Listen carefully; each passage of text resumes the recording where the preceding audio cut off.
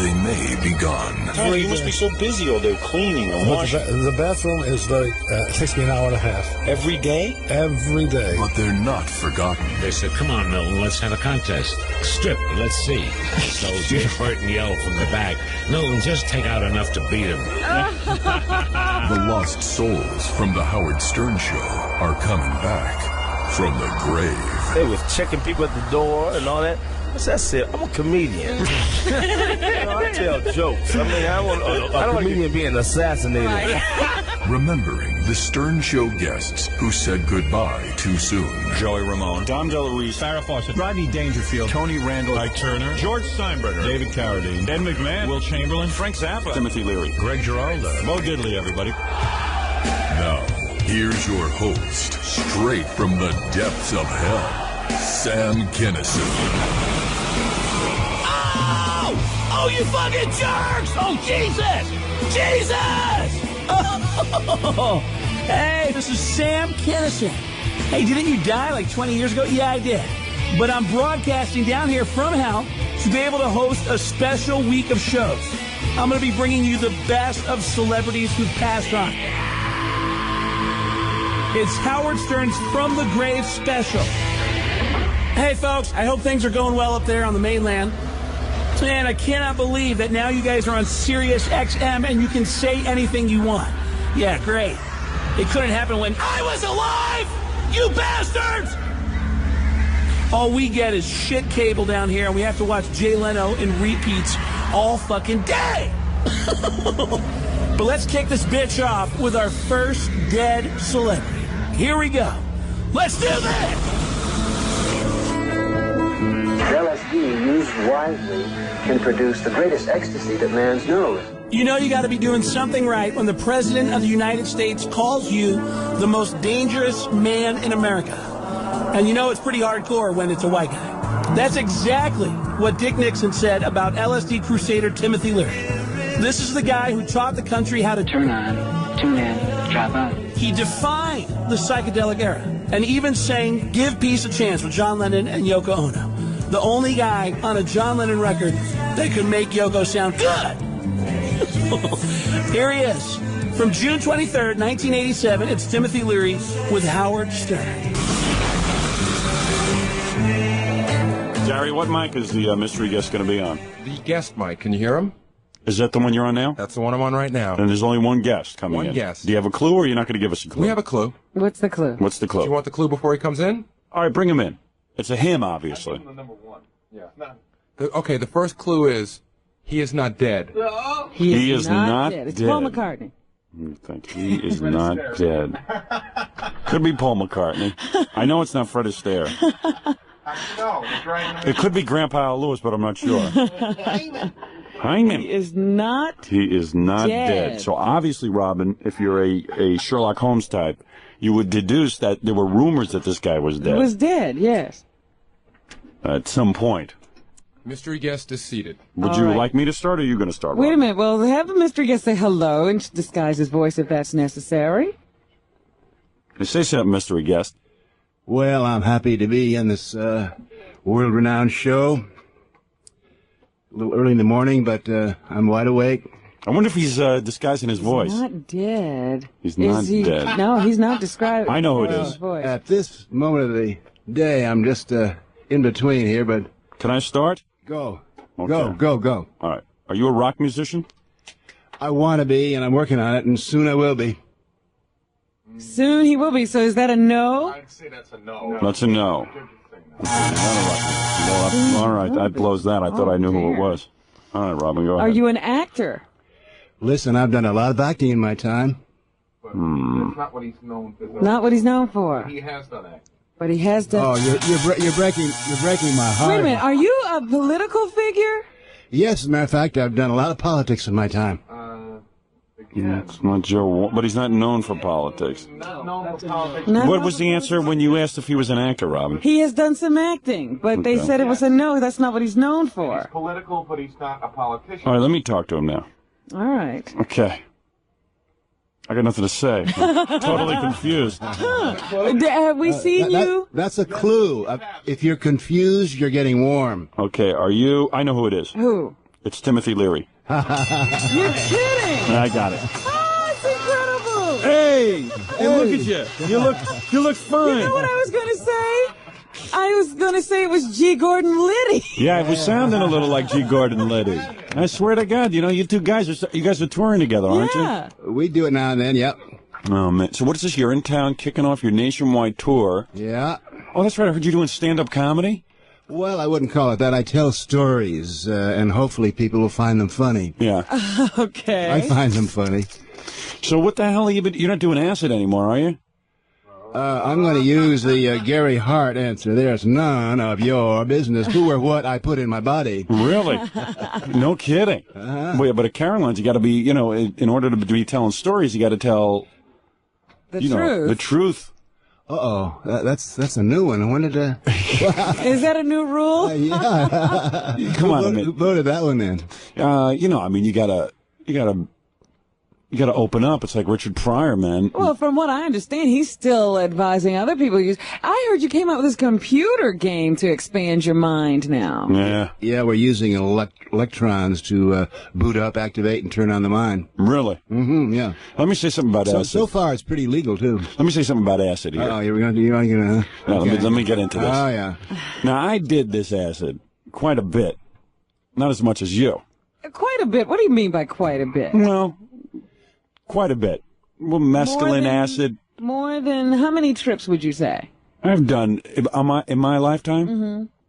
15. Well, no, it's somebody else's. 15 trips. 15. Is that? Right. That's not a lot compared to someone like you who's done hundreds of trips with this stuff. Well, it's like making love. If you want to keep score, 15 is a good start. But I could basically say that this made me somewhat. I think I lost a piece of my mind somewhere. You know what I'm saying? I think when I did acid... Well, he has no memory.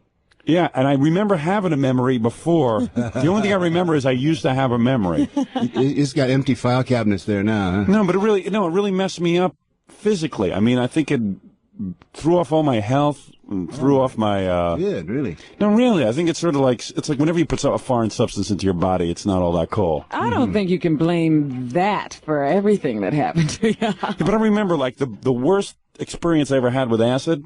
What was that? Was I decided I had smoked hash all day.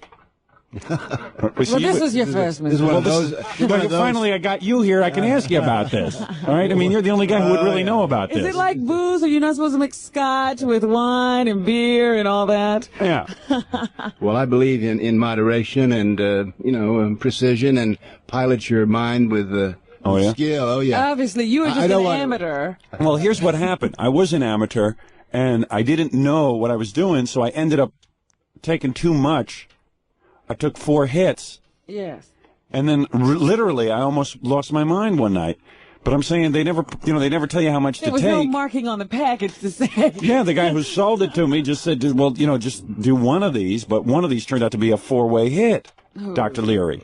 Well, I'm not holding you responsible, mind you. When I testified in front of the Senate, I think in 1963, in front of Teddy Kennedy, I recommended that the government license, control, distribute, and assure us of quality control. Yeah. And if that happened, there'd be a little warning on the package and instructions as to and a phone number to the higher intelligence. Really? Dial cosmic, operator and all that. So you're still doing? You're not talking about it, but I don't know, man. I swore off all that stuff, everything. I think he still partakes. You still party, huh?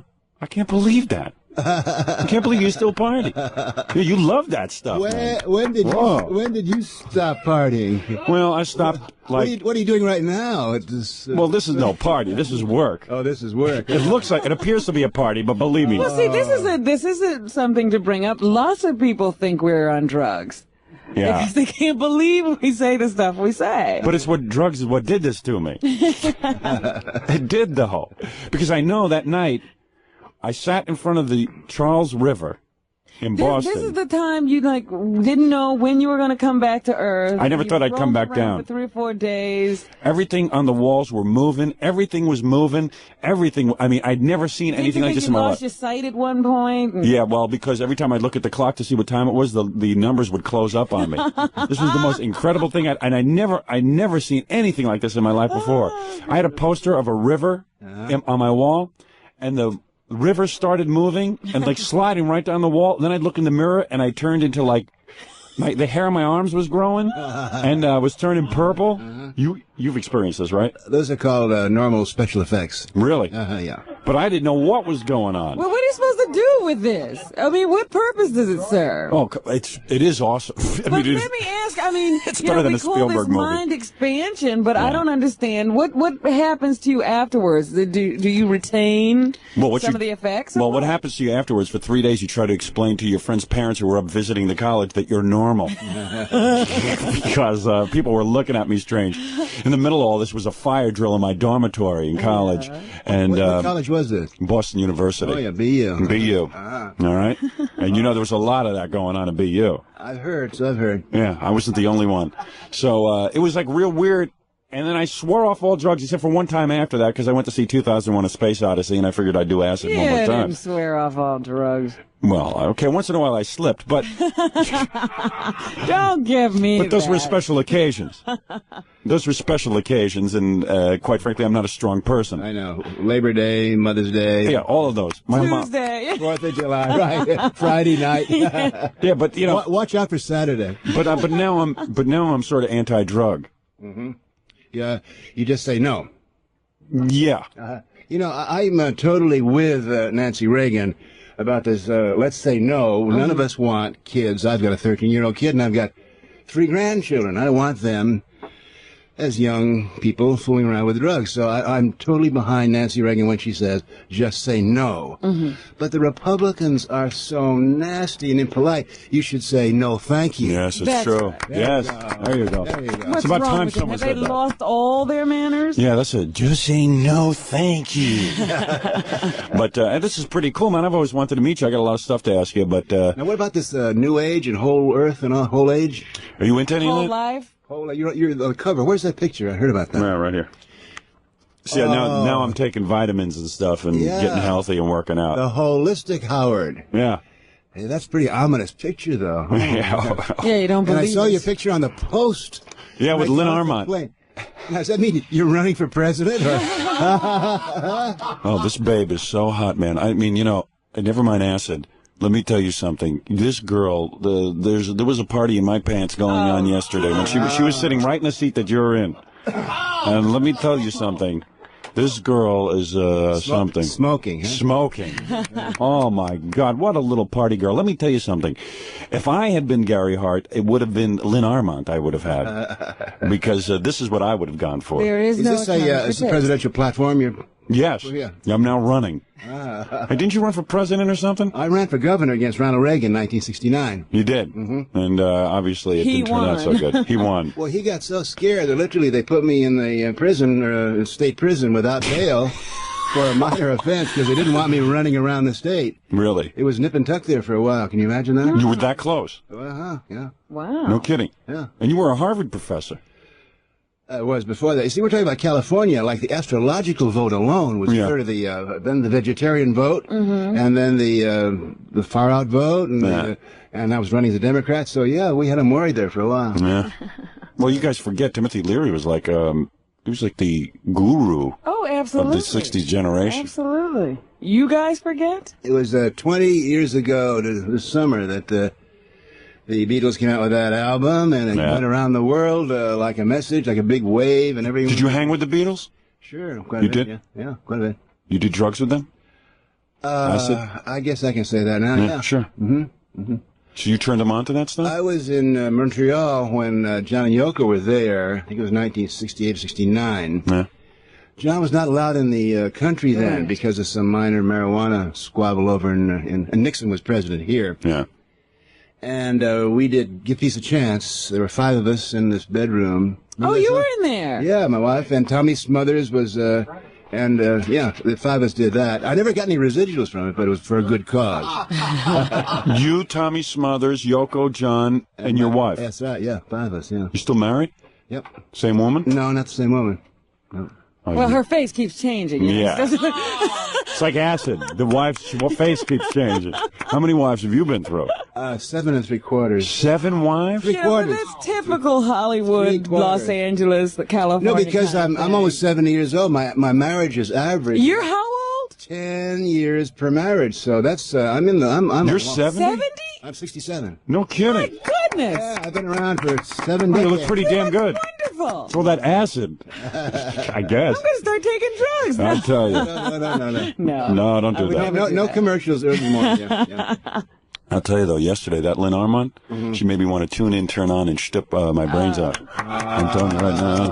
That would have lasted for a whole 10 minutes. So, I don't get the clue that you guys gave for Dr. Leary. He's not dead yet?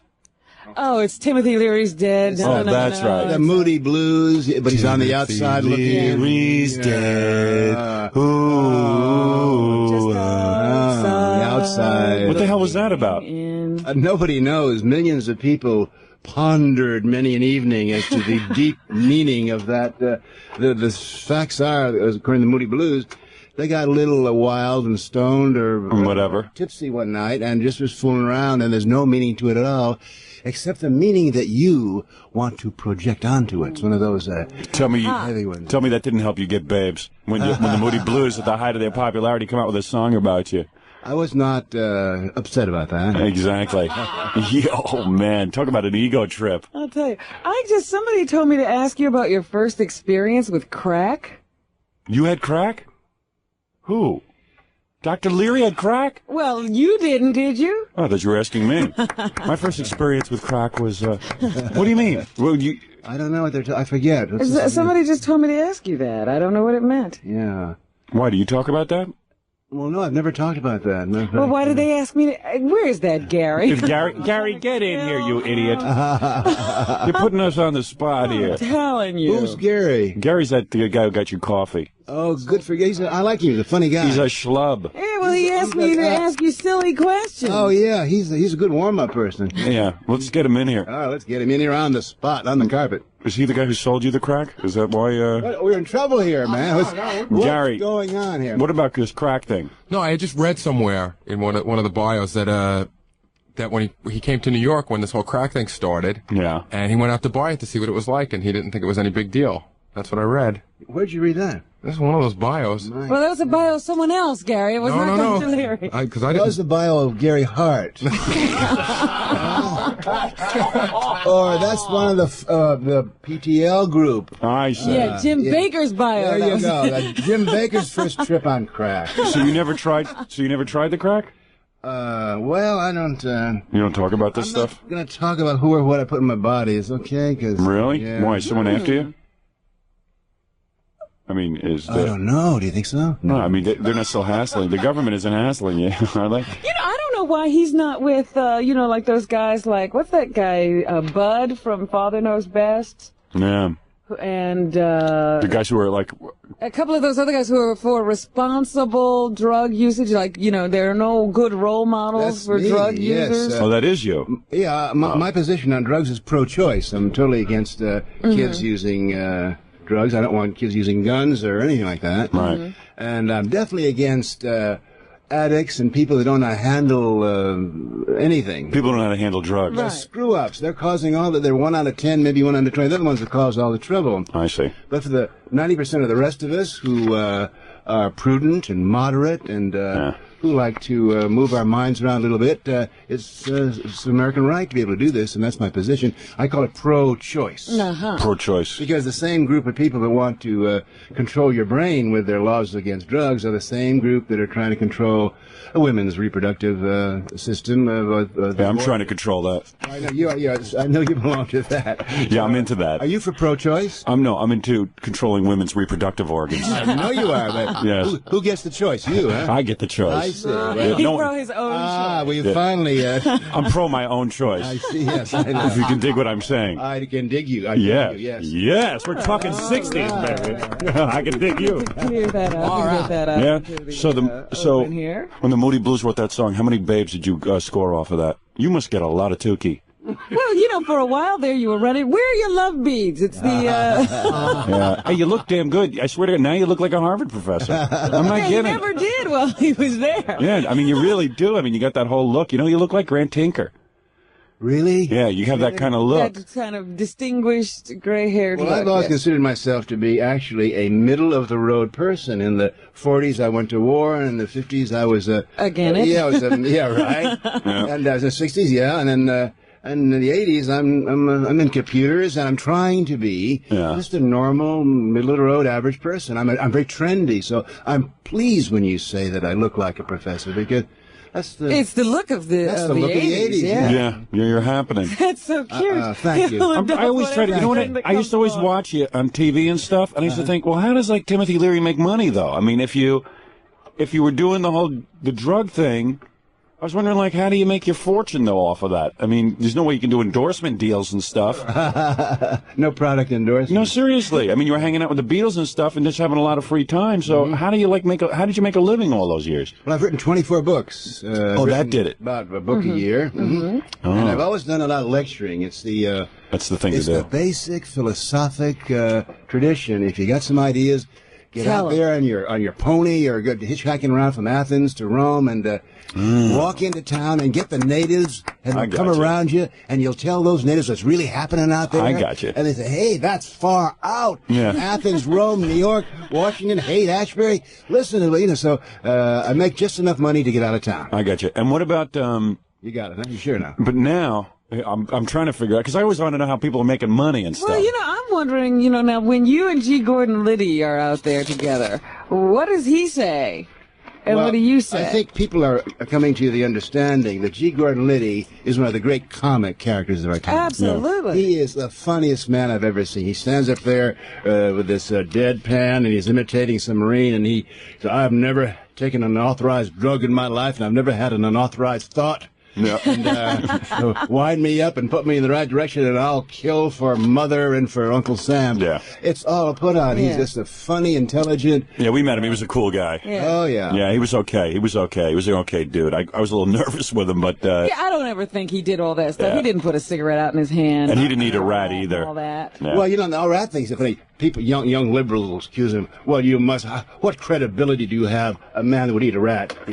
There have been scientific studies done on the Marine Corps and survival techniques that actually the boiled or fried limbs of rodents, including rabbits, are very nutritious and high in vitamin A. There's your Gordon Liddy. Hey, what about? Did you ever see Liddy naked? I can frankly tell you no. No. Because I'm curious about the size of his genitals. Boo. Why? Really? Yeah, because I think a guy like that maybe has small ones and is trying to prove himself with the guns. You know, I really don't think Dr. Leary would be interested in that. I am He's going above to all take that idea and never think about it again. All right. Talk about your brain. That's an I'm unauthorized. not going to remember that. Scratch it. Scrub That's it. because all that damn acid I took because of you. Gordon Liddy's genitals, get out of here. Come on. He doesn't want to be responsible for that. Robin, you remember when I had that bad trip? Yeah. I saw G. Gordon Liddy's genitals in my mind, and they were expanding. And it was exciting. It's all in your mind. It is. It's beautiful. It was his And it's trip. not in my mind. Hey, man, it's my trip, okay, man? Just try to get into my trip for 2 seconds, Do you your know? thing. Do your thing. Don't be selfish with your trip. You've got yours, I've got mine. Mine's genitals, yours is acid. I don't want to blow your low here. So, Yes. Please don't. Don't ever blow my load, man. Oh, no. No way. At least not while we're on the air. But I got to tell you, man, this is pretty cool. Want to take some phone calls and stuff? You would like to talk to the people, wouldn't you? I would love to listen. You would love that. Sure. You've probably made love to some famous people. Did you get it on with Yoko in that room? No. I was married, very happily married. Yes. I saw Yoko 2 days ago. You know what Yoko did? Talk about 20 You years saw ago. Yoko? in Beverly Hills. She was at a rodeo art gallery. What was she doing? John's. She got this whole line of John's paintings. You're selling more of John's stuff, More son. stuff. She found some more stuff in her closet. Yeah, more stuff to make another couple of mil off of. More John's crap, I can very tell. wealthy. Very wealthy. Oh, look at this, more John's crap. I'll sell it very quickly. Let me tell you what Yoko did. Yeah. She went over to Russia about a month ago with Norman Mailer and all those people. Right. Yeah. And she was the one that Gorby, I love it, the Post calls him Gorby. Gorby, yeah. Gorby and Mrs. Gorby brought to their home, and they had a special little wine ceremony.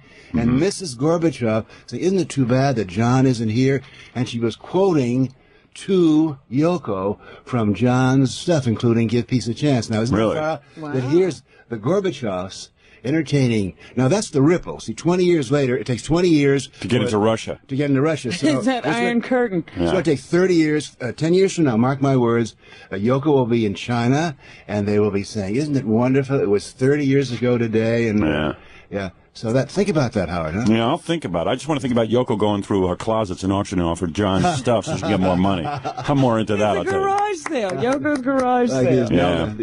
Hey, you got any famous friends we can call up on the phone? Right now? Yeah. They're not awake at this hour. Oh, come on, so what? You know Graham Chapman of Monty Python? Yeah. Yeah. You friends with him? Oh, you must have a whole bunch of cool friends. Oh, I've got a lot of cool friends. Yeah? Yep. You still talk? Grace Jones. I'm going to see Grace Jones tomorrow, but she's probably going to bed right now. Oh, yeah? Yeah. What do you mean? How did you get networked with her? Well, Grace and I have a lot in common. Think about it. Come on. We got great hair. Yeah, that's true. For one thing, huh? Yeah, but you don't want yours Afro style.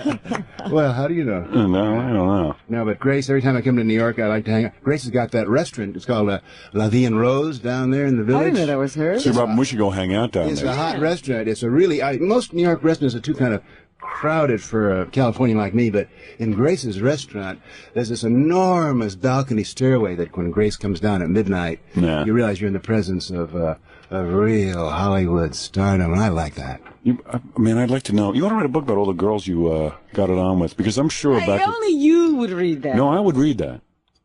Well, I would too. Actually, I'm serially monogamous. Really? Can you handle that? I could handle it. Yeah, I invented that. Hey, man, that's your trip, not mine. Serial monogamy. Oh, yeah. I tell you what, let's take a break and we'll take some phone calls and stuff and get into it. All right. And tonight? The next 3 nights. The next 3 nights. Tuesday, Wednesday, Thursday. I'm going to tell stories, answer questions, improvise, and in general, do everything I can to stir things up in the quiet city of New York. All right. Now, do you recommend that people come there straight? I can use all the audience help I can get. I see. All right. Dr. Timothy Leary. Are they still calling you Doctor? Dr. Timothy Leary, right? Always doctor. They don't take your doctorate away from you because you did some acid. I think that you're the kind of person that would like to have a doctor around. Yeah, I like that you're a doctor. I'm going to be a doctor for you. Yes, I like that. No house calls after midnight. Okay. All right. And, whenever I used to learn about Dr. Timothy Leary in college, they talk about how, all the professors would get up and say, he was like a normal guy and did some really important work, and then he took acid. You know what I mean? Like they talk about all the incredible studies and stuff you did. Oh, yeah. I mean, like psychological stuff. Funny enough, I'm doing that now in computers. The tests that I developed, they're called mind mirrors, and you can actually see your own mind, but it used paper and pencil tests back then. Really, they gave those tests to me when I went to prison. That was kind of interesting. They were deciding what prison I would go to based on the test that I'd invented. You invented the test. And I ended up as a very dutiful, responsible, conforming person that didn't like office work and that liked to be in a forestry camp. They put me in a forestry camp and escaped. But, that's the use of an that's the intelligence. It's good when you're the guy who invented the test. That's called the intelligent use of an intelligence test. Yeah. But now I've got those tests on computers. You sit there with a computer and look right in the screen and see your own mind. You got to get that, Howard. Yeah, maybe I get a floppy on that. In fact, we should all get together and look at your mind. Yeah, It might be scary. It might be real frightening. I like horror films. So. All right, listen, during the commercial, you can really tell me the size of G. Gordon Liddy's genitals, and we'll be right back after this. Look at them, they're the yuppies of today. Smartest kids going around, boy. Those are the whiz kids, yeah. Well, you're not saying acid is responsible for that. I'm not saying no product commercial here, but they're the greatest generation of all time. Yes, I will say there was the spirit of the time. Right, I They were brought up love. They were conceived in the mud of Woodstock. You got it right. I knew you'd bring it to the mud. Yes, the mud. He goes right for the mud, doesn't he? You were in Woodstock, right? You went to Woodstock. Sure did, yeah. Did you get it on with 2 or 3 girls at the same time there? I went with my wife. But did you all experience free He love? was delivering babies. Oh, that's right. He was a doctor. Hey, man, is there a doctor in the house? Yeah, Dr. Leary. Oh, God, Dr. Leary's going to deliver my child. Oh. Come on, that's pretty wild. That's pretty wild. That's pretty wild. Who were you hanging out with at was Woodstock? wild. You know Leslie West? No? Who's Leslie West of Mountain? He was there. Oh, yeah? Yeah.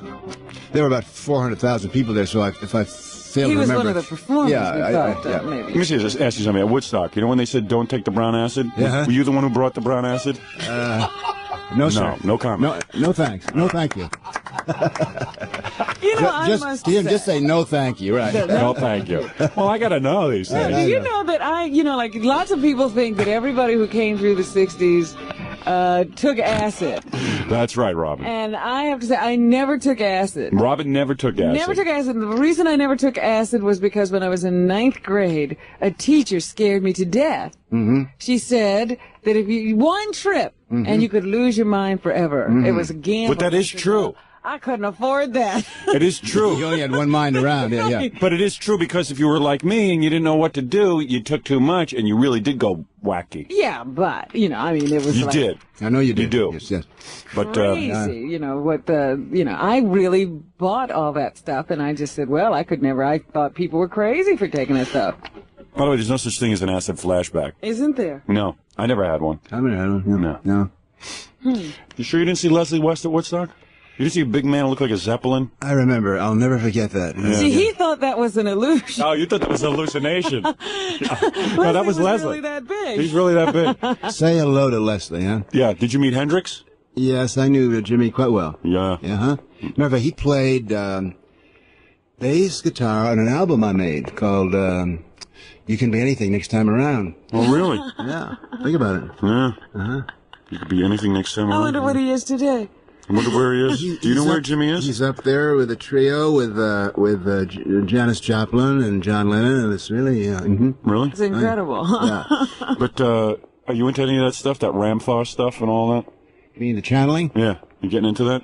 I think that's, well, personally, no, but because I'm serially monogamous and my wife takes care of all that. I see. But I think it's good that people are getting phone calls from other places in their mind and channeling and opening up new things. I think it's great. Listen, speaking of phone calls from other places, wait till you hear these. Let's take some of these. Hello. What can we do for you, my Ramthaw friend? I was wondering if Dr. Leary would be available for a annual Thanksgiving Day party on Sunday.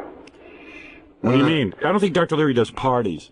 Oh, well, no, I was going to ask. Were you trying to hire him? Yeah, what kind of jerk off are you, man, insulting the man? Oh, no. Somebody good on the phone. Hello? Well, yeah. Hi. Hey, what's happening, dude? How are you? This man is on a trip right now. Yeah, this guy, he wants to know what to do. I think it's Fred Astaire. We've channeled into him. Fred, is that you? I don't hear any tap dancing. Cheek to cheek. Fred? There he goes. Okay. It's Fred Astaire. And Mr. Astaire, can you lower your radio? Hey, did you like Fred Astaire? Yeah, he was a little stiff. I like Michael Jackson a little better. Yeah. See, I told you Michael Jackson was a better dancer. We were debating that this morning. I just hate Fred Astaire movies, and I felt real bad because everyone was carrying on in the news about him. And I just said, hey, man, I don't know, man. All that dancing, it never turned me on. I always hit the channel when it comes on. Yeah, I'm sorry, I don't appreciate it. It looked kind of stiff and angular to me. It didn't boogie. No. I like the girls on an American Bandstand better than I like Soul Train. I think a Chinese babe on Soul Train, forget it. There you go. She moves much better. Well, Fred didn't moonwalk. He didn't do anything. No, nothing. There was not much movement of the hips, as I remember. No, it was all feet. Hey, how old's your wife? Speaking of, did you see that young wife? Fred? Hey, jackass! I'm gonna lower the. I'm gonna hang up on you. You don't lower that radio. Sorry, Dr. Leary. I thought you were shouting at me there. No. I'm going to lower my radio. I'm going to lower my flag. Dr. Leary, no way I would call you a jackass. Myself, I'm a jackass. Oh, yeah, it's all right. Hey, jackass. Jackass, is that you? You remember Jackass, Robin? Yeah, he calls a lot. Yeah. I call him John. Hey, so I lost my train of thought. What was I going to ask you? That call. Hello? Hello? Hey, what do you want? I want to talk to Larry. Go ahead, talk. He's on? Yeah. Yes. He's here. Oh, I'd like to know some of the famous women that he slept with. He wants to know some of the famous women you slept with, but I guess you're not going to be talking about that. Yeah. He doesn't want to talk about that. Howard. Howard. Yeah. I want to know if you got my tape I sent you with the Elephant Man remains. Oh, yes, thank you. I sent you a tape. Yes, thank you. I did receive that. That was very nice of you. I'll give you tickets to go see Dr. Leary. Hold on. Howard. What? I want Duran Duran tickets. Let me get a pair of Duran There's Duran a smart man. Hey, listen, with 3 All Timothy right. Leary tickets, you can get 1 Duran Duran. I'll give you Timothy Leary tickets and Duran Duran tickets, okay? Can I get him, Howard? Yeah, hold on. All right. The guy sent me a tape. He did do me a favor. It was a good tape? Yeah. All right. Throw in a quart of oil, too, huh? A quart of oil I'll throw in from All Pro. Give him a whole prize package. A package. We're taking a call now, Dr. Leary, to Philadelphia. Yeah, how you doing, guys? Well, we're wide awake here in New York. Good morning. Go ahead, Robin. No, I'm waiting for you. You I'm call. sorry, I thought I cut you off. Well, Robin, maybe you want to call in. Timothy Leary, you're the best, man. I've tripped so many times listening to Moody Blues tunes, listening to Pink Floyd, and I always, have the greatest time. I want to thank you for everything. Oh, dear. Thank Pink Floyd, too. Yes. It's been wonderful, and we're just... Is this Imus? Thank you, baby. We're just beginning, too, right? We're just learning how. I'm still a normal person like yourself. Well, not too normal, I hope. I mean, Wow. yeah. I don't know you guys. Yeah. You guys would do drugs. Let's have some more health food, Howard. Yeah, well... See, I always feel that, I can expand my mind in other ways. Yeah, check her out on a Saturday night. Oh, In that waterbed. Oh, she's expands all right. I can feel my The hair. Holland Tunnel. I like you. Like a sex fiend. I like you. She expands her legs. You're just jealous. That's not your mind you're expanding. That's your legs. Your legs. You're just jealous. Yeah, but Robin, you can expand your mind other ways, but when you're... I thought that was... I can't hear you. Shut up. Yeah, all right, yeah, there's other ways to expand your mind, sure, but when you're tripping... Tune in, turn on, fall in. What's the matter with you? When you're That's very good, I boys. find when you're tripping, What? when I'm tripping, I can tolerate Jackie's songs. All right, we got tickets for you to go see Dr. Leary. You're such a Awesome, fan. man. He's my hero. Thanks, Howard. We'll pack that audience with some real wild cats. Yeah. You'll be having a good time. You gonna take audience questions? I'll try to. You are? I need all the help I can get, Howard, so let's... All right, one more question for Dr. Leary. I don't want to hold him here all morning because, quite frankly, I think he'll bum out if he is here all morning. Well, I just wanted to ask him how he liked Charlie Manson when he was in prison with him. Oh, you were in prison with Charlie Manson? With Charlie? Oh, come on. I felt- Charlie gave him all sorts of good Yeah, he's things. going to talk about it. Shut up. What's with you? Calm down. I felt very sorry for Charlie Manson because he spent most of his life in prison. He's happy in prison. Prison's where he wants to be. He was just Then kind why of... are you sorry for him? He's where he wants to be. I know, yeah, but Oh, I wait mean, a second. that any human being would end up... I feel sorry for everyone who's in prison also, mister. Yeah. But what about the fact that he's being supported by all these Mansonites all over the country who are Satanists? Yeah, I don't like that. I don't Me like... either. I know you don't like I that. don't like that.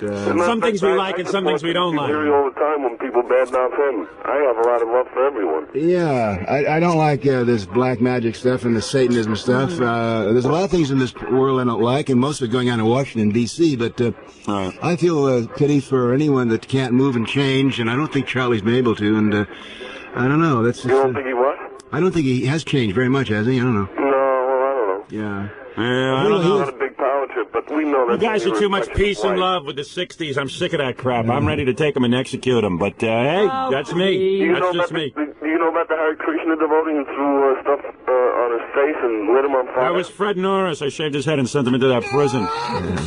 That's who that was. Howard, did you know that? Yeah, I know all about that. It's very Being sad. set on fire? No, The Hare Krishna it's threw... very sad. I don't want to talk about it anymore. I understand that. I feel sorry, but let's move on to I want my hair to grow. That Daniel stuff? All right, okay. Dr. Leary experiments with everything. All right, I'll try it once. Don't get crazy. Acid, I could see. All right. To use this? Man, don't get... It's dangerous. All right, thank you. I tell you what, we'll give you some tickets for Dr. Leary. Oh, great. Thanks for calling. So you actually talked to Charlie and junk like that? Yeah, who's in the next cell to me? They did it as kind of a punishment for me. Oh, really? Yeah. Put you next to that guy, huh? Yeah, we'll show you. Yeah, we'll show you what. You go ahead, take acid. Turn on and talk to him. Guess who we got in the next room? Godzilla. Tune into Charlie Manson. Rambo. Sliced alone. Oh, Yeah. boy. Really? I'll quit. I'll talk. What do you want? Man. I'll never do it again. Why were you ever thrown in prison? What exactly was the charge? Possession.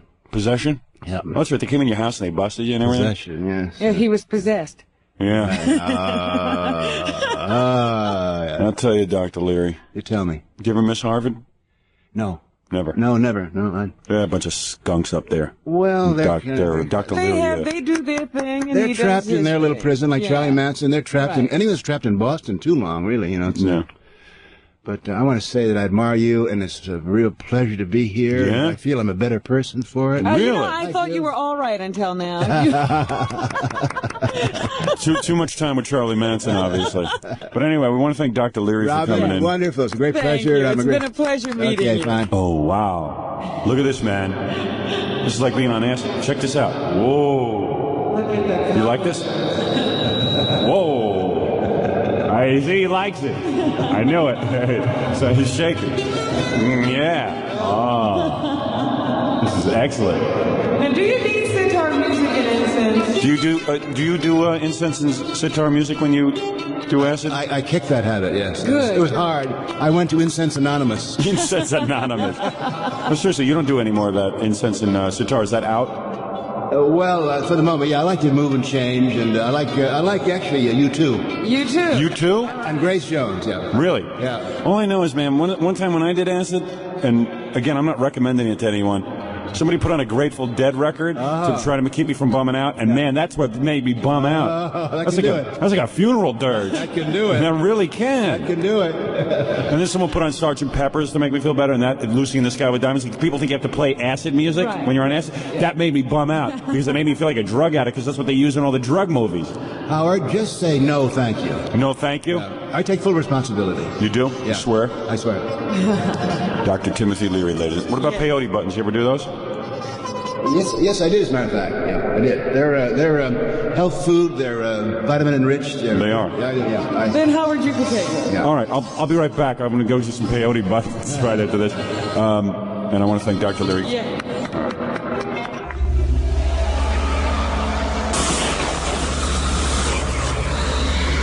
You know, folks, it's interesting to include Steve Allen in this special, considering that Steve and Howard absolutely despised each other. And that's no secret. Steve actually blasted Howard Stern for years, up to the day that he died, literally. The good news is, Howard Stern killed him in 2000.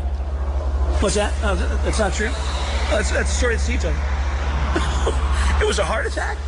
Wow, all right. I guess the guy dropped dead from a heart attack in 2000. I just wish Steve would have stopped for 2 seconds and realized that all the things he could have accomplished in the time that he was spending criticizing the greatest radio personality in the history of broadcasting. But you know what? Fuck it. We got our revenge. Steve is dead.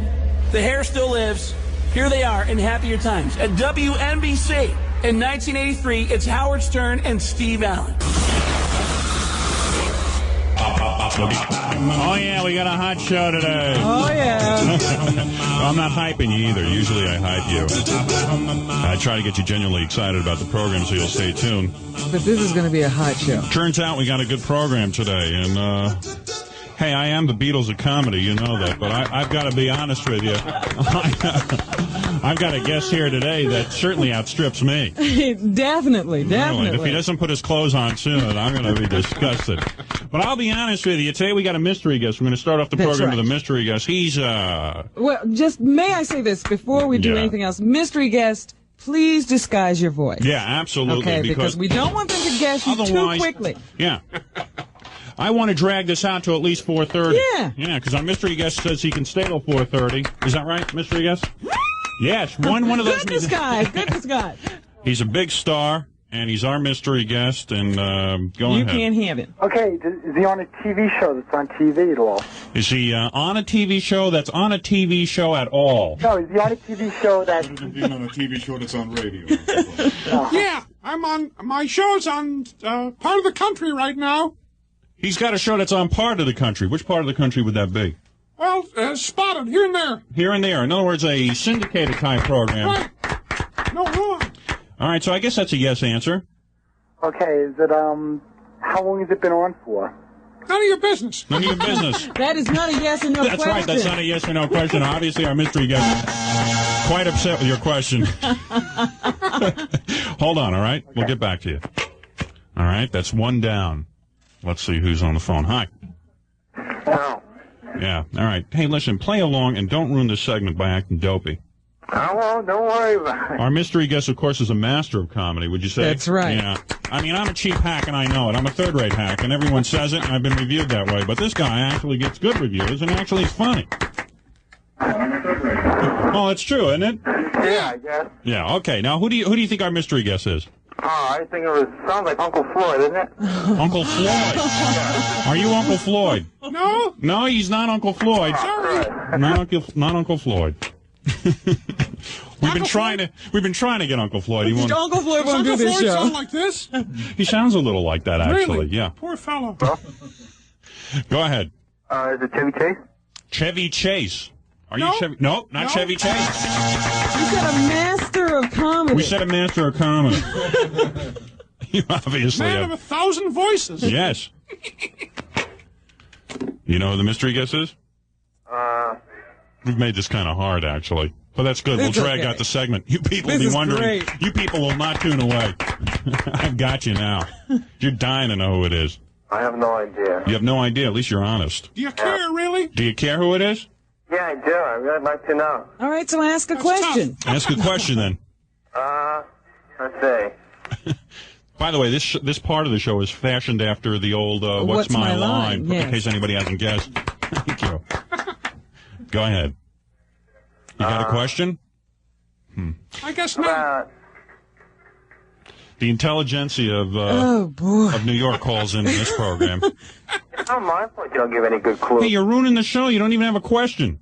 Well, how am I supposed to? I got a big star here. I'm trying to impress him, and you're ruining the program. Is it Eddie Murphy? Are you Eddie Murphy? No, this is as a matter of fact, I'll give another clue. Okay. He's white. Yeah, he is a white man. Yeah. He's white and funny at the same time. In fact, he's the whitest white man I know, as a matter of fact. That's because I'm sitting under bright fluorescent light. That's right. I'm not usually this white. He's a white guy. What channel is he on? What channel are you on? The English channel. He's on the English-speaking channel. We got to come up with a clue. We could be here all night. Yes. And I know our mystery guest is not going to hang in here that long. All right, I've been told that this is an excellent clue. All right, I'm staking my reputation at clues on this. Schmuck, schmuck.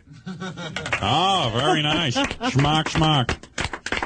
I always thought you couldn't say that. Because you're supposed to say it in falsetto. Schmuck, schmuck. Yeah, that's it sort of sounds like a Yiddish word. That, of course, is a foul word. Oh. We spell it with an O. With an O. So you can say schmuck. I'm not going to get fired for this. Schmuck, schmuck. All right. All right. The clue is schmuck, schmuck.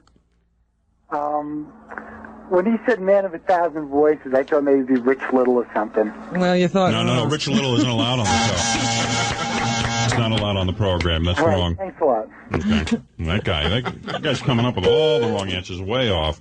The clue, of course, is schmuck, schmuck. Huh? Yeah, our mystery guest is here. Okay, does he direct movies? Does he direct movies? Not yet. Not yet, but he's thinking of directing me in my first movie. My first video for MTV. Picking all your zits. Hi. You know who it is? Yeah, Howard. It's not Howard, no. That is wrong, but we'll give you another We'll give you another guess. Cute. Real cute. Hey, we're all critics. Obviously, this person's from Newsday. What do we, do you know who it is? Yeah. Who? I say it's Steve Allen. Steve Allen!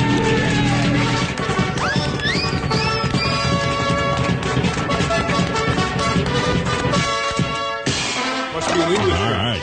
Hey, Steve Allen, I tell you, Mr. Allen, obviously a great thrill for me to be meeting you. Well, you're very easily thrilled, but great to be here. It's really exciting to get a star of your caliber because some of the stars who have agreed not to come on the show have included Mayor Koch. That's right. Morgan Fairchild's agent said no way she'd go on the air with this scum, meaning me. So, even turned her That's not available for comment, really? Absolutely. So I just thank you for showing up. Listen, I'll go on with any scum. Yes, and I am the scum queen, obviously. Everybody knows that. Hey, how'd you know it was Steve Allen? Were you a fan of the word smock? Yeah. You knew that right away.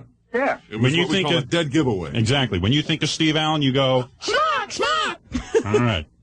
Arnold Schwarzenegger is here. Arnold, did you meet Mr. Allen? Mr. Allen, I must say I watched all the times you were on TV, and I was kind of like fitting, maybe after the show, you and I could like talk a little comedy, a little fun stuff. I've got some material. I'm going to take it. All right, Arnold, I just want to introduce you. Arnold, just promise not to sweat on me, and it's okay. Yes. Don't sweat on Mr. Allen. What's wrong with you? Of course, Steve Allen has put out... For many people. 2 See, Jackie, that's a real comedian. Are you writing this down? Jackie, we got to write the lines down for it. Hey, another whistler. Yeah. Oh, he's got... Do the duck call. Man, I like that one. I'll be right out. Let's see. We've got 2 albums. Yes. I only have 1 album, of course, which I'll be promoting. But we're not here to talk about mine. No. And by the way, this is clean. Mr. Allen has actually... He can be clean and funny. Clean and funny. This should be a lesson to you. The only way I know how to be funny is to be dirty, but I'm not a professional. And Mr. Allen has put out Steve Allen's More Funny Phone Calls and Steve Allen's Funny Phone Calls. Yes. And these are backed by popular demand, as I understand it. Yes. These are you should say, these are a compilation. Or a compendium. Yeah, thank you. I'm trying to use big words because I know Mr. Allen admires that. No, we made these actual calls on a show I was doing in the 60s, and they've been sort of an under-the-market hit under-the-counter hit, for many years, and now they're reissued by Polygram Casablanca and his orchestra. These are, they're phony phone calls. Yeah. And the thing is that there is a phony phone call on here we were listening to the other day. It's 12 minutes long. This was on network television where Jerry Lewis does a phony phone call. Brilliant. And I cried. It was so funny. Great. It was, no, seriously, it was great. You're right. It's a good laugh. It really is. It's the funniest call in the 2 albums. I think it's great. Yeah. Anyway, what I'm going to do here is do a couple of commercials, and we're going to play a couple of cuts from the album. All right. A sample.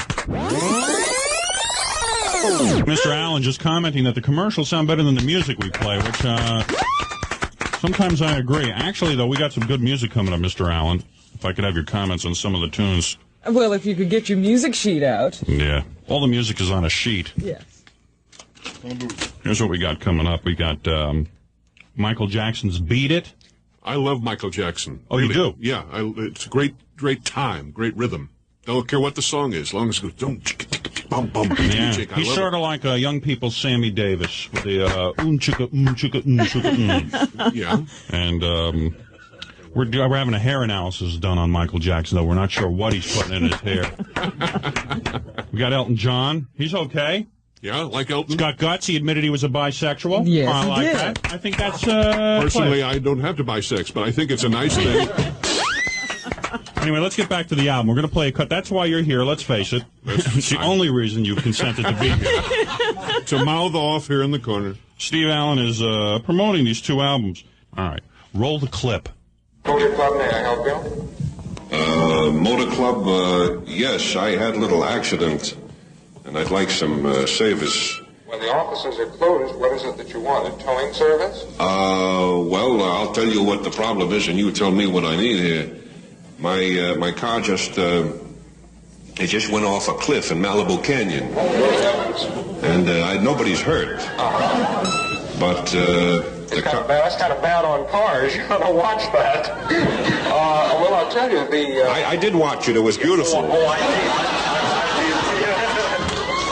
I'll tell you, sir, the best thing to do would be to make some arrangements tomorrow with them.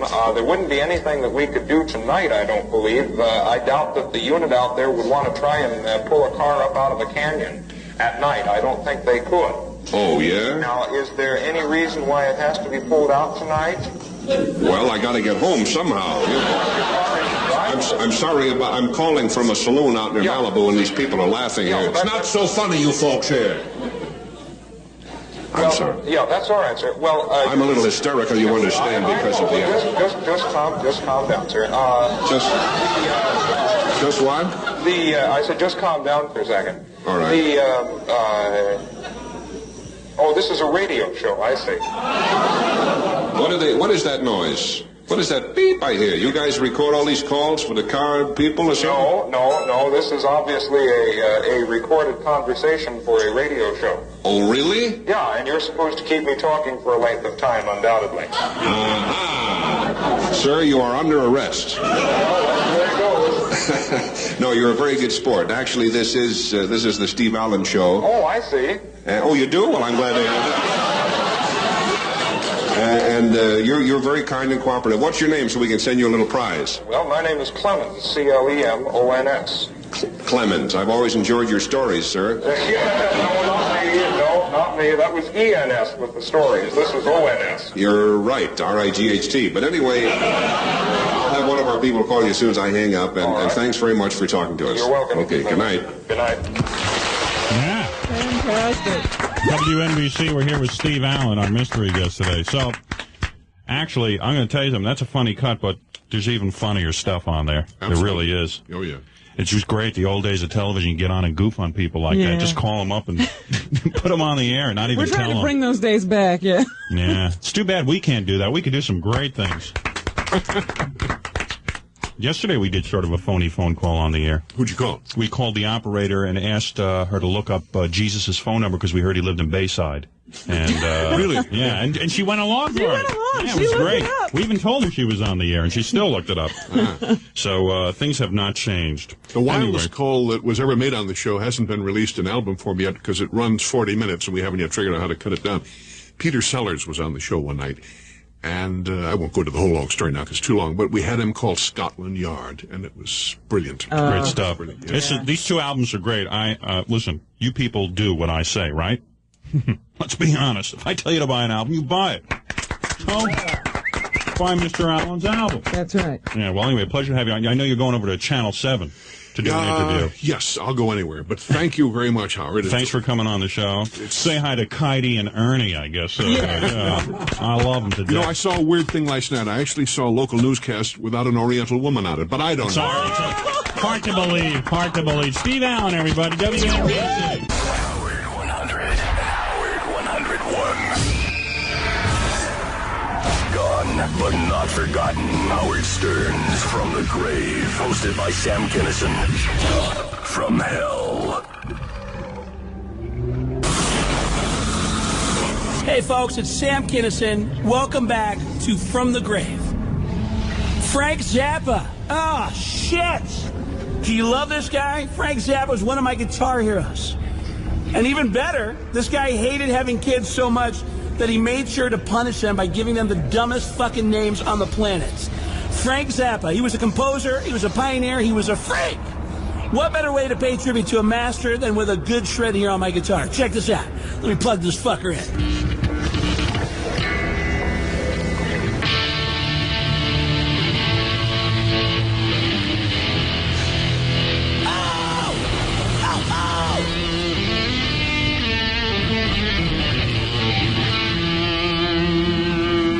Felt good. From September 1997, here's a couple of geniuses. It's Frank Zappa and Howard Stern. Together. What the fuck is the name of your kid? Howard Stern, Robin Quivers in Los Angeles. Did you forget? Yeah, I forgot who I was. Broadcasting from the Hollywood Roosevelt Hotel across from the famous Chinese Theater. Kevin Cronin from REO Speedwagon. Gary, quit annoying Kevin Cronin. He doesn't want to sign a dumb poster. Right now, leave him alone. All right, Kevin, of course, I just wanted to thank you for coming on the show. Hey, man, my pleasure. Did you have a good time? I had a great time. All right, and when you're in New York, Does he come have see us. to run? Do you want to hang out? I mean, Frank Zappa's here. I'm It's up to you if you're into hanging out Sure. or whatever you want to do. Sure. I mean, Right. We, He doesn't I mean, have we to can go. we can like mess with people's minds. They won't know exactly who's talking They'll get and- kind of confused. With. Yeah, I well- think they're seeing double. Where the hell is Frank? Frank, Where's Frank? is he here? Where's Frank? Frank, what the hell are you doing? Hiding? Frank's wandering around the room. Hey, Frank Zappa. Yeah. I'm gonna move down. You are hiding. Tonight show. I'll move down. All right, you move Oh, down good. a It's seat. like a talk show now. Beautiful.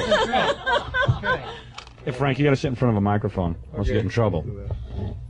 Pretend you're doing? in the studio, Frank. Okay. Hi, Robin. How you doing? Frank, you know Kevin? Hi, Kevin. Kevin, How you Frank. doing, man? Nice to meet you. How you doing? Okay. How's things going? You look great, man. You look Yeah? really good. You look young. You know, you sort of look. I've been told that once in a while I could kind of look like you, Yeah. but I look more. Me and Kevin, it's pretty frightening, isn't it? The way we look like each other. Look. Don't we look like each other, man? Yeah. Yeah. You really do. Frank, you're supposed to be observant. You're supposed to be the rock genius. The glasses fake me out for a minute. Well, I have to wear the shades because I'm in L.A. Uh-huh. Frank's got two of the nicest kids. I swear to God, if my kids grow up as Well, nice he's as got Frank's, more than two. no, he doesn't. Oh yeah, that's right. There's another one coming up. No, I got 4 of them. Yeah, and they're like all womanizers, except for your daughter, of course. I mean, it's incredible. For the 2 I daughters. don't know what's wrong with her. I'm telling you, because Dweezil gets major Tukey. Yeah, Frank's got to be pretty proud. You got to Look be at the pretty. smile I on mean, his face. you know, you're traditional in a way. You know, yeah, my boy, he really goes out. He really knows how to get laid. I tell you, I taught him everything I know. Yeah, well, wait till you see what Ahmet's going to do. Really? Well, Ahmet is like already. Ahmet is He's like. 13. He's already dating. Was he named after Ahmet Ertegun, the head of Atlantic? Ertegun. Is it, the name of him was he named after him? Yeah. Are you serious? Yeah. Where else do you get a name like that? It's a Turkish name. Yeah. Well, I never liked the Turks quite. Yeah, well, frankly. that's the way it goes. The hell with them. I mean, they never did anything for this country, did they? Well, I don't know. I'll look How into about it for hash, you. man? Oh, hash. Think about it. Well, Hey, Frank is in Rock Against Drugs. Would you give him a break? Come on, Kevin. This is the past I'm talking about. You know. Yeah, I'm on the opposite side. I'm Rock for drugs, and no, I'm actually against drugs. But Dweezil is getting major women. Yeah. Who did he have? well, the girl we talked to last night, Kate Wagner. Yeah, we had Kate Wagner on the show. Was she on here? And he's still having them. Well, I thought he broke Well, up they're with. friends. He's still having them. Oh man. She was up the house yesterday. Really? I didn't know she You was let in him the show. do it in the house? And Kate said I sort of look like you, which I took as a compliment. I think you're a very Really? handsome man. I'm wondering what you're doing after the show. Ladies and gentlemen, more advanced weenie talk. It gets the ratings, Frank, and that's what I got to get here, man. I mean, it's this know is my about only that. job. I can't do much else. I'm not like you and Kevin. I can't sing or play any instruments. But Have you considered a position on the Supreme Court? yeah, well, how do you like Bork? Let me ask you something. If this guy Bork, does he look like King Tut from the old Batman show? You know, you have to be fair about it, though. Well, maybe you don't have to be fair. I think he is a very smart man, but I wouldn't trust him any farther than I could throw. Oh yeah, I think he's brilliant. Yeah. I mean, but I don't trust a guy with What a facial hair like that. debater, yeah. That's scary facial hair. That really is frightening. I mean, do you look in the mirror one day and go, you know, if I grew like a scraggly thing for my chin, I'd be more attractive to women?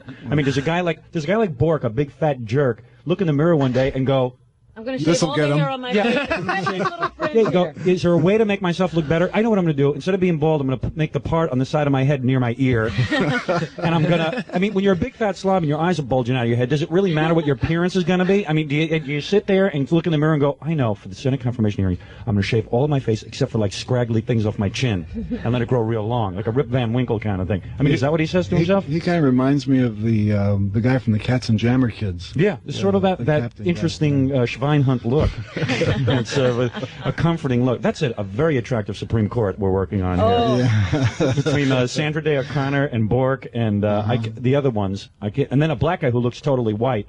They were interviewing one of the white Supreme Court justices. Yeah. Or the black ones. Yeah. I said, There's only one, Howard. there's only one, but he looks white. I mean, what kind of black man? Get a black man with full lips and a flat nose, not a guy who looks like us. For God's sakes, what kind of Supreme Court is that? Well, That's you know, really that cool. was another era. He's whiter looking than I was. Frank, what the hell have you been up to?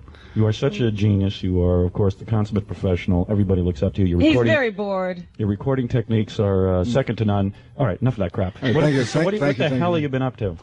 I'm on my way over to the rehearsal hall this afternoon. What is After it? Will you be on tour? Is this it? I'm putting another band back together. Ooh. You are? Yeah. You want REO Speedwagon? He's trying to dump him. Kevin wants to go solo. Trying to get rid of him. Well, I don't know guys whether are free. solo is a good idea, but I think the two of you singing that gasoline song is not a bad Very thing. nice, isn't it? Thank you. I knew somebody would like it. You can have that for your next album. But no, really, what are you doing? Just hanging around the house? I mean, what and I talk. spent the entire day typing. typing new songs? Oh, liner notes for a CD package. Oh, really? Yeah. Oh, man. I just can't believe that's what you did all day. That is. It's just frightening. From early in the morning till just when I came down here, I've been looking at a screen going, what do I do now? Have you been following you're so damn political. Have you been following the Supreme Court? Borkness? I love those Bork hearings, though. I love it. You know why? Because I love to watch a guy sweat it out for a job. He wants the job so bad. He's like ready to say he's a liberal. Yeah, exactly. He'll go that far. Oh, black people. I love black people. I know I've ruled against them all the time, but I love them now. Well, I know I said that in the past, and I know I wrote that in the past, but things have changed. Yeah, and, they've changed since I want to be on the Supreme Court. And, Abortion, almost everybody should have one. Yes. Especially if they're really cheap. In fact, if you notice, there's a coat hanger sticking out of my head. My mother tried to abort me. And, I think I was an abortion. Yes. It's a great testimony. The thing that really amused me over the weekend in the hearings was the exchange between Arlen Specter, he's a Republican senator from Pennsylvania. And I thought I'd never really paid much attention to him before, but he did a great job in his discussion with Bork. It was yesterday, the day before. They Did he yell at a him? Saturday session. It wasn't the yelling. He was challenging the basic premise of these people who say we have to interpret the Constitution for framers' intent. We have to guess what those guys really had in mind. Yeah. Right. And the problem is, we know what they had in mind. They thought that that women were 18th class citizens, right? And most of them were slaveholders, and everything that was in the Constitution was a compromise in order to, it's like, let's make a deal. So what you're saying is the founding fathers were idiots, basically. Well, I'm saying that. I don't know whether they were idiots, but they certainly were not saints. And the document itself, if it hadn't been for a couple of important amendments that were added to it, it would be rather embarrassing to have hanging around right now. Yeah, that's true. So the fact is that in order to get to Bork, you have to challenge the basic concept of a guy who is going to read the Constitution in terms of framers' intent, because it absolutely doesn't work in a modern civilization. And Specter went after him on that. And it was good. Something just popped in my mind. What? I'm doing that ridiculous Fox show tomorrow night. The Late Show. I'm thinking maybe I'm going to go on and ask them why they wouldn't put Frank Zappa on as a host and why they canceled that whole thing. Would that be sort of... Well, I don't think it would be too amusing for him. And why not put him on the spot? Because let me tell you what happened, and you'll see whether you still want to do it, because of the Monday... See, I was canceled on the Friday. Yeah. And the Monday after it happened, I got a call from the vice president of the network saying that if we invite you back on, will you embarrass us by saying no? Yeah, right. So that's what they do.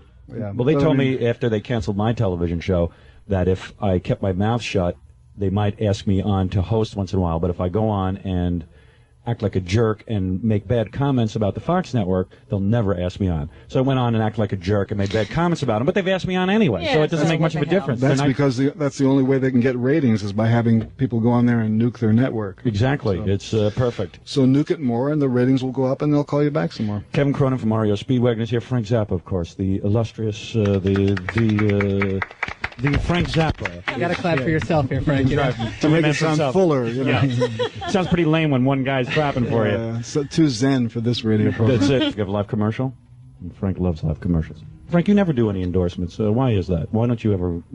Isn't there one product you believe wine in? Wine cooler or something like this? I'm not into wine coolers. No? How about excellent, aren't they? What a great convenience store. Isn't that great? If they would just put the dirty magazines back in there, I'd be talking to them. I knew it. Why did you say that? I'm glad they got rid of the dirty magazine, because I used to go in there and with my kids and everything, because it's a family place, and my kids see me leafing through the dirty magazines and getting aroused, and it's better, I feel. It's better now they took the magazines out. Yeah. Bork shop's there now. But listen to what they're having. You're going to like this because, of course, you are Mr. Rock and Roll. You are everyone's best friend. Yeah. And is having the Heart of Rock and Roll giveaway.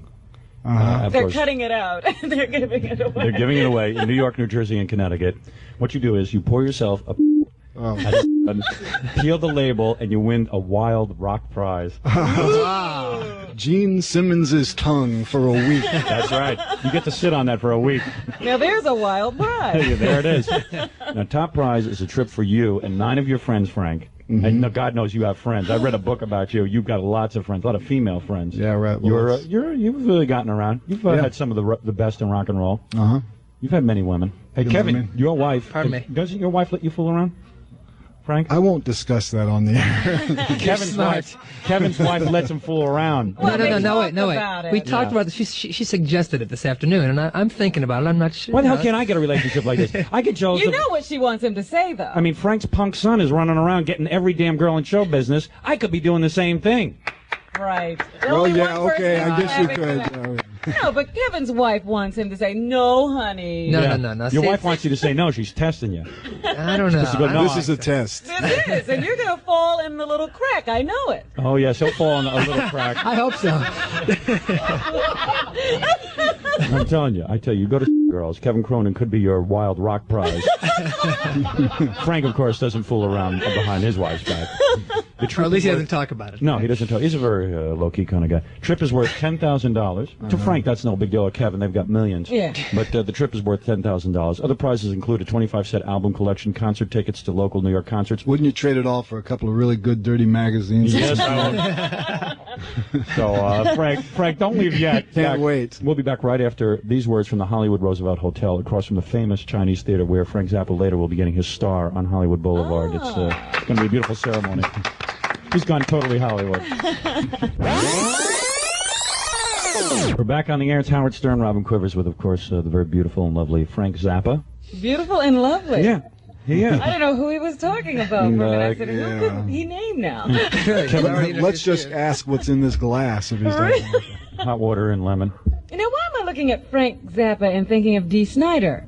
I don't know. I have no idea. He's a Maybe good, you have the same noses. I'm looking at a No, profile. you see, Frank's got a nice nose. It's a straight nose. You don't think Dee's nose? If I had a nose like that, I'd be happy. My nose all crooked and bent. Really? Yeah, I'd love to have your nose. I'm thinking of getting a nose job. Well, why don't you save up and go to Michael's doctor? Oh, please. Who is that Yeah, guy? well, that's pretty dangerous. I mean, It is Michael's dangerous. doctor should be sued for malpractice, I think. Really? I Well, mean, you know, I think he's done a hell of a job on the guy. Really? Yeah. Well, I mean, he's not even a black guy anymore. He's Well, changed him he to a may white not man. even be a guy anymore. Yeah, we don't know. We don't know. We're not sure. But even Kevin Cronin has a nice nose, even though we do sort of look like each other. You've got like a straight nose. My nose is all crooked and bent. Gnarly. It's not that bad. No, it looks okay to me. It's a You're growing a gnarly. wart over there on the side, aren't you? Yeah, well, it's getting removed. I got an appointment. We got this wart, this one, and this one. Yeah. It's a pretty Actually, attractive. that was for when he was cast in The Wizard of Oz. He was to be a bad witch.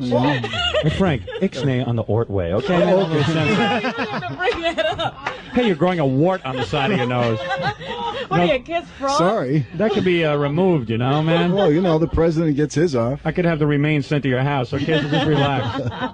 Hey, you're growing a wart there on your nose, aren't you? I don't know. My whole family, they have warts all over the place. Really?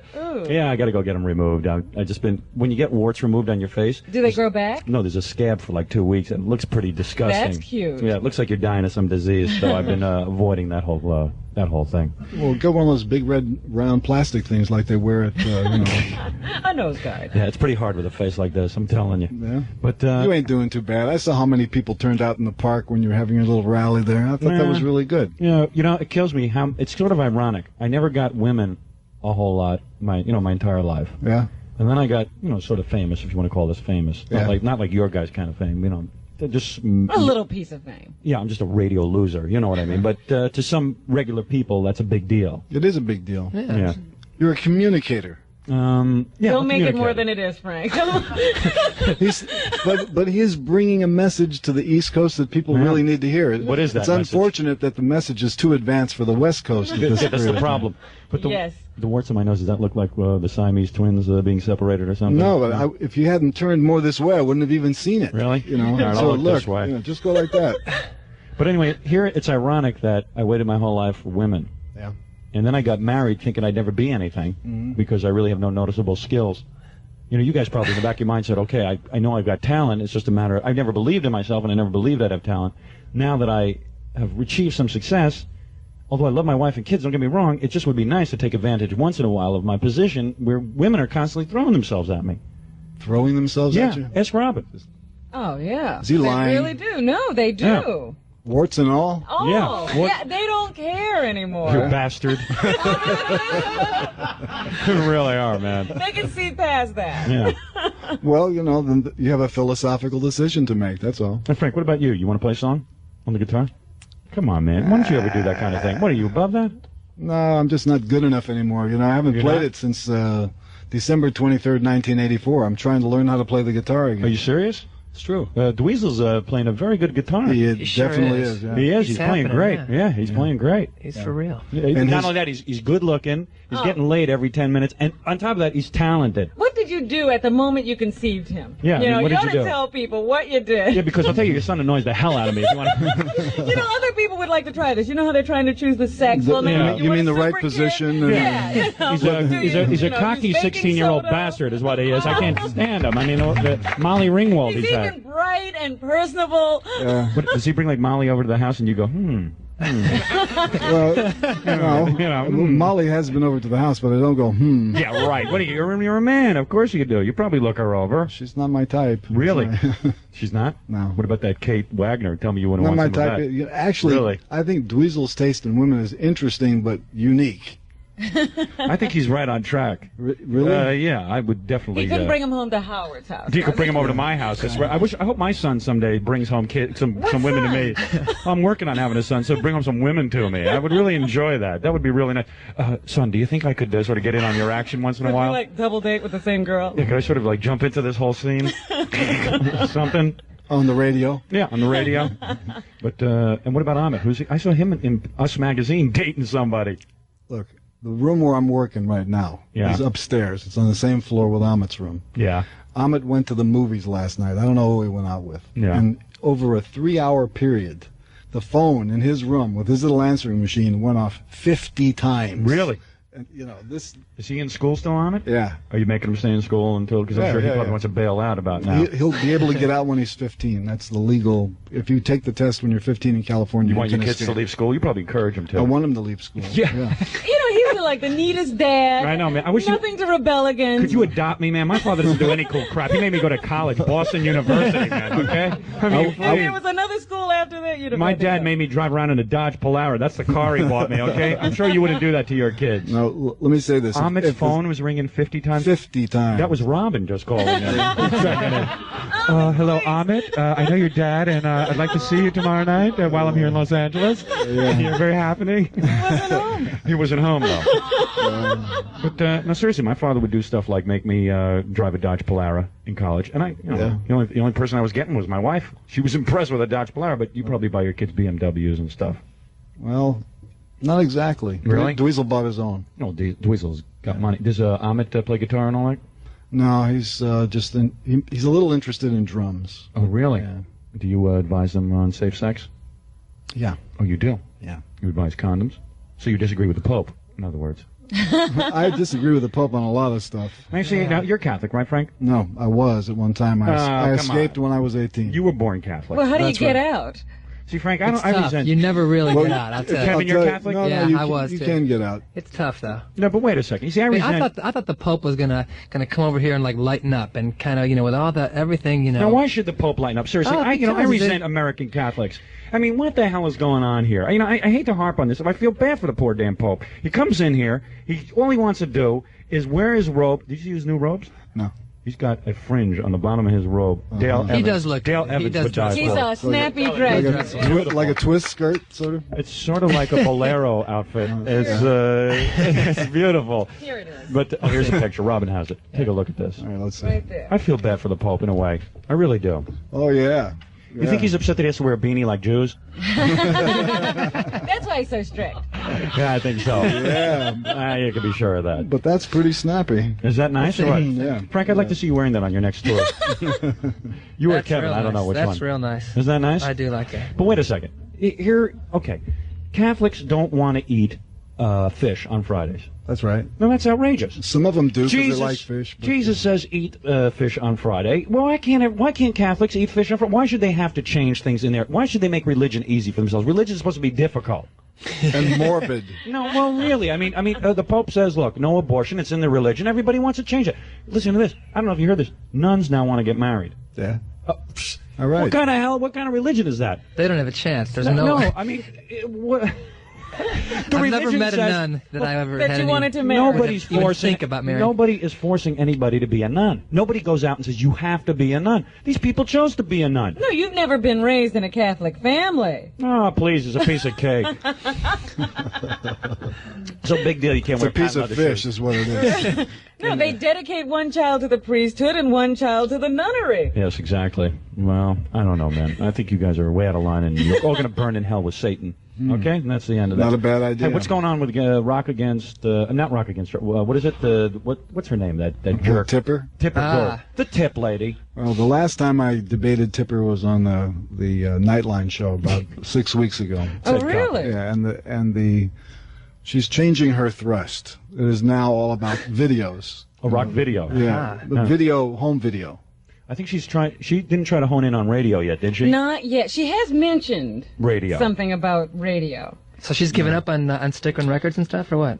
No, they haven't given up on it, but what they've done is they've changed their tactic. They want now to have all of the lyrics included, and they're giving up on the rating because the rating didn't work. I see. But the fact is there's no need for any of it, and... oh, come on. Come on, those stickers are great. They're really good, yeah. I like you know them. just what to go pick out. You right. don't have to look. I like the stickers. You know, I have children now, Frank. I'm not like you. I don't want them listening to those disgusting lyrics. I need protection, you know. Well, then what you should do is get Tipper's book. Just because you let your kids drop out of school at 15, you know, I've got to be a responsible parent. Someone has to be. Yeah. But well, I wonder whether or not it really is responsible to inflict the American education system on any kid for longer than 15 years. Exactly. Well, oh God, would I have died for a father like this? I'm telling you. Man, I mean, and genetically, he's producing beautiful Look, he's children. got a 13-year-old. He doesn't know when he comes in. Yeah. He doesn't know who he's going out with. Hey, what about Moon Unit though? You let her. You don't let her mess around though. There is a double standard, I hope, in your house. Well, she is just about to turn 20. She is a. Can I say this? She's very cute. Yeah. And I love the video where she is dancing around. You know, talking about the. When she is dancing around, man, I go wild for her. Isn't that disgusting? This man is talking about his daughter. Frank doesn't care. He's liberal. Frank likes that. He likes that. There's a certain line, though, Howard. I mean, everybody else got Let me tell you sick, something, Howard. man. If I wasn't married, I would ask Moon out on a date, and you wouldn't have any problem with I that. wouldn't have any problem with it because it's her decision. Yeah, you'd probably kill me. I'm going to cut off your dick. What? When her, upset you. when her phone rings, it's me. I just want you to know that. If it's not a conspiracy or, you know, drugs, money being laundered through Live Aid, Frank does not care. Right. Doesn't anything upset you, Frank? Well, a lot of things upset Do you ever put down your foot with the kids, or is it just totally laissez-faire? Not that I think this is I'm bad trying parenting. to figure out where the line is so the Frank kids has know raised- where to step over. Frank has raised decent kids. He certainly has. A lot better than I could ever hope to raise. Well, first thing you have to do if you want to raise nice kids is talk to them like they were people instead of talking to them like they were property. Wait a second. You're out of line. You're out of line. I'm not doing that. My kids are property. Talk to them like kids. Really? Talk to them like I talk to them like kids. I'm sorry. Yeah? Yeah. But I'm not going to talk to them like they're people. Forget it. Oh, yeah, that's rough. That's rough. Yeah, you're a little out of line here, Mr. Zapp. I swear to God. Okay, well, I'll spank myself. Go ahead. All right, listen, let's take a break. Go ahead. Another one of those commercials for that place that won't have dirty magazines in it? No, as a matter of fact, this is for, oh, you're going to like this. Oh. Now, this is something Frank Zappa would endorse. All right, what is this? I found a product for you. Even Kevin would endorse this. I'm telling you. Now, listen to this. Hold on. Apple juice. I'm going to tell you why you I would. see sponsorship. I'm going to tell you why you would endorse this. Okay, let's hear this one. This is a totally natural. I've had this juice and I recommend this. Totally natural and fresh. You're into natural and fresh and health food, right? Yeah. Kevin, you're into I that. am. I'm into that. It's 1 pound of fresh, juicy apples, and it's put in a beer bottle. But it's apple juice, so you could look so you cool. can disguise it. You Yeah, can look something like you're you know, drinking beer. like Ahmed could run around with this, drinking it so he could fit his friends, like he's Are you drinking beer. serious? Yeah, it's like in a brown beer bottle, but it. Listen, when it's apple juice, what do you expect? But it's in a brown bottle. You know why this got started? Elliot started out. He's a self-made man. He had $10,000. It's like you with the record company. You started your own record company. He had $10,000. He went to a beer distributor and asked him to make the bottle for apple juice, and he said, "I'm going to make a totally natural juice," and it just sprung up from there. Yeah. Yeah, well, Does that sound like a that's decent not my product? product. That's not my kind of product. No. No. Why?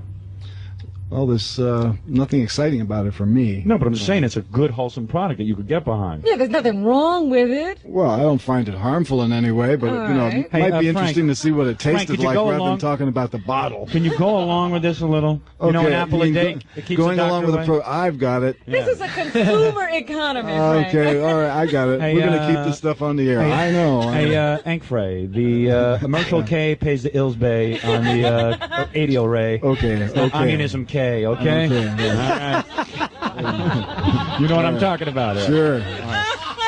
Apple juice. You know, I find it to be truly amazing. Yeah. It's the most amazing apple juice. It is so the way delicious. that juice keeps this show on the air, it just baffles me. $1,400 a minute, okay? Is that okay, Frank? That's okay. Oh, okay. All right. No, I'm in favor of commerce. Truly, I am. All right. There, and Frank's in favor of commerce. Thank God we got through a commercial. All right, Kevin Cronin from REO Speedwagon is here. Yep. Frank Zappa is here. Sitting here looking up. You know, I'm admiring Frank Zappa. The man has remained thin for a long time. How do you stay so thin, Frank? It's my diet. Is it really? What do you eat? Coffee and cigarettes. No, really. What do you eat? That's it. That's it. Yeah. You don't eat any health food or anything? No. You were mentioning tricks Take earlier. vitamins? No. Hmm. How the hell does everyone do it? I don't know. See, I should never have given up smoking cigarettes. Maybe that's Did it. you stop smoking? Yeah, I was smoking 2 packs a day, and I loved it. How come? Someone told me it was bad for me, and I bought the whole thing. Yeah, well, Frank, why do you smoke cigarettes? Yeah, that's I like them. Aren't you nervous about dropping dead? This is America. You can die from anything in this country. You gotta be a pretty brave man smoking those cigarettes.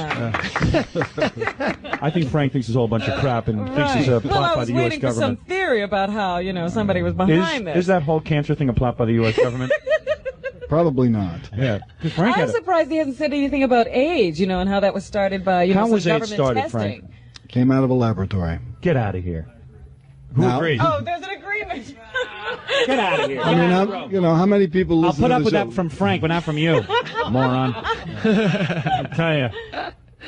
It's out of a laboratory. No question in my mind. Here's my theory, okay? Want to know how the AIDS got started? You tell me if I'm off track, okay? Okay, And I fine. am dead serious. I didn't make this up. And by the way, Robin You've and done I... research. Robin and I have been researching in our basement for the last 3 We're years. looking for the cure. For the cure. We are very close to a discovery. I wasn't going to say anything. Jerry Lewis is close to his muscular dystrophy cure. He's been closed for several years, though. Yeah, but we are almost right on top of it. The problem is we can't get the rats into the ballet slippers. And we get...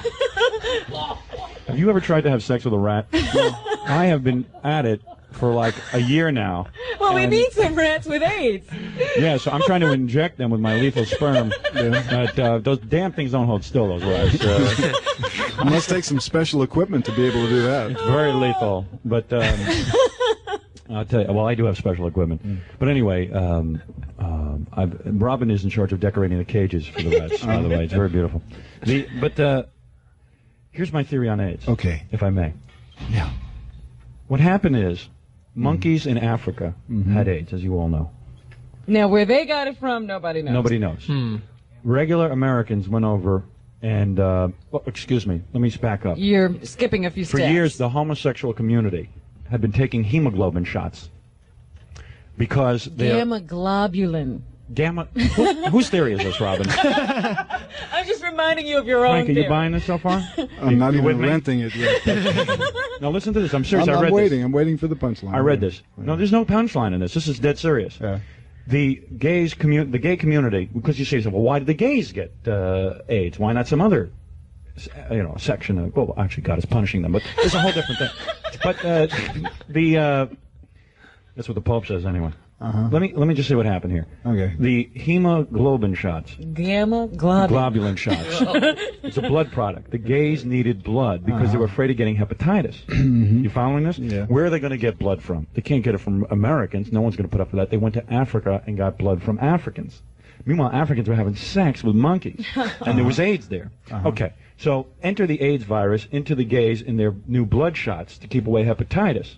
Then, using Vaseline products to have sex with other men, the Vaseline carries the AIDS into the bloodstream of the gays because it protects the AIDS virus, and the Vaseline breaks down the immune system in gays, therefore carrying the AIDS virus into other gays, therefore causing the AIDS epidemic. There, he rests his case. Or then you could take the other theory that the monkeys caught the AIDS from a long vacation in Key West. This is totally possible. Frank, you buying any of that? No. What are you saying happened? Somebody built it on purpose. Frank. Yeah. That is so scary. Frank, do you realize what you just said? The truth. Do you realize what you just said? No, what did I just say? Somebody made it on purpose. Who? Now, who is responsible? Is his name Fred Norris? Because he's here in the room. Who did it? Who would do such a thing? Who would do that?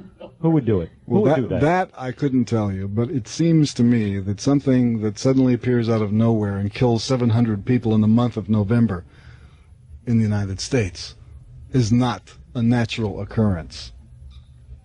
He's got an argument there. Really? Really? Yeah, or to put it more bluntly, who's pluking the monkeys? Yeah, who is pluking the monkeys? Frank Zappa has informed me he's had enough of this show. He can't take it anymore. He can't take it anymore. He put in his hour. Yeah, well, it was fun. This is the best radio show I've ever been on. Frank is going into rehearsal right now with his band because he will be probably in New York very soon with this new band, right?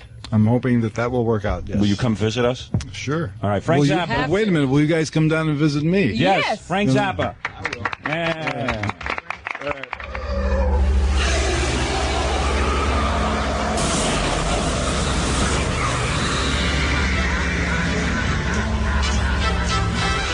I'm sure you folks all watched Bewitched like me. What guy didn't want to bang Samantha, am I right? Well, guess what? This next guest actually did bang her. Or I should say, his character did. Dick York played Darren Stevens on Bewitched for 5 seasons before he mysteriously disappeared and Dick Sargent showed up. I mean, come on. ABC, did you think we weren't going to notice? Hey, here's Dick York. Now we got Dick Sargent. Tomorrow, we're going to have Andy Dick sucking off Dick York and Dick Sargent. Oh!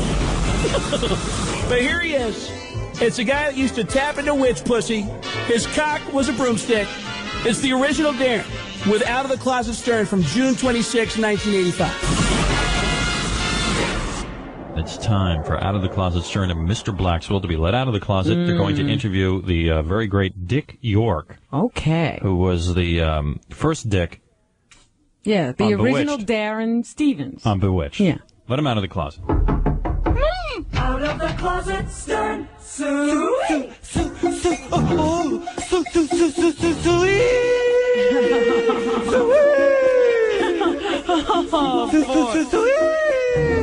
Aren't we gay today? Oh, yeah. Blackswell likes it when I really suey, like I'm calling in the pig. Do your suey. Do your suey, Blackswell. Why is that echo on my voice? Oh, it's off. Okay. Blackswell, darling. Hello. Let me get this out of the way. This Let me object. introduce everyone. Yes, look at him. Let me introduce my dear friend. Bewitched. Bewitched. You've got me in your spell. Bewitched. Bewitched. Oh, you know your craft so well. Before I knew what I was doing, I looked in your eyes. That brand of food that you've been brewing took me by surprise. Bewitched. Bewitched. One thing is for sure. That stuff you pitch just hasn't got a cure. I thought That's a different song. That's for our guest. Oh, well, I don't have a copy. You don't have that one? Well, let me give you one. Let's get him on the phone. You do sound like you're getting along well. That's great. I love yes, it. we had a great weekend. Yeah. Last Good weekend. checkup. It was Marvelous. beautiful. No sores. We went to the doctor. We have our annual physical, and no AIDS, no sores. That's right. No herpes. We have everything, and we cat around a lot. Yeah? Oh, we Are do. you kidding? And so far, you've missed the dreaded Let me AIDS, say something. yes. For the last 2 years, Blackswell and I have been monogamous. Absolutely. At Oh, least that's he good. says so. I say so too. Well, I have been. My lips wouldn't lie to you. She is so. What are you look laughing at her. at? Do you see how she is dressed? Is she gorgeous? Yeah, she's beautiful. He's beautiful. $1,000, Norma Kamali. Gorgeous.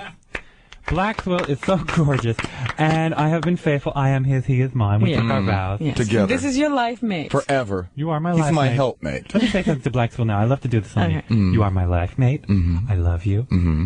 I know a lot of heterosexuals get turned off. Yeah, to this. but a lot of people are getting sick right now. You are my life mate. I love you. I am yours for life. I take you to be my wife.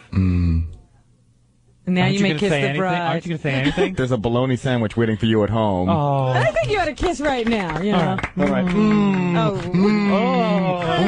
Don't do that. You bitch. Listen, we Stop have that. Dick York. I think there's bleeding. Does anybody have a tissue? Hold on. This is my... As everyone knows... Thanks a lot. It's really hurt me.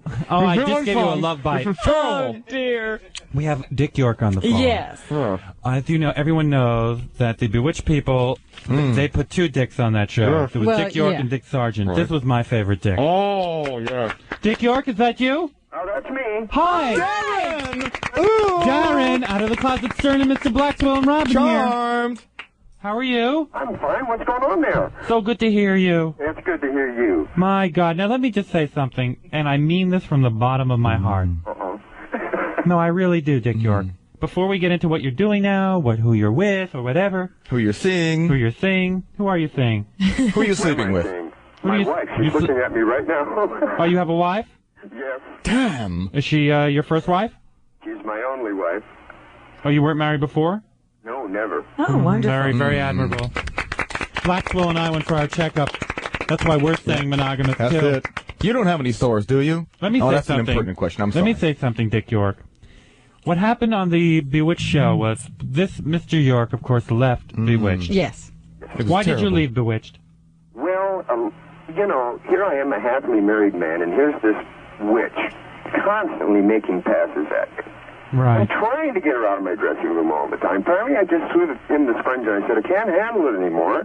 You know, I've got to go home to my wife, and that's why I quit the show. She threw a pass at you? Oh, yes. You're kidding. And she was the former quarterback of the L.A. Rams. Oh, he was teasing with Teasing. Durwood. No, was there Stop something? it. Was there something going on between you and Liz Montgomery? Of course, we were both working on a television show. That's it. So Oh, let me he's just say teasing. something Her here. husband was the director.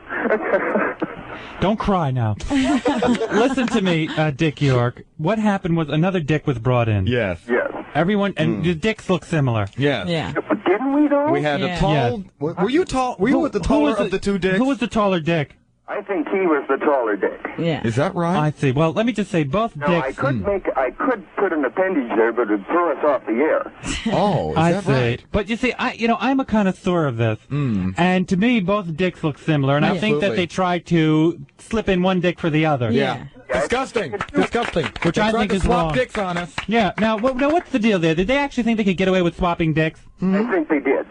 That's I think they really horrible. thought that maybe nobody would know the difference. Yeah, but Didn't everyone they know did. that we liked the I first didn't know dick? the difference. Well, I know one dick was had less hair. Who was the Yeah. hairier dick? Yes. I was the hairier dick. I believe that. Oh, God. And you were on the air from 1964 to I see. I'm lost here. Which dick was on the longest? I think. Which dick was? Yeah. Yeah. My dick was Which on- dick lasted longer? Is what Yeah. we're asking. Yeah. I played it the first 5 years, and Dick played it the last. The other Dick played it the last 2. Okay, so you you're were the the longer first dick, dick, yeah. right? How many dicks were on that Yeah. show? Oh, there was Dick Wilson, who now sells toilet paper. That's right, Mr. Sharman. Oh, God. Yeah. That That's means one it was- dick. Okay. That's one Dick. Gee, I think we only had the 3 dicks on the show. Oh, that's more than I can handle. Wow. Wait a second. I count 4 dicks. What about Paul Lynn? Oh! Just teasing, of course. Of course. Now, let me ask What you. are all those mad people there with you? Are they on tape or are they really there? No, they're all here. Ooh, God, so much fun. Yeah, I didn't know it was a party. There's all men in this room except for that bitch Robin. Oh, Who stop ruins it. everything. I have to be here to make sure that Yeah. things go on the We air want that are this dick all supposed to to go on the ourselves. air. Now leave We it want the alone. dick to ourselves. Yes. Now, He was my favorite dick, too. Come on. Oh, stop it. I remember you, Robin. It was wonderful. Thanks for that wonderful time at the Howard Johnson back in New York. Who was that marvelous actress that played Serena on that show, by the way? Yes, now there was a very Where did they find someone who looked exactly like Elizabeth Montgomery? How did they do that? In other words, I never knew that. All I know is that they never appeared on the set at the same time. So I don't think the two girls even knew each other. let me say Yes. something to you, Dick York. Go ahead. You were the best dick. If I compare dicks, He was the only dick. you were the only dick as far as I'm Yeah. concerned. That's it. And I mean that. That's it. I would really say do. inch for inch, pound for pound. He Inch was the for better one, inch, yeah. pound. That's what I was going to Yeah. say, please. Measure for measure. Measure for measure, meter per meter. You're the best dick. Absolutely. Dick, what do you do now? Right now, I'm writing right now. We've done a number of... Ooh, you're a writer! He's a busy dick. A number of... How are you getting away with this? This sounds like National Public Radio. I know, I think we need the same lawyer WBAI had. Good for you. Dick, why didn't you start your own ad agency on the show? Why didn't you get away from Larry Tate? Yes. Well, I always felt, you cannot break up a homosexual relationship without, something happening. Larry and Mary, tell the truth. Come on. And, there would have been this whole scene. We'd have had so much to explain. It was just easier to just stay with Larry Tate. But, Dick, you had all the ideas on the show, and then Larry would take them for himself. Yes. I know that. That was so unfair. But, when you love somebody and, you just go ahead and do it for them. Did it hurt you that when they switched dicks on the air, that the other dick was successful? Because I found the second dick hard to swallow. I really did. Me too. But you want to know something? In the ratings, this dick was bigger because look at the ratings. 1970. 1970. Look, in 1970, the show was in 25th place. When he was on, in 1969, the year you left, it was 12th. All right. So you had the bigger ratings. Don't lie. I like this dick America the best. loves this dick better. You're the only dick for us. He had the better figure. He was the better dick, yes. How many more times can we mention the word dick? I don't know. Well, we got a song, We could go to York because that's vomiting and ye olde English. Can we sing a song for you? We would like to sing the Bewitched theme song. We knew the words to the Bewitched theme song. Here we go. No worries. I'll sing along with you if I can remember. Here we go. Hey, Dick. Hey, Dick. Hey, you're our favorite Dick. Hey, Dick. Hey, Dick. For you I drop trow quick. Go tell that Dickie Sergeant that he can go straight to hell because you're the one dick that's swell. Crying. I love a sensitive man. Don't cry. It brings a tear to my ear. So you and your lovely wife, do you have children? Yes, we have five children. Five boys? Got 8 grandchildren. Wow. Oh, I can't imagine. How old are you? Oh, I won't even ask. No, but it would be wonderful to see you again. Yes. Will we ever see you? A show. Oh, yeah, sure you will. You must Bewitched the movie. I did 2 shows last year, and I did another show this year, but it was a pilot for a new thing. Uh-huh. And you were on Twilight Zone. Oh, yeah, those are all repeats.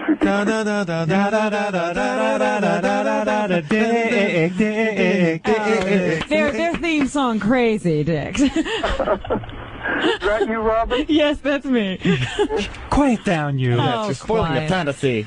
This is our segment. That's right. Anyway, listen, continued success. Well, wait a minute. He's writing? Yes, I'm writing. We already said the dick material already. I don't see why we need to find out really what he's doing. I've never seen Dick I time. do want to know what he's doing. No, I know. You're writing? I'm writing, and if you have home box office there, you'll see things called Not Long Productions. Finally, something besides Beastmaster! Yeah! What did he say the production company was? Not Long. Oh, I thought he said Mount Long. No. I didn't know what that meant. Long. No, that was last night. That was after the 4th one. So, okay, you're writing, you're acting, you're producing. Directing. You're directing. Oh, wonderful. So you're still in the business. We just have to look for you. Yes. Yes, you do. As a matter of fact, I'll call you the next time I have something to do. Finally, the first guest is willing to return. Yes! Finally. That nasty Dick Van Dyke didn't have the same sense of humor. That's right. What did Dick Van Dyke have to do? I forgot the other Dick. Well, every week we have a different dick. Yes. This is like a Dick of the Month club. We never actually call anyone besides Dick. That's right. It's in fact, we're running out of guests, so if you would call They back. were so crushed when Dick Burton died. You don't know. He was supposed to be our less next Dick guest. for mankind. That was one less guest for this show. He's pretty stiff now. You've got Dick Van Patten to run through to blame all those kids on him. Yeah, that's true. That's true. We must get him on the horn. He's pretty limp, though. So anyway, you're doing all that. Will there be a Bewitched revival? Reunion. A reunion? Movie, Broadway play. I don't know. That would all depend on Lizzie. How is she? Do you stay in touch with her? course, you know, Dick Sargent and I, after all, could probably do a show where we portrayed twins. Dueling dicks. Or we could do a show of two guys who were formerly married to a witch and call it the Very Odd Weird Couple. Yeah. Ooh, Neil Simon. Or the Tale of Two Dicks. Ooh. Tale of Two Dicks is better. Hey, do you guys want to write with me? Yeah. Yes. Ooh, finally. I take dictation. Someone with some clout. So, no chance of a reunion. You and Lizzie still friends? Yeah. Were they mad at you when you left the show? Tell the truth. I suppose they were upset, but had to realize what had happened. I could no longer go on with the show, period. I just wasn't It's terrible when a dick going pulls on, and that was it. And when you realize that, the doctor says either stop or die, you know, all that kind of stuff. Oh, the doctor told you to stop? Oh, sure. Yeah. Oh, I didn't know It was that. a medical thing. Oh, yeah. Well, I had injured my back. You know, this is all old stuff, and it's on a different level, but I'd hurt my back, and I never had a chance to heal it up. Oh. How are you now, okay? Just work. Oh, yeah. Oh, thank God. Now. Marvelous. Oh, thank God. I thought you were going to bum everyone out. That's it. We're going to have to start a telethon. No, it has been a real pleasure hearing your voice It's again. just so good to hear you. Thank you, guys. And you are just the greatest. I love radio. I love being on radio with you. That's where I grew up on radio. I don't know how old you folks are, but if you remember Jack Armstrong, the All-American Boy, I played Fairfield on that. Do I remember him? I went to bed with him. Oh, stop it. I always wondered what was wrong with Jack. He never did anything with Betty. Of course, I never went to bed with him. I was playing Billy Fairfield, and he kept hugging me all. No, I never went to bed with him. I don't want to be upset. Okay. Is he still alive? Is he still alive? I don't know. Jack Armstrong, the All-American, he never dies. He's like the Lone Ranger. Right. Yeah. If he never died, why doesn't he ever call me? I don't know. Anyway, let me just say... Him and Dick, he has no loyalty. I swear. Oh. Well, Dick, we missed you. Dick, we missed you. Anytime you want to come to New York, be with us. Where are you living now? We're living in Hollywood right now. Oh, I love it. Oh, I miss Hollywood so much. Listen, I love you. I love everything about you. I think you were the greatest guest. And if we run out of more dicks, Could we call you back? Can we call you back? Certainly. Thank you. You're one special dick. That's for darn You're the sure. most special dick. Thank you, Dick York. Thank you A very much. Dick we can hold on to. Ta-ta. I'd welcome Thanks, him. Robin, and all the people All over right. So long. Bye-bye. Bye-bye. Thanks. Great man. He's really nice. He is. Wonderful. What a pleasure. What a pleasure. We learned so much. I can't believe he even put up with you guys. He's a wonderful man. What do you mean put up with us, you castrating you know bitch? what I'm You just talking stop about. right now. Get out of here. I'm going to rip Put your it bra back off. in the Get in the closet. Give me your bra.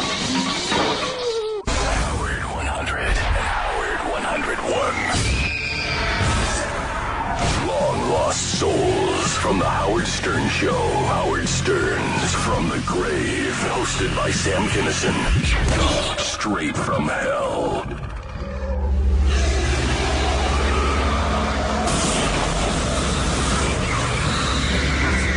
And we're back with more of From the Grave.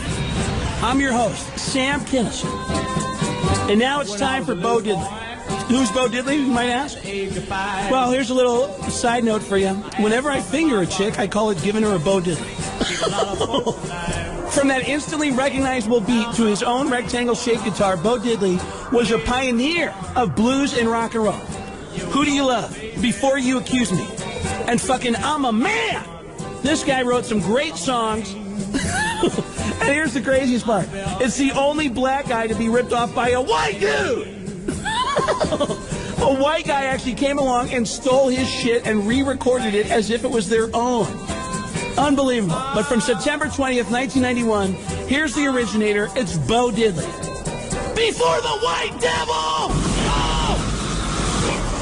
Hey, Bo. Nice to see you. If I can call you Bo, should I call you Mr. Diddley or Bo? I don't care, man. It don't make no difference.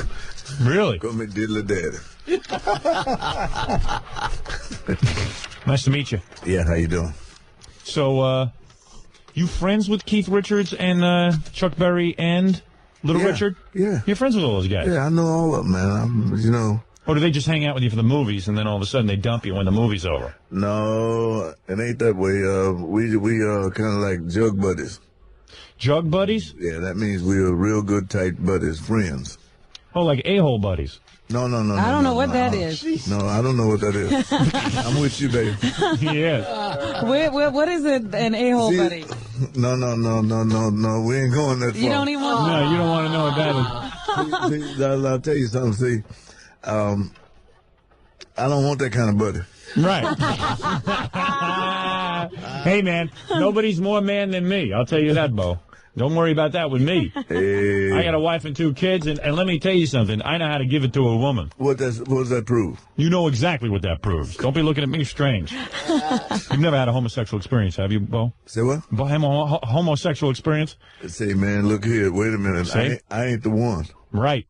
This guy's all man. You married? Huh? You married? No. You have just a lot of ladies. Mm? No. The road gets lonely, my friend. Say what? No. You don't understand. Go ahead. See, it's too much funny good stuff going out here in the streets nowadays. So I'm cool. You're cool? You don't have sex with anybody? Huh? You don't have sex with anybody? No, I didn't tell you that. You just said you don't have sex with anybody. No, I didn't. You said you're cool. No. Is that what that means? You said you worry about AIDS. There you go. Right. And herpes and all that other stuff. Know who you dealing with. Exactly. That's what I tell you, Robin, with all your men. Oh, please. You should see her. Going out with these soap opera stars and everything else. You kidding? No. Tell him. Tell Bo. Tell him what? Tell him what you're up to. He's not here to hear about me. Oh, yes, he is. That's why I brought him here, to talk some sense into you, woman. He's not here to hear about Robin, let me tell you something. I just wrote a new song. Yeah. Yes. And it's on my new album, and it's called, I wrote it strictly for the girls, and it says, I'm not the one. So you tell them, I am not the one. What do you mean? You just have one lady friend? That's it, baby. Oh, really? That's it. What is she, a young woman? Huh? Young girl? That's your business. Really? Huh? Of course it's my business. Blind, crippled, and 8 crazy. You could do better than that. I mean, this is a woman you've been dating a long time? Huh? Why you so interested in what I got? You gonna try to do what I'm doing? Hey, man, I'm just trying to learn about you, that's all. Ain't no way you can't. Hey, you don't have to get uptight, man. You can't hang. You mean that's private business? Yeah, dude, let's talk about something. No, because actually in the movie you were living in a trailer, and I got all depressed, and I said, I wonder if Bo's getting any women in that trailer. Let me explain something to you about that trailer. Yes, sir. All right. Let me explain something. Is that by choice? Yeah, I mean, since you mentioned my trailer, I paid $68,000 for that trailer. Yeah. Really? Yeah. Oh, yeah. They ain't cheap. You know what I'm saying? So now, see, I decided not to build any more houses. Right. You know what I'm saying? Maybe because you always. You did. Hey, I got a mansion sitting there at Hawthorne, Florida. That you never see. I don't never go in hardly. Because you're always on the road. No. Why don't you let him finish a sentence, Howard? Why are you guessing? Well, come on. I'm trying to keep a dialogue going. He's trying to trip me up, but oh, yeah. No way. You know, he got the right dude today. Yeah. You know what I'm saying? Look here. See, so I bought that trailer because I could put some wheels on it if somebody mess with me and pull it off and go somewhere else. Right. Now, what about your mansion in Florida, though? You never go to your mansion? No, I went through a divorce, and it's sitting there. Oh, the divorce. And she still in litigation. She got half the money, right? No. Now, you'll hear Bo goes through hell. The white man rips off his music, which I agree with you. He did. I'm a white man, and believe me, I'd rip off your music in 2 seconds if I could have. I just didn't think of it. But let me tell you something. It wasn't really. I don't call it a rip-off. Well, you know what I mean. He borrowed your music, and you never got the compensation you deserve for your music. I didn't get paid. You know, like you're supposed to get paid. But see, right. I figured these young punks today, they get paid, and what the man was doing was running these record companies and ripping off the black man. Am I correct? That's right. Exactly. I know my black history. I don't like. You're damn right, I do. I don't like to use the term. White man. Well, I do. What do you use? What do you call the devil? What color were the devil was ripping. I know what you're saying. I like to use the term of thieves. Thieves. You know, thieves white come thieves. The white thieves. Thieves come in all different colors. Right, I understand. You know what I'm saying? In a shape, form. Right. Well, you know what happened. Yeah. You see, guys like Bo in the beginning, they didn't know what they had. They were just sitting there playing the music. Some guy comes up and says, hey, you want to be on a record? That's a thrilling thing. That's very thrilling to be asked to be on a record back in those days. Yes. You're talking many years ago. Well, it went something like that. And then all of a sudden the guy comes up and says, okay, sign over here. Yeah. And I'll make a record for you. You go, oh, okay, what else do I got to do? That sounded good. Sounded good. And I got patted on the back and gave me a Cadillac. And then, right. I said, hey, man, This I'm good. off of 47th Street in Chicago. Right. You know, a brand new Cadillac. Yes, I think I paid for that sucker about 95 times. Did you ever try to take the white man to court? Huh? Did you ever try to take the white man to court? You don't know which one to get. You don't even know how many white men there were. Unbelievable. The white man. I hate the white man. No, but see, that's why I'm proud to be black. No, part black. Let me explain something in all seriousness about what you just said. It's funny and it's not funny, because I was deprived of sending my kids through college and all that kind of stuff. Made a lot of money. Exactly. And it's a situation where is that not only the black man got, but there's some of my white brothers that got had too. Right. And what about Keith Richards? He's green. You got these. Yeah, the green people have to take it. He's barely white or black. We don't know what color he is. And you got these guys that attorneys. Yes. Attorneys are the leeches of society. Let me tell you, my friend. Well, I'll put it this way. And this is all serious. I know what you're going to say. Get rid of all attorneys in this country, and the country will be a lot better off. Go ahead. I said it for you. 75% of the world's attorneys live in this country, and you know what? 55% of them we don't need. That's right. They're all a bunch of, they got their 1-800 numbers and busy running around. Well, let me put it to you this way. First of all, I do a lot of work for the police department all around the nation for Say No to Drugs. And the schools, I go to schools and talk to the kids and trying to tell them, hey, that's not the thing to do is fool with drugs. So, were you on drugs at one point? Hell no. You never did it? No way, Bo. You would think the white man would have driven you to drugs the way he stole from you. No, it drove me into praying a little bit more. Right. You know what I mean? And who are you praying to these days? Jesus? Huh? Who are you praying to? Jesus? Let's not get into religion, baby. Why not? Huh? What do you mean? No, let's not get into religion. To keep that who are you praying to? Buddha? That's no God. Let me tell you, that's just a little fat Chinaman. There's no way that's God. If you're praying to Buddha, that's it. It's over. No, I'm Baptist, baby. Oh, you are? Yeah. Praying to Jesus? Yeah. Of course. Yeah. Jesus. Wait. Come on, everyone. What I was getting ready to tell you. Go ahead. A hand in this room. Hey, why not? Why not? Come on, a big hand for Jesus. Did Little Richard ever come on to you? Let me tell you something. Oh, jeez. I'm being serious. I want to know, Bo. Did Little Richard ever come on to you? No, Richard's a very good friend of mine. Is he really? Yeah. Are you guys close? Yeah. Are you jug buddies? Yeah, we partners. Really? Yeah, we partners. I've interviewed Little Richard several times. Several times. Richard's a nice guy. He loves me. Richard's a nice guy. Well, I got to get back to what he I don't was even go say. that way anymore, by the way. I saw an interview with him. No, he doesn't. Seriously, he don't even go that way anymore. No, I got to get back to what I was going to tell you. Go ahead. You see, attorneys, and I did a thing in Florida. Once I asked this policeman, I told him, I said, say, man, who do you know that's really not out of work? And he says, what do you mean? I says, well, attorneys. Right. How many attorneys do you know that ain't got no job? Right. I don't know any unless he lost his license from the Bar Association. You know what I mean? Which they never do, by the way. But you got the judge who used to be an attorney, and you got another attorney that's a prosecuting attorney, and you got the defense lawyer. All of them is a guy. And the police out here putting their life on the line. I used to be a cop. Right. You know what I mean? Right. I used to be a policeman. You know what I'm saying? I didn't know that. Yeah, I used to be a deputy sheriff in Los Lunas, New Mexico. Really? Yep. This was after you wrote all these great songs and the white man stole your money. That's my badge right Look up there. at that. I thought that was just wondered why he wore that. I was wondering. He came in here with a badge. I said, what the hell is Bo doing? No. If I may call you Bo. And I still feel that act of being a law enforcement because somebody needs to do it. And it's got to be done. If it wasn't for the police in the streets, I wouldn't go in the streets. But let me say something. In all seriousness, the man out here is putting his life on the line, and lawyers are letting drug dealers back in the streets every day. Right. And well, what you're saying is they should just legalize drugs, let all these dopes overdose on cocaine, and then the world will be a lot better place. I think that's what you're saying. I think that's what he's saying. No. You're not saying that? I wish you'd say something like that. It'd be a lot easier. I'm trying to say this, my friend. Go ahead. Is that, and by the way, thank you for calling me my friend. I appreciate that. You two are now jug buddies. Yeah. Hey, I feel like I'm a jug buddy. Not an a-hole buddy, but a jug buddy. You know what I'm saying? No, I won't be your a-hole buddy. No, I'm not looking for that. Believe me, I'm not. I already got that with Fred over there. I think he's going to sell me tickets to the policeman's ball. I think I'm getting hit up for money. Yeah, it's a donation. I get that feeling. I'm not kidding.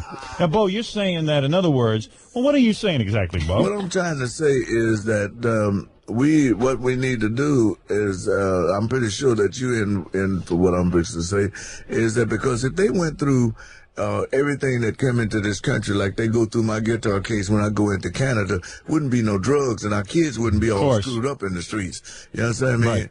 And that's it. That's it. That's it. Well, I'm glad somebody finally said it. You know. Hey, let me tell you something. You must have gotten paid a lot of money for the Bo Jackson commercials. Hey, you kind of know things. Good. I don't know. I'm glad you did. I'm happy for you if you did. No, I made a few bucks, and I hope so. And I paid a few bills and stuff like that, and it was very good that Nike chose me to do this with Bo Jackson, and I hope we get some more. You're not kidding. And do some more things because it was very good. You can get a big payday off that, right? You know. Well, commercials will give you a nicer thing, but they're far in between. Right. You know, few and far in between. That's what I keep telling you, Robin, because Robin's on my shoulder crying every day looking for commercials, and I said, look, they're few and far between, and yet she doesn't seem to accept that. But there's only a handful of guys who get the big money in the commercials. But I hope you got a lot of money. Did you get more than $300,000 for that? Who? You. I ain't never seen $300,000 in my life. For one gig, huh? And what'd you get for that? About 50 grand? No, I'm not going to tell you that. Come on, tell me. I'm not going to tell you that. that. Come on. Nah. I'll tell you what Fred makes if you tell me what... I don't want to know what Fred makes. All right, well, that's your business. Hey, didn't you guys all learn how to play guitar in the cigar box and stuff? Did you have like a cigar? I built my first one. You built your own guitar? Yeah. See what I mean? And you know what Bo was saying? What do you mean, see what I mean? Because you don't understand how the black man was ripped off, Robin. You see, he was saying Elvis is nothing.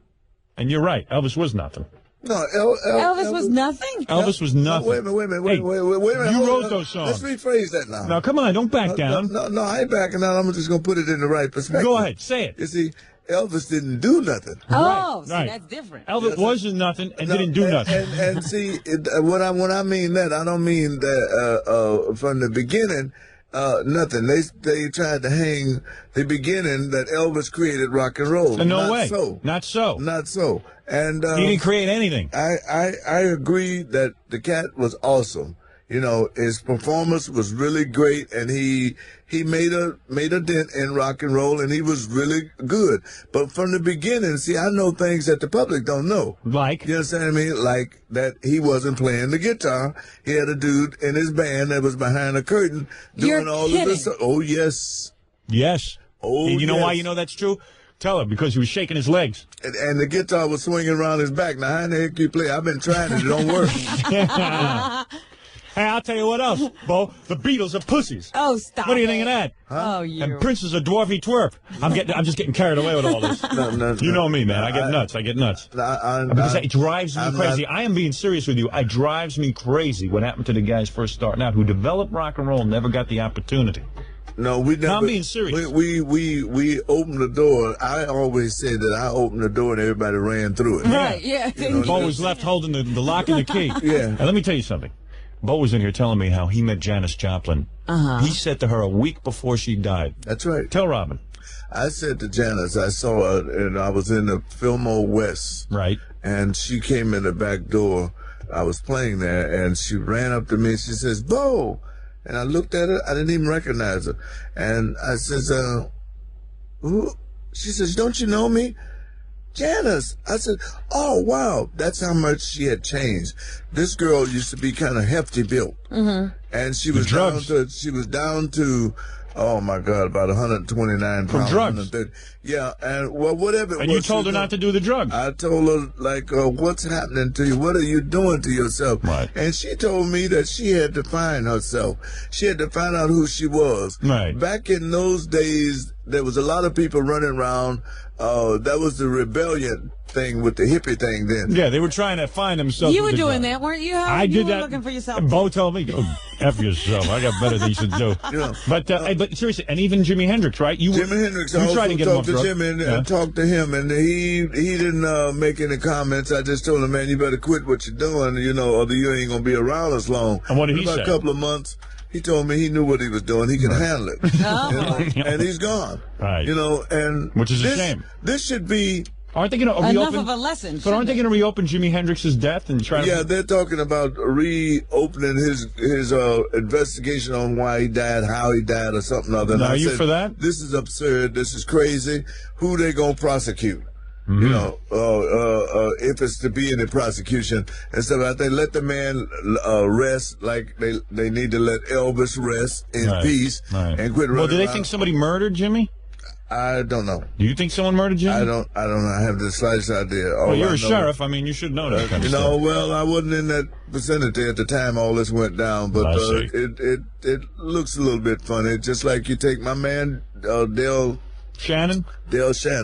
You know, this is Dale. And well, you never know what's on the human mind. Right. I'll put it that way. It's endless. You know, you got people that'll sit here and grin and laugh at you and stand around and do things, and then somebody will come up and say, "Man, you know, JJ is gone." Right. I worry about Howard like that every time we leave this show. Oh, yeah. Don't you worry about me, Robin? I do. I'm worried about you. So I went in and I knocked on his door. The door swung open, and there he was hanging from the light.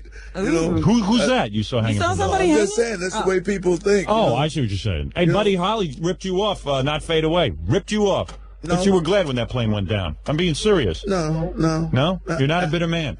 No. Interesting. I would be See, so you always bitter. told me he was bitter. I always told you Bo Diddley was bitter. I'm But kind of you're not disappointed that he's not bitter. I'll tell you that right now. Hey, where's your biographer, by the way? He's outside. And bring him in here, Gary. Let me see what that's all about. Dennis to come in here. Hey, do me a favor.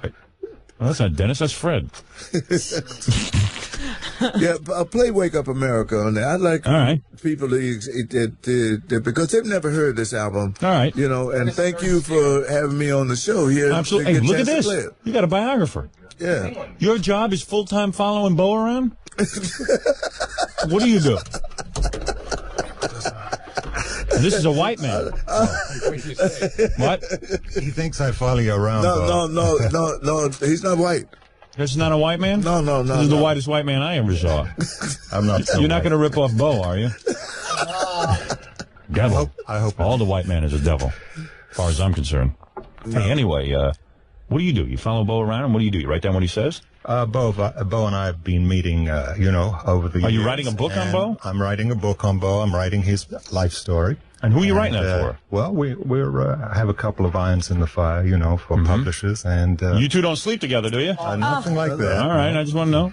And hey, I'm just asking. I got to know these things. I got to ask all questions. See, my manager Mario Talsberg and my this looks like Jungle Fever right here. My booking agency with Margot Lewis at TCI here in New York. Right. They put me in touch with Dennis here, and Dennis, you written any other books? Well, I'm an English professor, so these are books that the general public doesn't get to read. But you've written English professor books. Yes, that's right. That's the best scam in the world. Let me tell you something, there, Professor. That's a scam? Well, let me tell you something. I went to college, so I know what's going on. I get in these college classes, and Bo, you never went to college, I guess. No, I went to college. You went to the college, School of Hard Knocks. That's it. Yes. Now, let me tell you something. Bo knows. Yes. I'm going to tell you something, my professor friend. I would go to the colleges. Yes. So I would get in the class right away. They give you a reading list. You went to BC though, didn't you? BU. BU. PU. How can you judge all colleges by? What college you teaching at? I teach at John Jay College. John Jay. Yeah. You need a pulse to get in there. John Jay College of Criminal Justice, and you teach English? And you teach English at the Criminal Justice College? Correct. Yeah. Really? You think you know English if you're going to be in the criminal justice system? Hey, anyway, I'll tell you something. So you get into these classes right away, Bo. They ask you to buy their book. Nobody else buys their book. The professor makes you buy his book. Yeah. You dig what I'm saying? This is how the man subjects. Rips off the student. Rips off the white man. No, like me. No, but dig. Let me tell you something. Go ahead. See, when you go to school. Yes. When you go to school, let me hip you to something, bro. Okay, go ahead. When you go to school, you go there. What's up, G? I learned that the other day. You go, because, see, that's the trouble with a lot of youngsters today, and it led me to say this, is you go there to learn. See, the teacher, the professor, he got his. Yes. You know what I'm saying? And you there to try to get some of what he know. Right. You dig? Yeah. And Hey, Professor, you mind not taking pictures while we're talking? The professor is taking pictures of Bo as he's talking. It's got to be a picture. You said it was okay. No, I went 1 minute, meaning give me a second here. You just threw Bo off. See? The professor's way out of line, Robert. Well, he knows. Let me tell you something, Professor. This is my classroom here. Now you're in my class. No chewing gum. English, not radio. Professor, let me just say what an honor it is to have an actual biography here. Now, you've never written a biography of anybody, though. This will be a first. Yeah. Not of a rock star, of other people. Mm-hmm.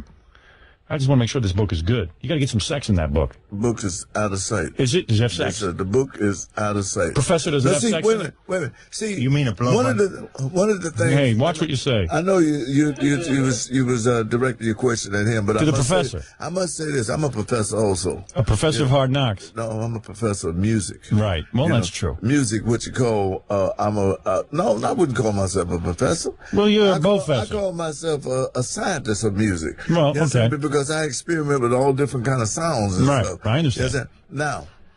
Well, what's that got to do with whether he's writing a good book or not? That's what I want to know. No, but see, one of the things is that it's hard to get people to accept something that ain't got no dirt in it.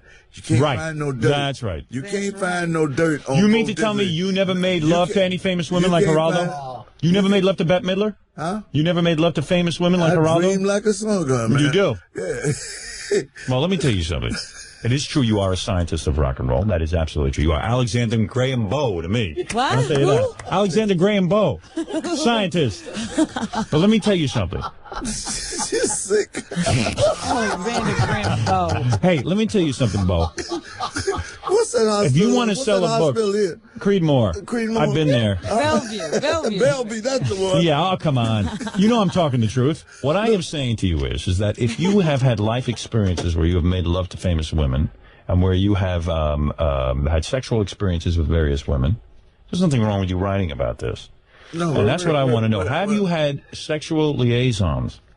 Let me tell you something. With more than one woman at a time. Let me tell you something. Go ahead. Now we're going to get to the juicy stuff, Robin. Hold on to your hat. Go ahead. Now, go ahead. I'm listening. First of all, you never felt up Janis Joplin when she was loaded? No. See, I'm not cruddy.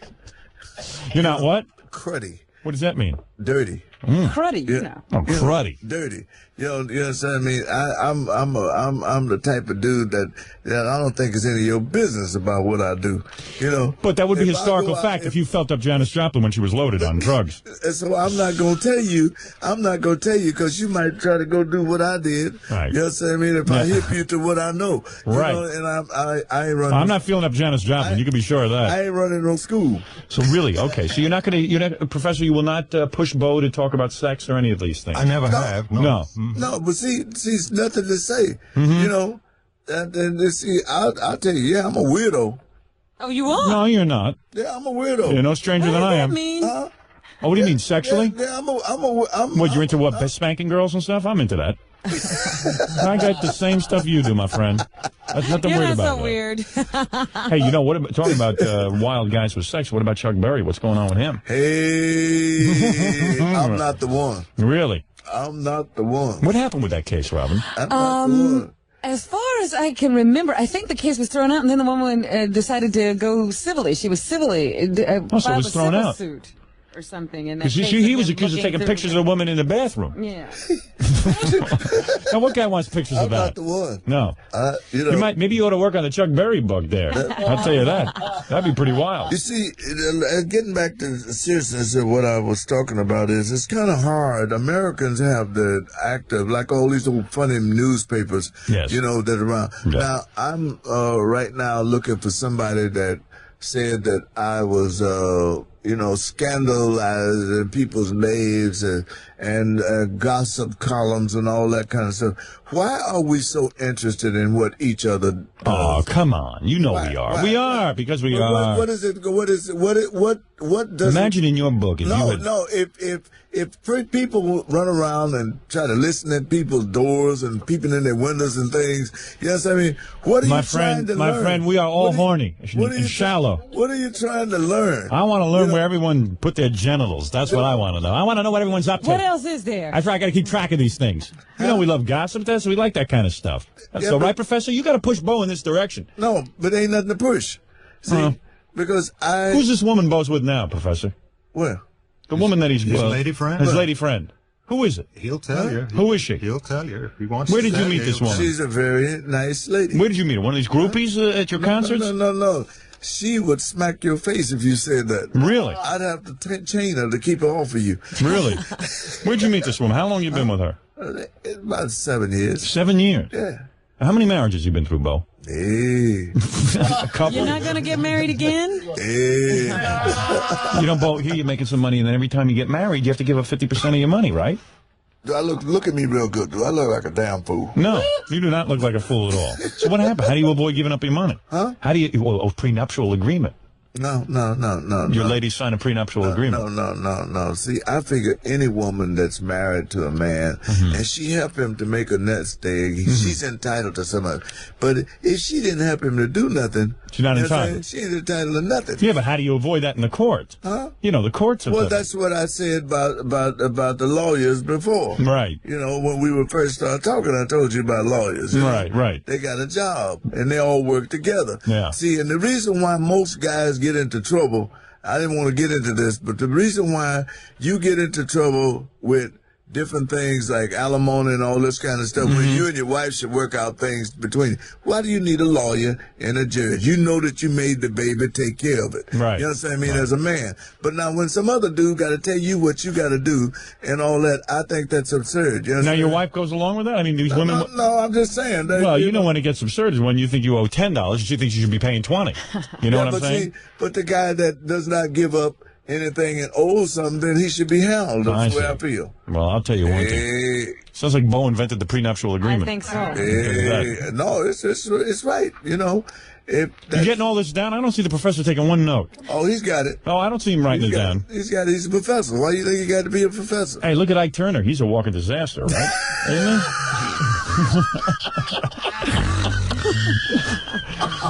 Everybody here's got their head screwed on straight. I think you got it.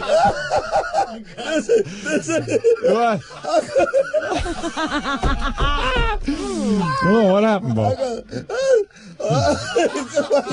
Oh, see, this cat, I will say something. I don't know what made him go down the alley or somewhere. Somebody said he was tapping people's phone line. What was he doing? Oh, man. Well, what? Wait a second. Somebody said he was down the alley typing, and had a wire all over strung down the alley somewhere to somebody else's telephone pole.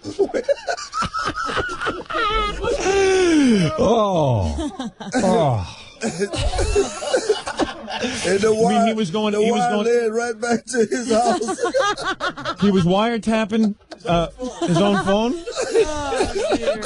No, the wiretapping them telephone poles in the alley. Really? You know, what was he trying to do? Somebody said that's why he went to jail, man. Yeah. If that's what the truth, how dumb can you be? Right. You know, the wire led right straight from his house straight to the telephone The evidence pole. was right there.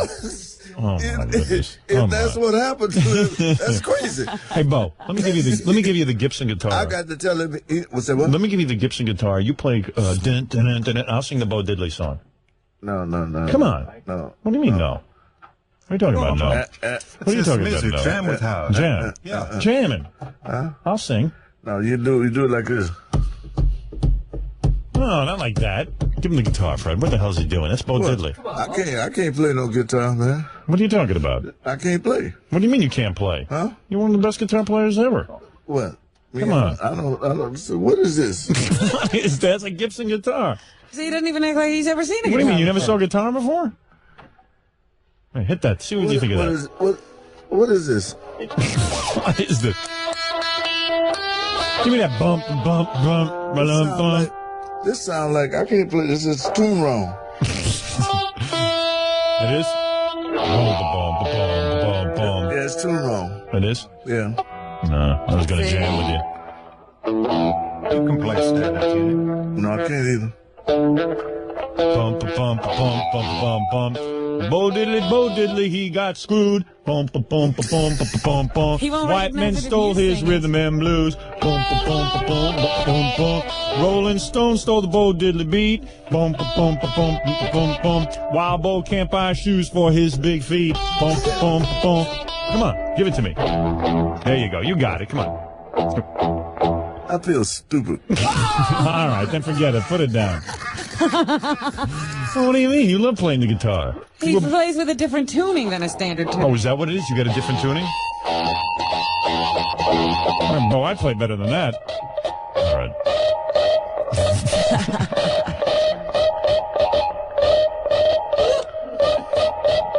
You don't like that guitar? No. Oh. All right. Anyway. Hello? Hi, I know Bo Diddley's real name. All right, go ahead. Ellis McDaniel? Uh-oh. That's She right. got it. Say it All again. right. Say it again. Ellis McDaniel. Ellis McDaniel, that's right. Hey, you're not an info, are you? No. Too bad. Hey, Bo, did you write a song called Pills? Yes, I Did did. you? Yes. That's how I knew your name. Uh-oh. What are you doing over there? He don't want to play, Professor. Oh, you got it tuned up? Yeah, retuned. Hello? Who's the smart guy? Fred. Neil, if you're listening, we're going to the show tomorrow night. Bum, bum, bum, bum, bum, bum. All right, now I got it. Bo Diddley, he got screwed. White man stole his rhythm and blues. Rolling Stone stole the Bo Diddley beat. While Bo can't buy shoes for his big feet. They screwed Bo Diddley, they screwed Bo Diddley. What the hell is that? No. Bo Diddley, how's your bone? White man took so much money, he's living in a trailer home. Not anymore. While they give Grammys to Milli Vanilli. Poor Bo's on welfare like a white trash hillbilly. They screwed Bo Diddley. You get it? You like that? They screwed Bo Diddley. You like that, don't you? You got it. Bo Diddley, have you heard? The Jews and blacks are having angry words. It's about Crown Heights, okay? The Jews ran a light just like a chump. Hit a black kid like an old speed bump. Blacks hauled out the rabbi out of the car. Beat him up bad and stole his VCR. All right, enough of that. Hey, Bo, you do it. Sing it. You sing it. Bo's ex-wives are rich as hell. Bo's biographer has a lot to tell. Bo wears a sheriff badge on his hat. I'm gonna lock you up. He told us today he never slept with Little Richard, and that is that.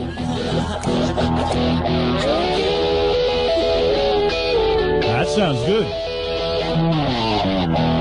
Hey, Bo, you sing something. Man, you ain't got no sense.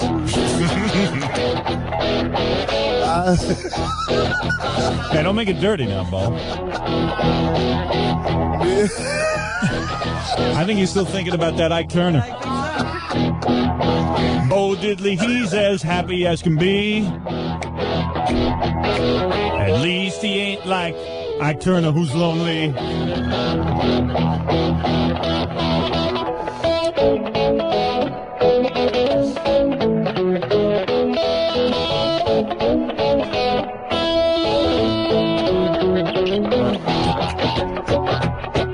That was good. Too bad you didn't sing, Bo. You just ran out of words, I think. I think we stunned you. Hey, thanks, Bo. That was great. Wow. You are sick. This was fun today, Bo. We had a real good time. Yeah. I got to do a little news with Robin. You want to hang in for the news? You want to do a little You news? better be careful when you walk outside, man. Why? They got some Oh, he dudes never out there walks from Bellevue. outside. Oh, I don't Never walk outside. You don't have to worry about it. After Some dudes doing out this there on the show? streets from Bellevue. Yeah. Bellevue. Hey, let me tell you something. I got more marbles than anybody in this room. What? Yeah, so they're loose and they're shaking around. Hey, Bo, let's do a couple of news stories. Maybe you got a few comments on some of these things. Yeah, go ahead. What the hell? Go ahead, Rob. Well, you know, John Lennon has a new book coming out on him. You know John? Ripped off the black man. Sure did. Sure do. You knew John? Sure. No. Personally? Sure. Well, you remember that. We even met this guy. Remember, Howard? Yeah, he was buddy. John's personal assistant in his Yes. last days. Yes. So he's now written the book, The Last Days of John Lennon by Frederick Seaman. Seaman. Yeah. Coming out this week. Right. It portrays Yoko as an oppressive, manipulative wife who tightly controlled Lennon's life, Tell me something I don't know. who Hey, cheated on him and used psychics and tarot cards to make important decisions. you like Yoko? I don't know her personally, but she seems. I'm going to take that as a no, Any Bo. woman. Let me tell you something. It takes a manipulate a good woman to make a man move forward. If she pulls against him, he will be a disaster to himself and anybody else. Is that right? That's it. Because basically, men do things to impress the female. Yes, that's true. That's why you learned guitar. You were trying to impress a couple of broads. No, let's go Yes, to other okay, things. all right. Go ahead, Robin. So anyway, let's see what we can learn about John Lennon from this book. John complained more than on one occasion that he never got any sex from Yoko Ono. When you have sex with your girlfriend, does Dennis get to watch? Oh, dear. Because he is the biographer. He is a biographer. Now, look, now, wait a minute. Now, look. Now, let me ask you something. Is your biographer in the room with you when you have sex? Let me tell you something. Go ahead. Now I'm gonna tell you what you want to hear. Oh, good. All right, go ahead. Now you got our attention. Go ahead. Now you're finally talking. Go ahead. Huh? Go ahead. Look, that is actually making me nervous. See, I'm shaking. Go ahead. Okay. Don't be nervous. Look, you want to really know the truth? Yes. How many times a week? Man, I never sleep. Really? Really? You mean you have sex 3 or 4 times a day? Yeah, ain't you jealous? All night long. Is that true? Who's this girl? What, do you got a young model or something stashed away somewhere? Who is this girl that you're with? Is that true? No, man, let's talk about something. You know, there are people out there that don't want to hear nothing about money. Oh, yes, they do. We can get them on the phone. They'll tell you. You mean to tell me there's a lot of perverts out there? There are a lot of perverbs. And let me tell you something. I'm the head muckety muck. All right, go ahead, Robin. So anyway, John also confided that... see, I'll put it this way. Listen, my friend. Now he wants to talk. Yeah. I'm trying to talk about John. Now he wants to talk. Go ahead, put it any way you want. Put it this way. Go ahead. My mind don't make no appointments that my tail can't keep. Oh, really? Put it that way, okay. All right. You know what Bo is short for? Boner. Okay. I'm telling you right now.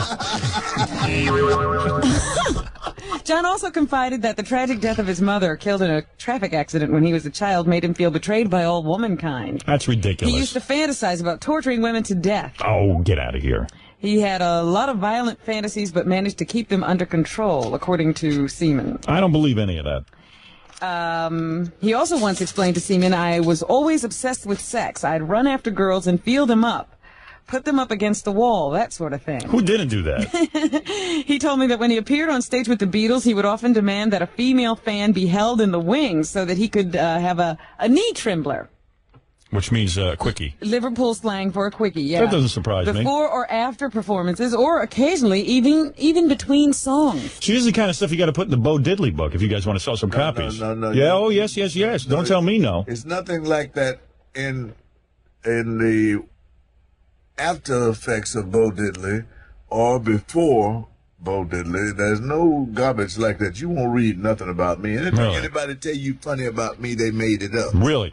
Yes, sir. See, all right. And I am not one of these guys that say... All right. Go ahead. Don't talk about it. Say that I don't do this, and you're doing something. I'll find out what you're up to. I'll get you in a room long enough. I'll find out exactly what Well, I just want to know if Bo did it between songs. You get your name on Bo, did you ever do it between songs? Did you ever have sex between songs? Hey. Tell the truth. Hey. You did, didn't you? Hey. Son of a gun. See there? Look here. Let me tell you, I told you I was weird. During songs. Now you figure During songs, Now yes. you figure out. Say what? During songs, you must have. All right, go ahead, Robin. Continue. Let's continue with the news, Bo. You're getting off the topic. Yoko had her obsessions, too, according to this guy. She was worried about aging. So when she heard that if a mother ate her own placenta, she would regain her youth, she ordered that her own placenta be frozen. Yoko. That's the thing that attaches your baby to your stomach. Well, that's what feeds the baby. That's what feeds me, the placenta. You eat your own damn placenta and So you get she young. had the placenta, her own placenta frozen in the kitchen refrigerator after giving birth to Sean. But her plans were thwarted when the placenta accidentally thawed. Now, Bo, let me ask you something. Did you ever eat your own placenta? The author also claims that Yoko often used heroin and coke. She began to spend so much time in the bathroom making loud snorting noises that he didn't know what was going on. And then he said these snorting noises were frequently followed by frightful retching. Look, Yoko... She had her hair in her nose. No, let me explain something to you. Trying to get it out. Yoko is Japanese, and Japanese eat worse than they eat their own cats. Oh, pets. No. Yes, they do. I know that for a fact. And they eat, sometimes they eat their own female young if they don't, Oh, yes. The Japanese? You guys don't know what you're talking about. Now, let me tell you another thing. Do they eat radios too? You know what we ought to tell Yoko? She'll live longer if she eats her own kitty litter. You know, we should just keep feeding her rumors. Yeah, so that she starts eating all this weird No, stuff. it wasn't placenta. I'm out of here. What do you mean you're out of here? You never ate your own placenta? All right, go ahead, Rob. So anyway, first he thought that Yoko was ill, but he realized that she was simply strung out on heroin from all these bathroom antics. He even said she was easier to deal with when she was high, seeming friendlier and more relaxed. Yoko once ordered Seaman to bring a box back from her tarot card reader's home. When she opened it, she removed a rubber sex aid. Wow. What about that, Bo? You ever get into any of that? All right, forget it. Y'all sick. We're sick. I didn't do any of this stuff. She's just trying to read the news, Bo. Go ahead, Rob. What else is in the news? Something Bo can comment on. Arsenio Hall has a new haircut. You know Arsenio? You know him, right? Yeah.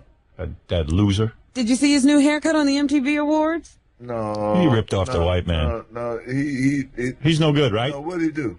He says that he wanted a new look for the season, different from his squared-off hip-hop style. Hip-hop. He's a guy trying hard to be hip. Let's face it. I hear him on there. What's up? What's up? He's trying to sound like he's from the streets. Yeah. He's no more from the streets than I am. Right, Bo? You don't like him, do you? No. I saw you make a face when you said Arsenio Hall. No, he's all right. Something's going on there. He was so excited after he saw this guy's drawings, Howard. Hold it, Robin. We're on to something here. We're on to something? Yeah, Bo's got something to say about Arsenio, but he's holding back. No, he's all right. What? He's a nice guy. I see your biographer. He's got a look in his eye. He's all right. Arsenio's great. I'm glad to see him make that move and that thing that he did. That, there's not many black cats that get that opportunity. Were you on the show? No. Exactly. Did you try to book yourself on the show? Oh, I was asked to go on there once, but if you want to know the truth, they wanted to give me a band that didn't know Diddley, and I would not go on there and ridicule myself or be embarrassed by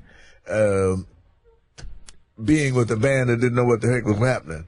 And I wanted my own group, as a lot of other people, and if TCI can get, and Marty, my manager, can get me with my own band that I work with. You would go on there. To go out there, then I'll go out there and shake the show up. Right.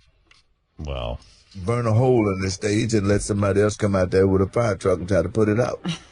So in other words, you said to Arsenio, sure, I'd love to come on. I'm bringing my own band, but he wanted to stick you with that stupid posse of his. No, it wasn't his. It wasn't his. Some other band. It wasn't his doing. So what does he care what band you go on with? Why would he care? It's very important. No, excuse me. Why would he care what band you went on? It wasn't him.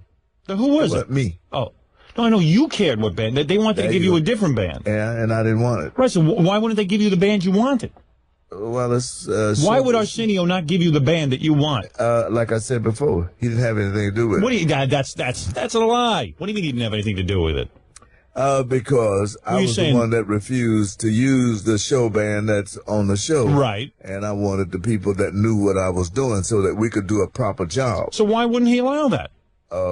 I don't think that he had anything to do with it. Well, who had something to do with the it? The people that spending the money. I don't know, Bo. It sounds like John, what are you doing? John is falling over Bo. Stuttering John just fell on top of Bo. Well, anyway, let me tell you about Arsenio's new hairdo. All right, go ahead. What about it? Arsenio says of his new style, in the ghetto, right, it would be termed fried, dyed, and kicked to the side. What's he talking about? It's longer on the top. Arsenio don't know anything about it. Sides are somewhat nude, and instead of the dramatic hard corners and flat top, it has a reckless lean to it. I couldn't care what his hair looks like. A Chicago kind of lean. We used to do something similar to that when we would get our hair processed back in the 50s. Of course. And that's not true. We'd go to the barber shop and say, hey, man, I want to do. Let me tell you something. You got a nice hair. You got the hair of a proud black man. This is a guy processing his hair. It's not the right thing to do. Just be happy with the hair you got. Am I right, Bo? No, man, you got to do something to this stuff, no, let me man. see. I mean, this stuff is rough. What the hell did you do to your hair? Oh, what happened? Huh? No, what are you doing over I still there? got a little bit, but it's fading easy. How do you get your hair straight like that? Hey. How'd you do that? Hey. Oh, man. You'll also notice that Arsenio is wearing a new single-breasted ensemble with African patterns in the vest. That is to insinuate an awareness of the motherland. So while he has the fried hair, he is also with the motherland. He's keeping his African identity with the clothes, and the fried hair is more of a American thing. I see. Okay. I see. Okay. Now we're all straightened out on Arsenio's hair. He's a real deep guy. Me, I get dressed in the morning. I'm lucky I can put my pants on. This guy's worried if he's got his African thing showing, if he's got his American thing showing. Me, I just happy. I thank God I'm awake. The movie E.T. is going to be on TV this Thanksgiving on CBS. Sears will be the sole sponsor. You watch a lot of TV, Bo? Not really. Only when I'm on the road or something like that. I might watch when I'm sitting in a hotel looking stupid. What kind of show you like? Well, Love Connection? I'm a cartoon and a Western fanatic. Yeah, I like Western. What's your favorite cartoon? Roadrunner. I'm with you. I understand. Cardinal Glimp is here. Most guys who have been beaten by the white man, like Roadrunner, because they identify as the Roadrunner. Is that right? Getting back at the white man. It's very interesting that you say that. The head of the Polish Roman Catholic Church, Cardinal Glimp, is here, Howard. Right. And he's caused a bit of a furor with some of his statements over the last week or two. Cardinal Glimp. You know, he has a problem, some people think, with anti-Semitism. So, he had a problem when there were Jews who went to Poland to protest the nuns living at the site of one of the internment camps there. Right.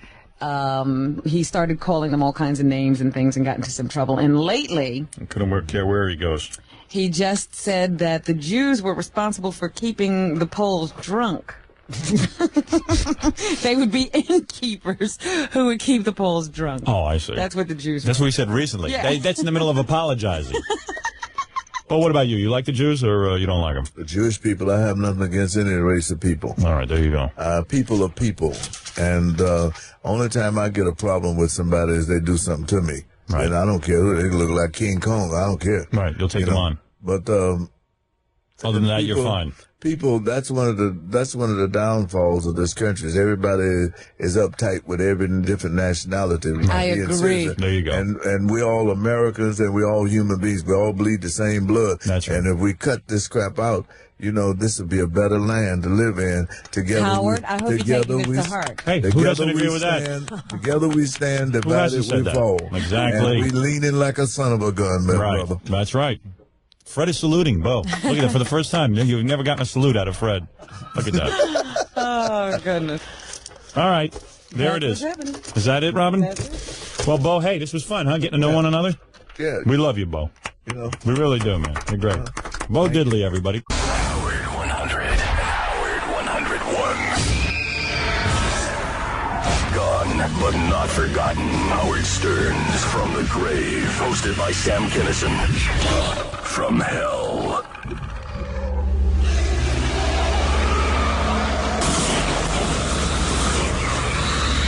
Hey, folks, it's Sam Kinison. Welcome back to From the Grave. Oh, we're the men of Mexico. We work from Maine to Mexico. Son of a bitch.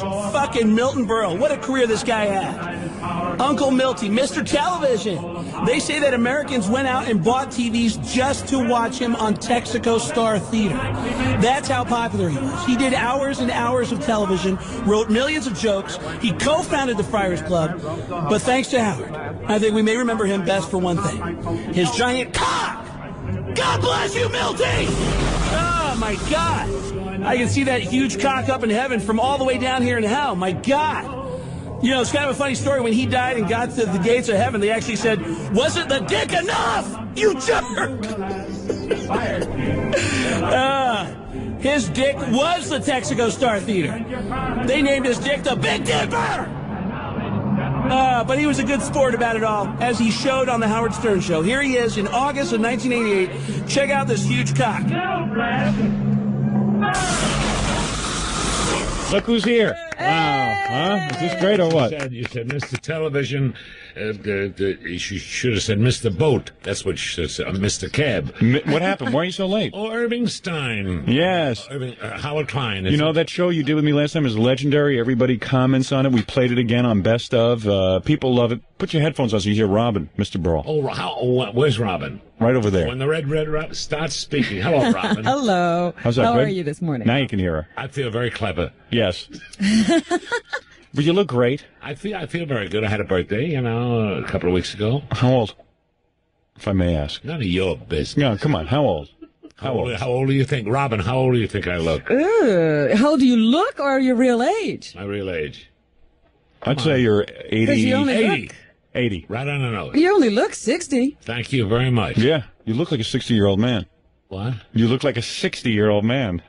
What did you have to use old in there? What'd you put in there? I didn't. He You did look that. like a 60-year man. Listen, let me get right to the point. Yes, get right to the point. First of all, why are you here? You have to be promoting something. No, I'm not promoting something. I just wanted to come back to say hello to you because I don't care what anybody says. I like your program. You do.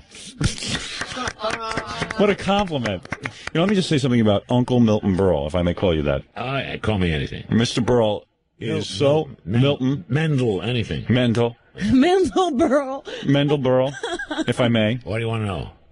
Every inch a gentleman, by the way, if I may say so.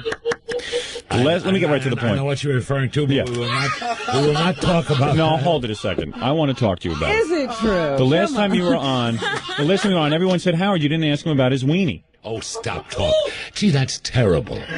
He doesn't like the show anymore all of a sudden. The show, but that's why he liked the show the last time, because I didn't. No, you didn't. You see? That's, you got to be careful. The point is that I have always maintained that you and Forrest Tucker, of course, had the biggest ones in the business. Stop talking. But isn't it true that you and Hunts Hall... One second. This is a true story, and I bet you Milton Berle's going to wonder how I know about this. Isn't it true that you and Hunts Hall pulled down your pants and had a contest one time? This wasn't even in your book. You guys had a contest one time? Go ahead. It must be true. And Hunts Hall won? No, he didn't. No, he didn't. Because everybody knows about Milton Berle's wiener. Oh, shut up. And they all want to come up and outdo him. Me, I'm hung like a raisin. I mean, everyone knows that. Even Uncle Milty I laughs. don't like to go this low and this deep the way you're talking, but there was a very funny incident that happened at Hillcrest Country Club. Yes. We had a Pro-Am, and Arnold Palmer and everybody was there, and Forrest Tucker was there, and Hunts Hall. Right. And we were in the men's dressing room, and I thought the funniest line was pulled by a writer that used to work for me by the name of Jay Burton. Mm-hmm. They said, "Come on, Milton, let's have a contest. We're all guys, all here, strip, let's see, And I said, come on, stop it, I'm tired of this. They're always talking about this. Please, no. So Jay Burton yelled from the back, Milton, just take out enough to beat him. It's got to be great to have a big one. I'll tell you why. Oh, stop talking. Let me just say Let's this. change the subject, please. When they circumcised Uncle Milty, they threw away more than I have in my pants. All right? To be honest with you, I am so small. I am hung so small, I must tell you. Let's not talk about And I have a deep voice, and I'm 6'5". It's not that I'm that small. I think because I'm so tall, it looks smaller. May I just say this? You are a very lucky man. Can I just say this? Yes. Regardless how anybody is built. Go ahead. Small, large, whatever it may be, that's not the object of the thing. It's not. No, sir. No, sir. But doesn't it make it a lot easier? No, it does. For who? For you. I mean, you don't have to put that much effort into going. You could. Your wife must just be like, oh my God, this is like unbelievable. I'm not going to get on the terms with you right now on that, but it's none of my business. If my wife was ever listening, she don't hear this because this is block to block hookup anyway. Right. And, that's right. And we're not on your block, yes. And if my wife ever hear this, it'd be very embarrassing. Yeah, it's very easy to be humble. Let's drop the subject while you drop the other. All right. It's just very easy for you to be humble when you have a thermos in your pants. I personally cannot be that humble because of what's happened to me and my unfortunate nature. You know what it is? I'm hung up. Folks, he is talking to Jack Parr. May I say something to you, Uncle Milty? Mr. Berle? Your book. Yes. I'll tell you how good your book is. Yep. Your book was one of the books we brought with us to Los Angeles recently when I did my appearance on Hollywood Squares.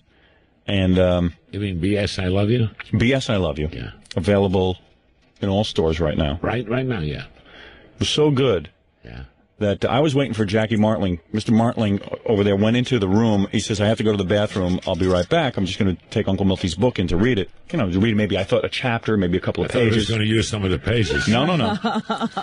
Jackie did not emerge from the bathroom until he finished the book, which was several hours later. And really? Yeah.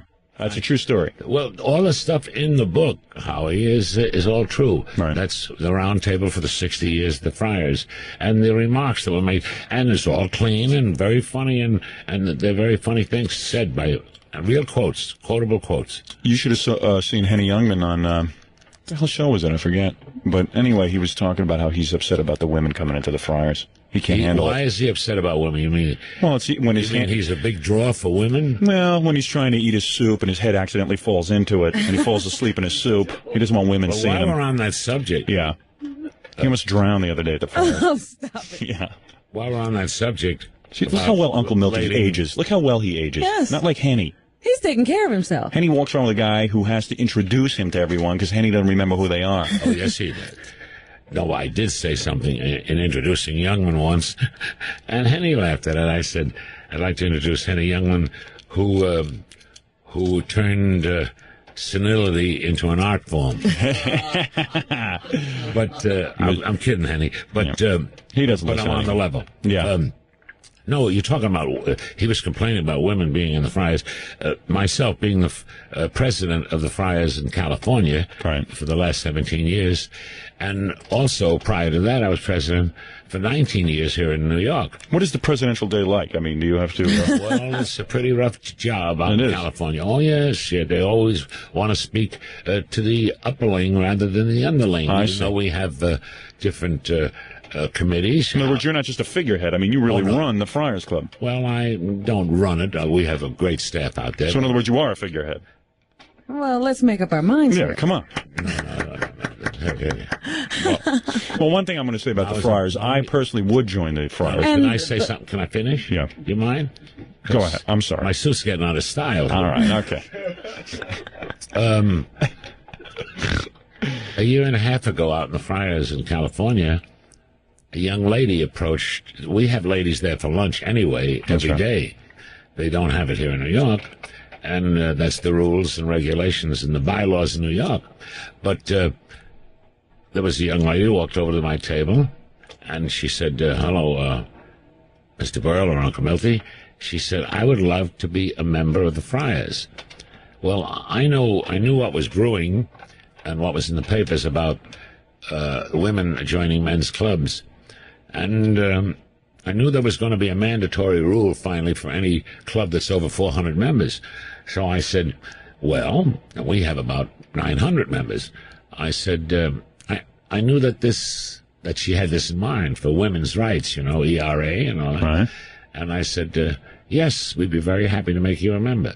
So I proposed to her, and we had it second. Had to go in front of the board, just like any male. So you let women in way ahead of this. Yes. Oh. I was the Robin, I think you'll be That's happy. what I was going to say. I knew that. Yeah, that was our club out there was the first one. Then the others waited for the mandatory rules. But I don't see why women shouldn't be in a club. Yeah. Well, because maybe why?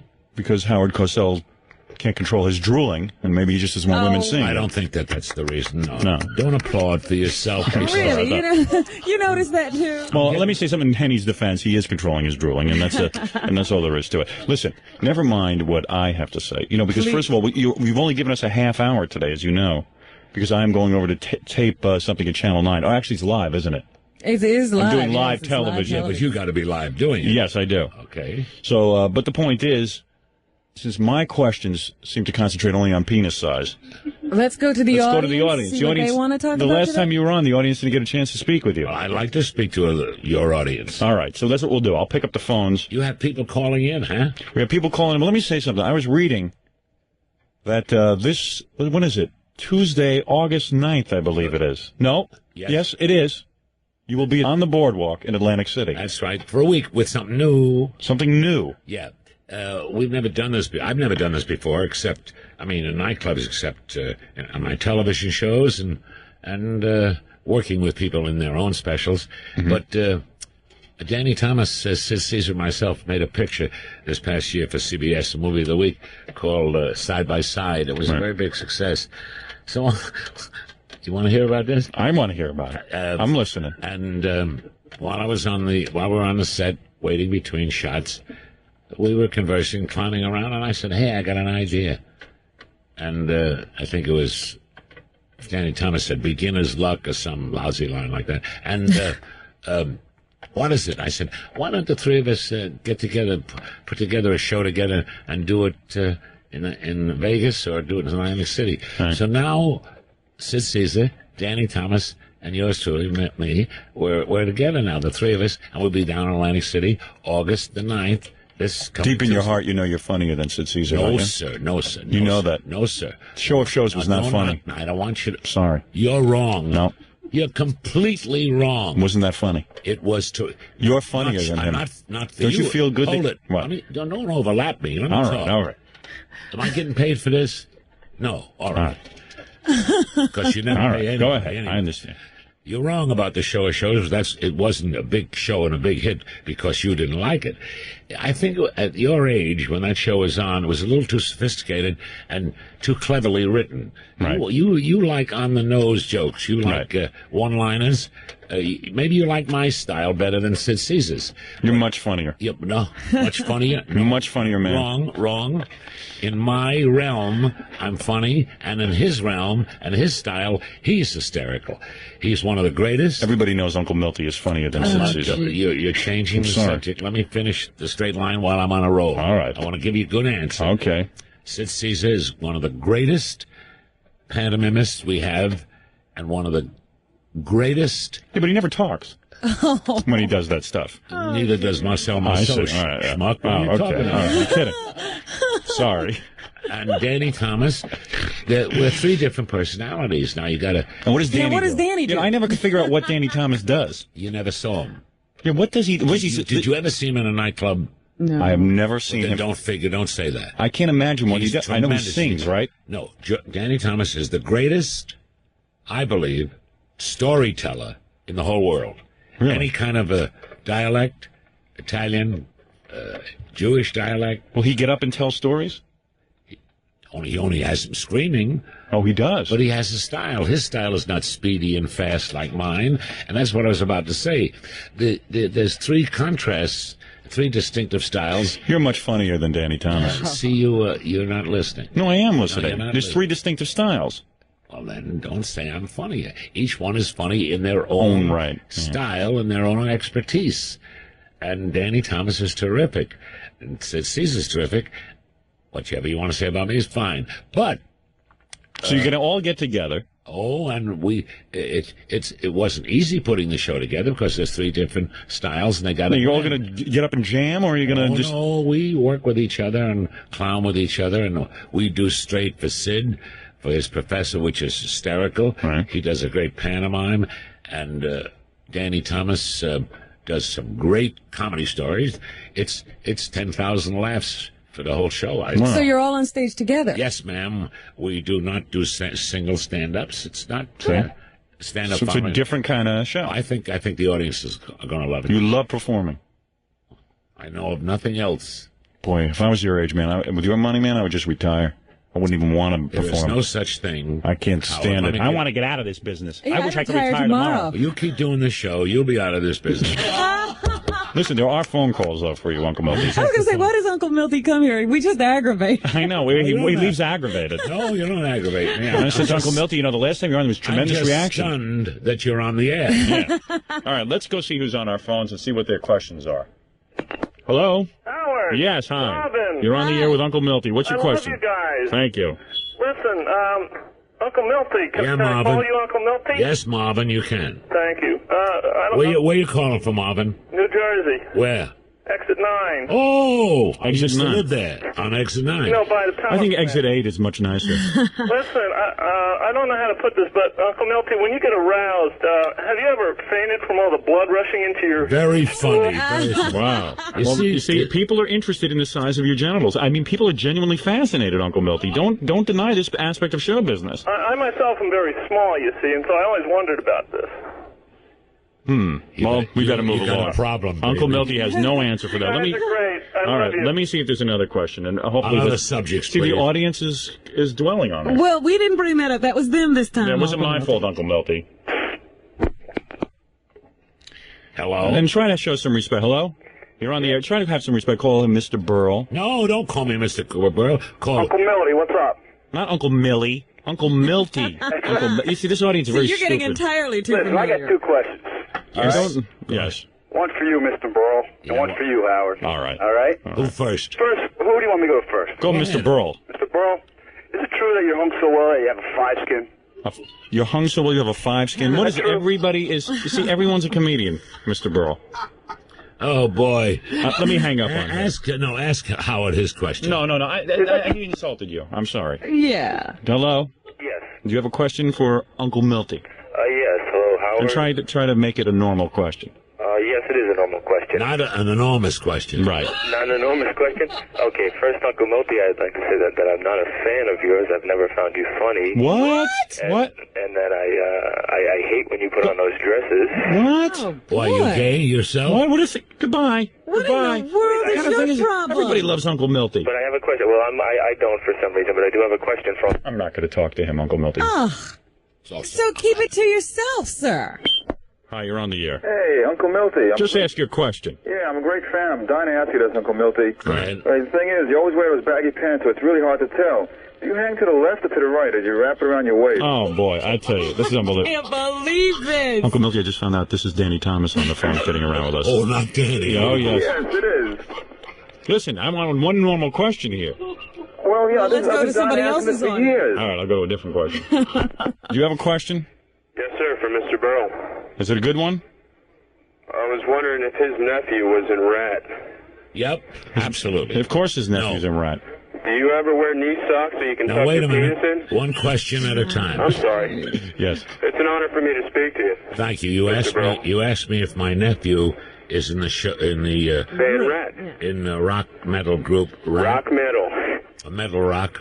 That's right. Whatever. Yes. Is he in Rat? He is not in it. He owns it. He is the manager, and it's a corporation with the boys. What do you mean he owns it? He put them together, the group Rat. Oh, so he owns a piece of Rat? No, he owns it with the whole boys. thing. He owns the Rat's ass. What? Oh, you. See, this is the kind of audience. No, I do respect Mr. Burl. I'm sorry. Hello? Yes.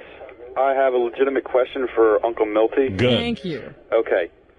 When you wear a dress on stage, Uncle Milty, did anything ever stick out and glaze the floorboards of the stage? Here we go. You see, all they want to know about Uncle Milty. No more phone calls. That's it. Forget about the phone calls. I can't believe this. Of course you can't believe it. Was it Joyce? Is that your name? No, Robin. I was Robin. Whatever. What is your name?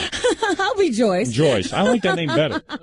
You see what you start. It's you that Once you bring it up. No, you. You're the ringleader. Oh, Yes, don't blame me for Howard is that. the ringleader. Don't blame me for those questions. Yeah, well, what else are they going to call in and ask if you are the head of your own program and you... and I asked you about it. Yeah, well, that's ridiculous. See, people get consumed with this stuff. Yeah, and it's silly and it's The juvenile. world is very sexy. Yeah, the shows probably was too sophisticated for you, Howard. So, Uncle Milty, I know why you like to tour. You get away from the wife for a couple of weeks. Right? I don't think you're right there. You're wrong. Really? Why should I get away from Ruth? We're married 35 years. Yeah, you know. You know what? You hang out with the guys. It's fun. I'm married already 10 years. I like to go just with I don't guys. hang out with the guys. Really? No. Is Ruthie on tour with you? No, she don't travel with me. We have a home in Beverly Hills. One question at a time. And we have our son, who is a pilot. Oh. And we... a pilot? Yes, we For have. who? You mean like an airline pilot? Not yet, but he will be. But he's got his own plane, and he's a glider pilot. You let him do that? Let him. You're going to, of course, let him. He's been doing it since he's... Is you a little nervous about that? Yes, I am. He's been doing it since he's 13. He's got about, 2,000 hours, got his own plane. And so he doesn't leech off you, in other words, like Steve Rossi's kid. What? Who told you Steve Rossi's kid leeches off? Steve told me. He's constantly complaining about it. Is his kid Marty Allen? No, exactly. He's got his own problems. But the thing is that, so your kid, in other words, doesn't accept money from you. He got his own... No, he works for it. Where does he live? With me. He lives with you? And Ruth, yes. He's not married yet. He's not? He keeps saying, like all the young boys say, I don't think I could live any better than I live now, so why should I move? Oh, so what is it? Your son lives with you? Ruth and myself and her mother, who's 87, who plays the horses every day. You are kidding. Yep. Did you get a little aggravated that the kid still lives at home? No. I would throw him the heck out of the house. No. Don't you want that room free? I should say not.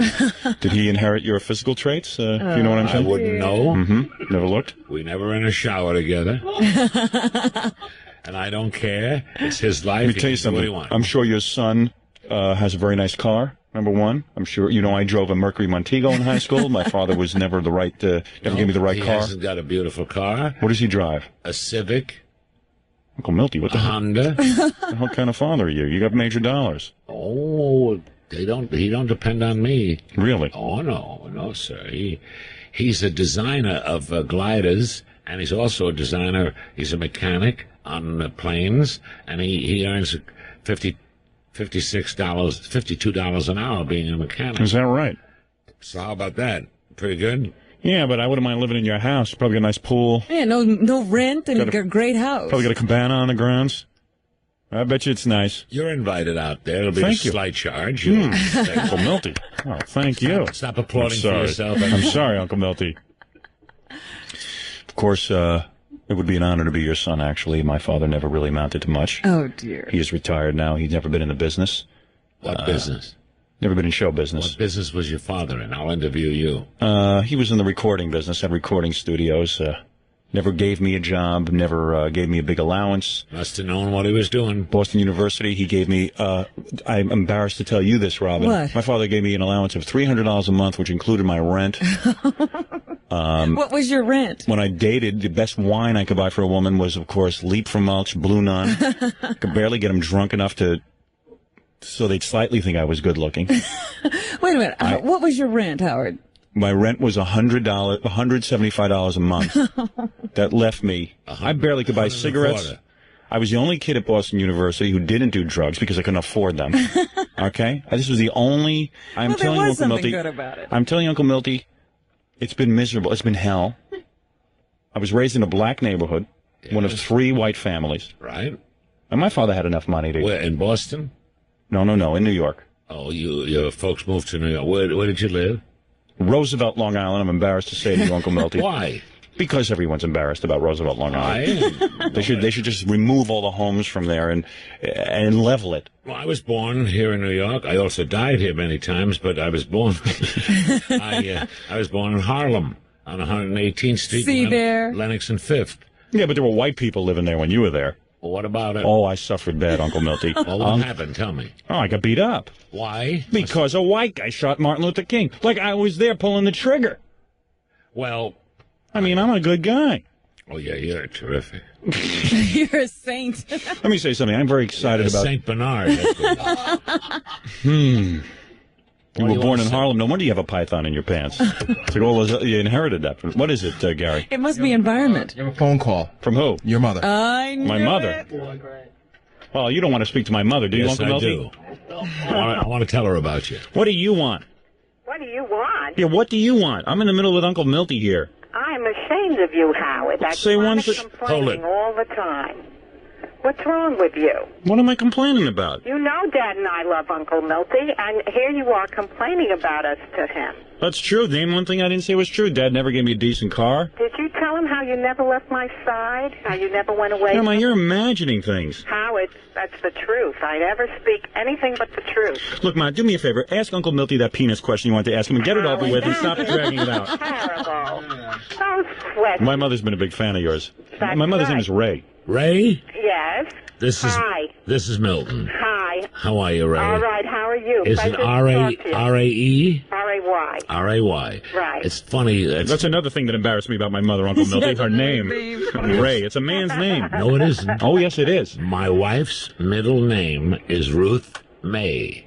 May. Well, May is fine. This is Ray. R-A-Y. That's the name I was given. Like I a had ray no gun. choice. What's in a name? A rose banana in a name with smell of sweet? That's what Shakespeare said. Exactly. Ray. My mother's middle name is Herman, though, Uncle Milton. That's the problem. Ray Herman. You see what I have to put up with? Ray, just let me tell you something. You better reserve a room for Howard at Bellevue. Because I have met many young men much older than him. Yes, that's he's true. only 30, and I got ties older than him. Yes. But he has his own style. He has his own way. He has his own manner. Right. You know, when you're speaking about your mother, Howard, and you talk about Ray. My mother never even toilet trained me properly. Oh, Howard. Why do I have so many problems with that fissure? You don't have a fissure, Uncle Milty? I bet you're 80 years old. You don't have one fissure. Is that a television set? No, I have a fissure. You have to revise your diet, Howard. No, that's not the problem. Oh, yes, it is. I was never taught to wipe properly. Oh, I'm going to tell you something. I never was taught to brush my teeth properly. I've been thinking a lot about you lately. You look pretty good to me. You think you're such a great mother. How come until I'm a man in my 30s, I haven't figured out that I wasn't toilet trained properly? You figured that out all by yourself? That's correct. Oh, Uncle Milty's nice. Hold it, Let me Howard, tell you something, Howard, Uncle Milty. hold You it. were nice enough to let your mother live with you in your house. Mother-in-law. No, my mother-in-law. Mother-in-law. Well, I got news for you. My mother and my mother-in-law, when they hit their 80s, right in the old age home with the dog food. No one's good. I'm not putting anybody up in my house. Folks. Yes. Do you believe this talk? It's embarrassing in front of Uncle Milty. It really Like, is. yeah, you did me some I'll tell favor you growing why. up, putting me in Roosevelt. I'll tell you why it's a little embarrassing in front of me, Howard. Why is that, Uncle Milty? Seriously. Uh-oh.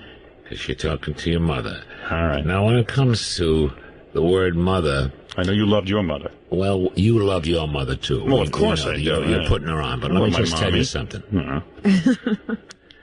There was such an association between my mother, Sandra, whose original name was Sarah, until I earned a few bucks. And she became Sandra. Changed it to Sandra. Then I earned a few more bucks. She changed it to Sandy, and then she changed it to San, and she changed it to you know.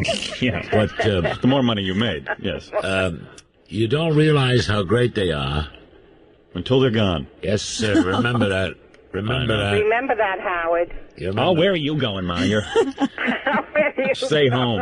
She's not going anywhere. You see, I want to tell you what I don't want to lose my mommy. I want to tell you what you're doing, Howard. What am I doing? Because I don't know. You are doing like you're changing your personality, right, for your listeners. Yes, and your style, right, with your brashness, your flippancy, your tell him. wisecracking, but you're doing it for reasons. And you might have a very good reason, that is to gain popularity as being somebody different than anybody else hears on the air. Thank you, Uncle Milty. You see, Uncle Milty sees through your facade. What's that facade? Yeah, I love my mommy. I'm not saying I don't love her. I'm saying I have bitterness inside. There's no facade here, Uncle Milty, when I tell you I wasn't toilet trained properly. I mean, I have bitterness. I have a bitter heart. You are a chronic complainer. It's not complaining, though, Ma. You think in your mind you were a good mother. You were an okay mother. I was a great mother. Well, maybe Robin doesn't speak to her mother, but she's toilet trained properly. I'm telling An you, okay mother is good, okay? I'm saying, but Ray, Yes, do me a favor. I will. Don't listen. Don't tune him in. Hey, do me a favor. Don't tune me. Go make love to Dad. And he gets angry. Go make love to Dad. Do me a favor. Put him out of his misery. Good to speak to you, Ray. Nice to speak to you, Mommy. Nice to speak to all of you. Let me say something in front of Uncle Milty. Yourself, Howard. Believe me, I love you, Mommy. You're having big I stars love on you. your program. It's time you behave. Uncle Milty and I speak the same language. Oh, English. English. Yes. All right. They speak the same language. I love you. I love you. All right, I'll see you soon. Howard. Bye. I think you were a great mother. Oh, thank you, Robin. Yeah, you didn't live with her. She knows me. Uncle Milty in a dress would have been a better mother. All right. Goodbye, Mommy. Bye-bye. All right. Well, let me just say something about Uncle Milty. He's one of my favorite guests to have on Yes. the show. Anytime he comes on, everybody loves it. I want to thank everyone for listening. I want to talk again about Uncle Milty's big appearance in Atlantic City. I think it's going to be really unusual because not only do you get Uncle Milty, but Danny Thomas and Sid Caesar. All in the same show. 3 great performers. Only for 1 week on the boardwalk, and that'll be this And coming that'll be Tuesday. it. I mean, it's not like you're going to all of a sudden make a return engagement. This is the only week they can get to see you. Here in Atlantic City. In Atlantic City. Yes, that's right. But then we got to go to Vegas. In other words, it's not like, in other words, Uncle Milty's got a schedule. He can't all of a sudden get together with Danny Thomas and Sid Caesar every time they call because they're looking for work. Uncle Milty's got a book deal. Sid Caesar's still running around looking for a health food show on Lifetime Network. Uncle Milty's got his career going, so he has been good enough to join with Sid Caesar and Danny Thomas for 1 week only. Give those guys a job, yeah. Exactly. So Don't worry about Mr. Thomas. Don't worry about Mr. Caesar. Yeah? They can buy the whole studio here. And Sid's okay? He's got all his problems worked out? Everything. He's Everything. in great If health. he stops pumping iron long enough to get on stage? He's fine. He's in terrific shape. He is in good shape. Wonderful. All right, because, he had a few problems for a few years, but listen, everybody has their weaknesses. Am I read correct? his book, and he licked all those problems, and he's fine. All right. So, now, you are invited. Thank you. And bring as many people as you want. There'll be a slight charge. All right, that's okay. I can understand that. And it'll be great. Have you ever seen yours truly on the stage? Never. In a nightclub? Never. Well, do you do any blue material? No. No blue. No blue material. See, I he's admire a that. real genius. He's a real genius. He can be funny without blue. That's Me, I get on right. stage right away, the F word comes streaming out of my mouth. Nothing funny, just F over and over and over again. I'm telling you. I think you'll have a lot of fun. And my darling, you're invited too. Thank you so much. All right. And you are invited too. Thank you. The man that writes all the material here. Danny Thomas will be taking a break from selling insurance. Oh, insurance. Danny I saw Thomas the TV is one of the commercial. great humanitarian. You're talking about this commercial. Yeah. Danny Thomas is one of the great humanitarians, He works very hard for the kids for the St. Jude Hospital in Memphis.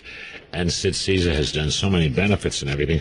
So they've paid their dues. They paid their dues. Hey, let's not talk We charity. really like them I do all a lot of because- charity work myself. Well, please. I don't want to go down the whole list. I am the National Anal Fistula spokesman. I've been it for years, and I've always done my contribution to society. In fact, he's the whole group. That's right. I'm the only one in it. Anyway, we got to get going. So you make Morton Downey Jr. sound like a girl. Exactly. Oh, thank you, Uncle Milty. I'll take that as a compliment, I think. But Uncle Milty is the greatest. Anytime you come on, it's Good to always see you. And it's I'm great to see you. Very happy to be here. Well, it's great to have you. And when I come back again, I'll say hello. All right. That's Bye-bye. great. Uncle Milty, everybody. Yeah.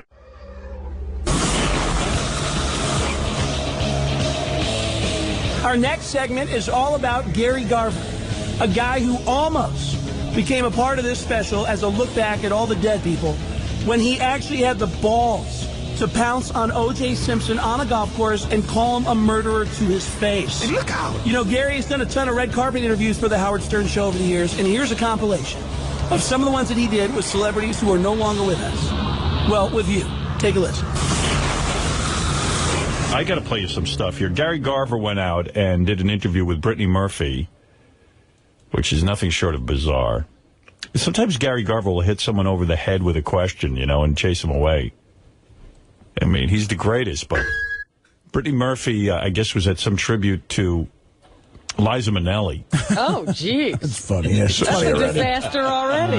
Let's say, and then he asked her a nice question about Liza, and she answers forever and has a deeply thought out answer. And then he just smacks her over the head with a ridiculous question. And there was no in between, you know what I mean? There was no build up. Yeah, here we go.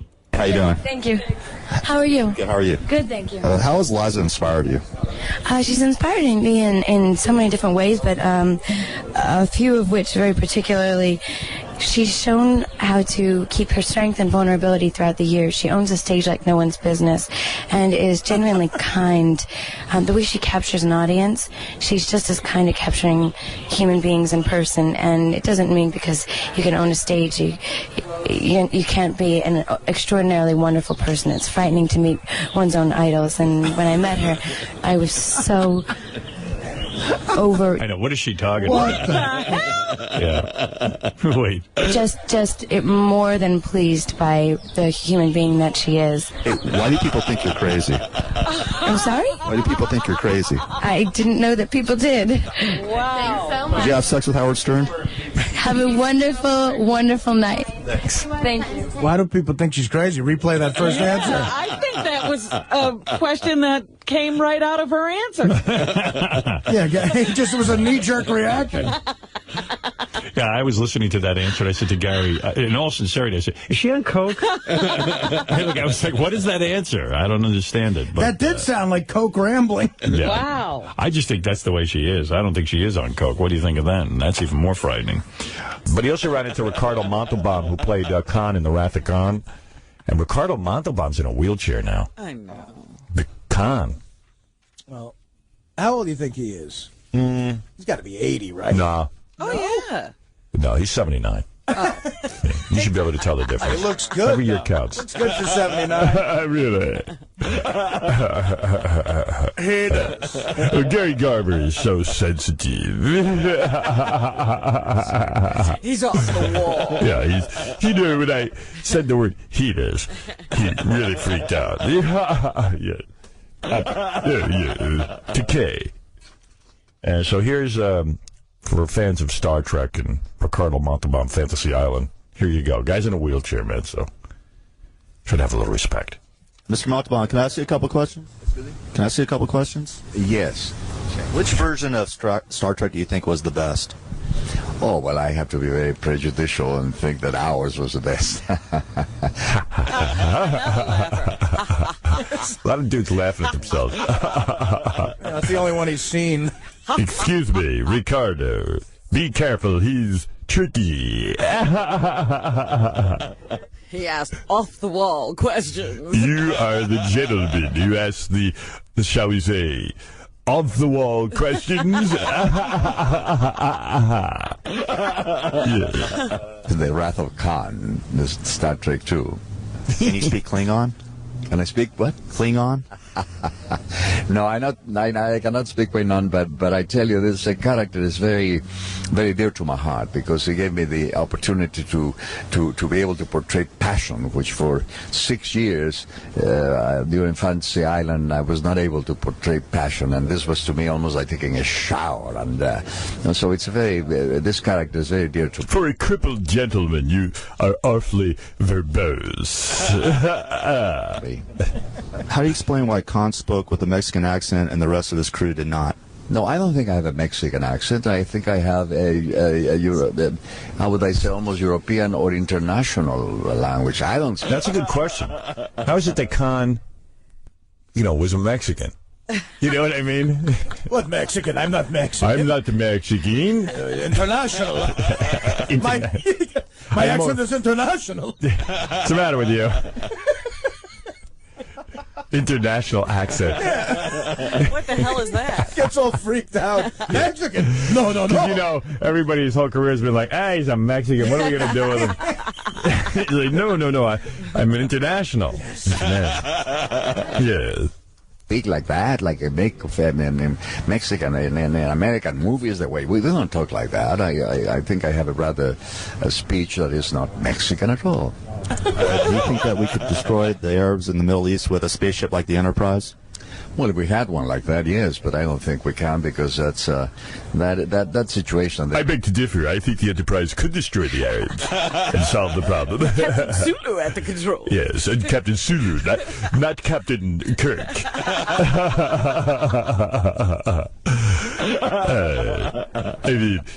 Yes, I really do believe it, though.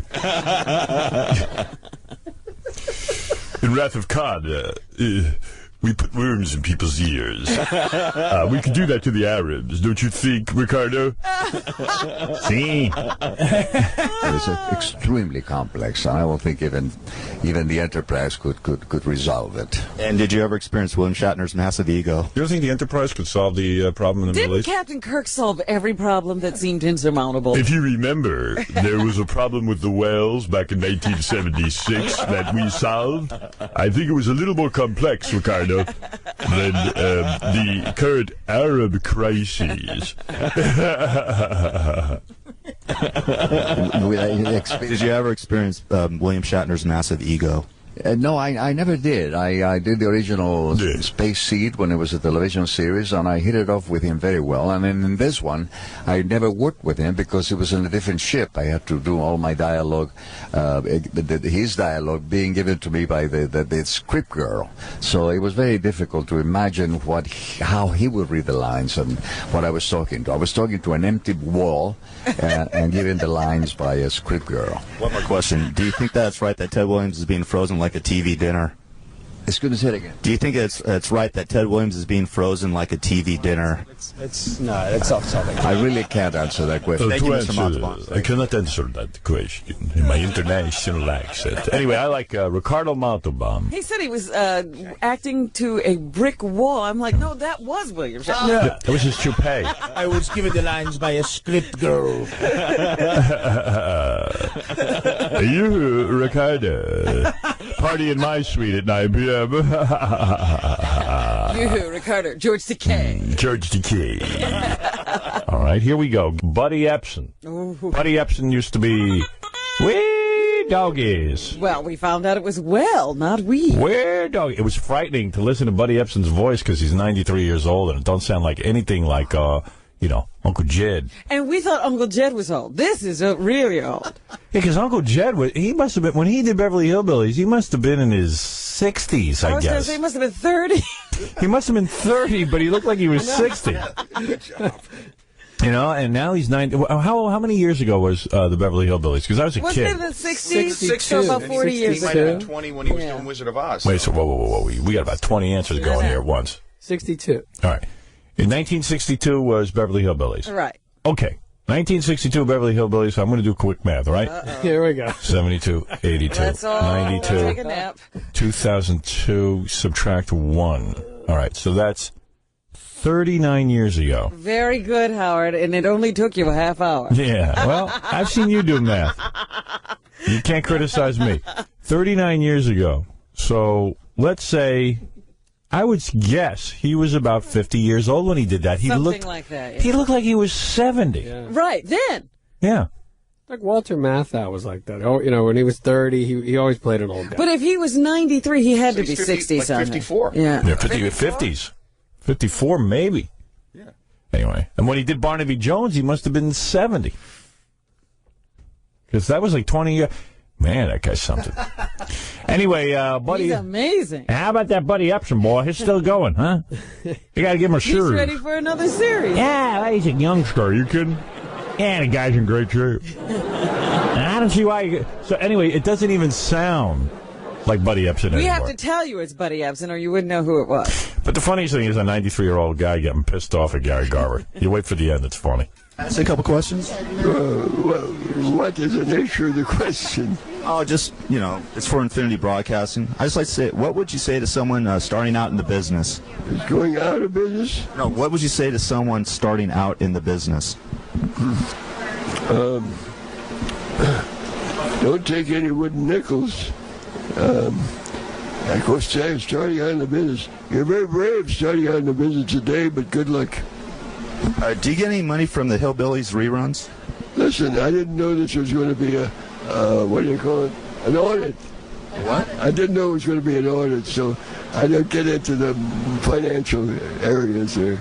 Do you miss... Who are you taking this for? Infinity Broadcasting. We're a syndicator. For the IRS, okay? We're coming down on you. Do you miss Granny? Listen, these are... yes, of course I do, but... am I going to be interviewed? I prefer to be not as tired as I am right now. If you're giving some good answers. Well, that's okay. You're giving me some good answers. Hey, can you say "we doggies"? Well, you have to pronounce it correctly. You're calling it "we doggies." It's W-E-L-L-L. Well, doggies. Oh man, I'm gonna throw up. I'm gonna throw up from the phlegm in his throat. I know. Oh. Oh, good Jed.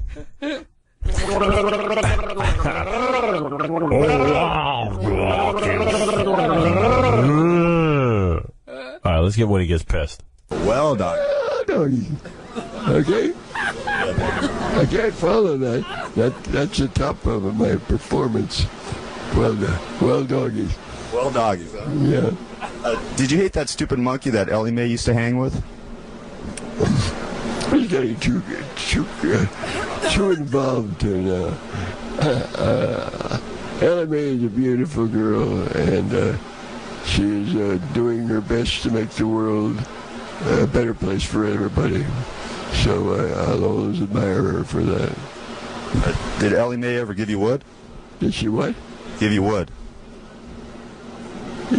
I wouldn't answer that question, buddy. What is it that you're asking? Well, did you like her? Did she get you hot? Get out of here with you. Thanks, buddy. I appreciate it. Buddy. How do you call a 93-year-old man buddy? Hey, buddy. Hey, you're my buddy. Hey, good buddy. I wonder who that woman is with him. That's his wife. Is that his wife? I think so, yeah. What are you asking? I asked if you ever got any wood. Get out of here.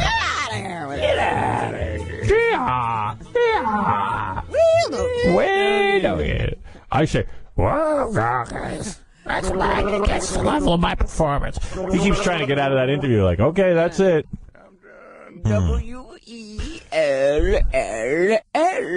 Good thing we didn't get to the real questions. You know what I mean? Those were the warm-ups. Oh, I love that guy. That's beautiful. All right, here we go. Gary Coleman with Gary Garver. You know who Gary Coleman is? Of course, he's the little kid from Different Strokes. Right. Who's now not so young, but he's still little. He's now a security guard. He has a very funny voice. That's it. Julia? Oh, that's Julia. That's the Julia phone call, which we'll be hearing in a second. I hit the wrong tape. Hey, Gary, how you doing? Hey, how you doing? Good, how you doing? I hope man? you spelled that Gary correctly. Yeah, G-R-O-Y, right? Yeah, G-A-R-Y. That's it, man. Yeah. What do you think of the bombing of Yugoslavia? The bombing of Yugoslavia. Well, to me, in my mind, it's just another Vietnam. I think we have about as much business over there as somebody from Russia has business over there. Do you think there would be a black president in the United States? Hey, that would be pretty cool, but the likelihood in my lifetime is probably not. Who would make a good black president? Well, I've always liked Jesse Jackson. I've always liked him. I'm just sorry he's not running. Why were there no black Oscar nominees this year? This is a serious interview. I like listening to his voice. I like the music in the background. Yeah. What is that? We should ask him if we ever think there'll be any short, like, black midget presidents. All right, what question are we up to? I don't know. I forget. What is it again? Black Oscar. A black Oscar. Oscar winners or My guess is as good as mine, probably because it wasn't that many great films with great black parts in it. That's the only thing I can really say. Do you think the media treats blacks fairly? Depends. It depends on what wild weed the media has up their butt that week about somebody. How do you feel about the police? The police are all right. You treat them well, they'll treat you well. Have you ever been pulled over because of your skin color? Oh, hell no. And if I did, I didn't know it. What's your favorite white person? Yeah, Christy Sexton, my co-host on Real Previews. What the hell's that? He must have some internet show now. Wait, Vay. Wasn't he like the #1 kid on television? Yep. Now he's on the internet. We gotta go. I gotta take my position over here. Well, let me ask you one more. Would you let Eddie Murphy smell your feet? Oh, no. No. I think his wife would object to that. Thanks a lot, Gary. You're welcome. All right.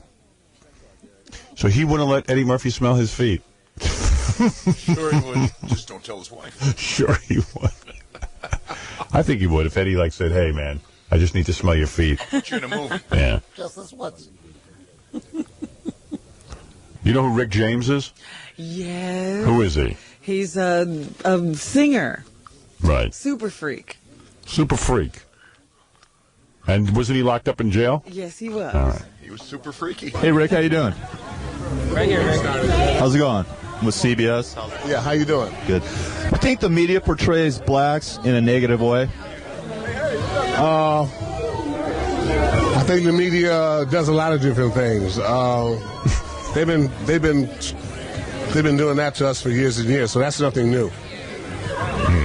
Do you think Louis Farrakhan was poisoned by the government? Do I think what? Louis Farrakhan was poisoned by the government. No. Are you attracted to Monica Lewinsky? My wife would kill me. No. He's married? Oink, oink. Who's your favorite white person? My favorite white person? You are. Thanks a lot, Rick. No, my wife, but she's not all white, so. Would you let Eddie Murphy smell your feet? Yeah, I would. Super freak. He's the super freak. He's the only honest one. You know, every one of those people there would let Eddie Murphy smell their feet. Imagine Eddie, like, in a car with Rick James. He goes, let me smell your feet. Take off your shoe, man. Sure, man, no problem. Stick it up here. Let me hold your feet and just smell them. Hey, Howard? Yeah. I don't know if you heard, but when he was asked about Monica Lewinsky, you were talking. He said oink, oink. Yeah, P-I-G. So I heard it. Wasn't that profound? What do you think that transvestite was doing in Eddie Murphy's car? I have no idea. I don't even believe it. It's unheard of, and it's something you white people created for a laugh. Ooh. Oh, there you go. Well, at least the government didn't poison Louis Farrakhan. He's saying that the charges about Eddie Murphy Made up. was made up by white people? Yes. Wow. What if he's right? Why would white people make that up about Eddie Murphy? Because you portray blacks in a negative light. Wow. It happens. So you mean Eddie, when Eddie was like pulled over for that and everything, none of that existed? Nope. Wow. He wasn't even pulled over. He wasn't. He was at home in bed that night. Really, man? Wow. He's such a threat, you know. Yeah, where's your proof? Will there ever be a black president? Yes. Why is there a rift between the black and Jewish community? I have no idea. Jews are part black. They originated black, so, you know. Are they going to pin that on Jews? Don't they have enough? Now, anyone who didn't hate them will hate them. Jews are black. Oh, no. I can't tell you that one. Thanks a lot, Rick. All right, Rick James clocking in with a lot. Well, you know, Rick had a stroke. Right. Remember Don Adams? Who is Don Adams? Don Adams was Get Smart. Oh, okay. He was the waiter. And Tennessee Tuxedo. Don Adams was the waiter at the party? Yeah. I didn't realize that. Oh, Fred. Hello, Mr. Whoopi. 99? Well, what was the name of the, what was the name of the agency that was against them? Chaos. Chaos, right. Chaos. Yeah. Howard, you know Get Smart, yeah. You know what's interesting about this? What? Remember how Don Adams was, on that show he was so sharp and so quick? Yeah. They slowed down a little bit. In fact, it didn't even sound like Don Adams. How old is Don Adams? I guess he's got to be up there, right? Old as Jackie, at least. That's funny. Right, here we go. No, the other tape, Howard. Okay. Whoops. Mr. Adams. How you doing? I'm with CBS. How are you? Hello. How are you? Uh-oh. That's Don Adams? Don Adams. Hey, now. His voice is gone. Oh, that sucks. But can I? I always liked Don Adams. Can I promote ahead, Howard, and tell you that there's somebody on this tape that makes Don Adams sound good? Really? That would be Jack Klugman. Okay, wait, let's hear. Oh, you got Jack Klugman? Yeah. Hello. Yep. DJ. Who's here this evening? Dumb question? Well, it's pretty obvious. We came to see the Academy Awards. If you weren't in show business, what would you be doing? I don't know. I don't know anything else but show business. Are there too many Jews in Hollywood? I'm sorry? Are there too many Jews in Hollywood?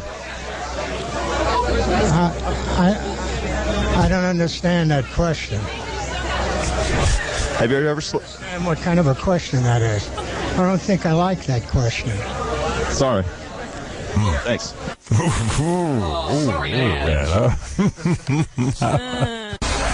100. Howard 101. Long lost souls from the Howard Stern Show. Howard Stern's From the Grave. Hosted by Sam Kinison. Straight from hell. You know, I'm sure a lot of you geeks out there were pretty upset when James Doohan died in 2005.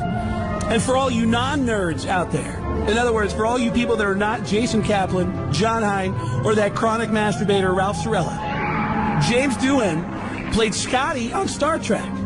You know, the guy with the Scottish accent. Keep your fucking hands off me. Turns out the guy was fucking Canadian. I always thought he was Scottish. Fuck me. I got a favor to ask of James. Hey, Mr. Scott, hey, can you beam me the fuck out of here? It's hot as hell. Jesus, I've got swamp ass. Oh! I hope he heard that. Here's James Doohan on The Stern Show from November 20th, 1996. This is the Howard Stern Show. All right, I'm very excited to welcome to our show James Doohan. It's not Doohan, it's Doohan. I never knew. Spelled. Doohan. Wow, let me look you over. Look at that. Holy cow. Man, look at that. It's Scotty in the flesh. How much time have I spent watching you on TV? It's outrageous. It's outrageous. Way too much time. Thank you. Wow, thank you. First of all, if you would read James Doohan's book, you would learn that he is a war hero. Is that right? That is correct.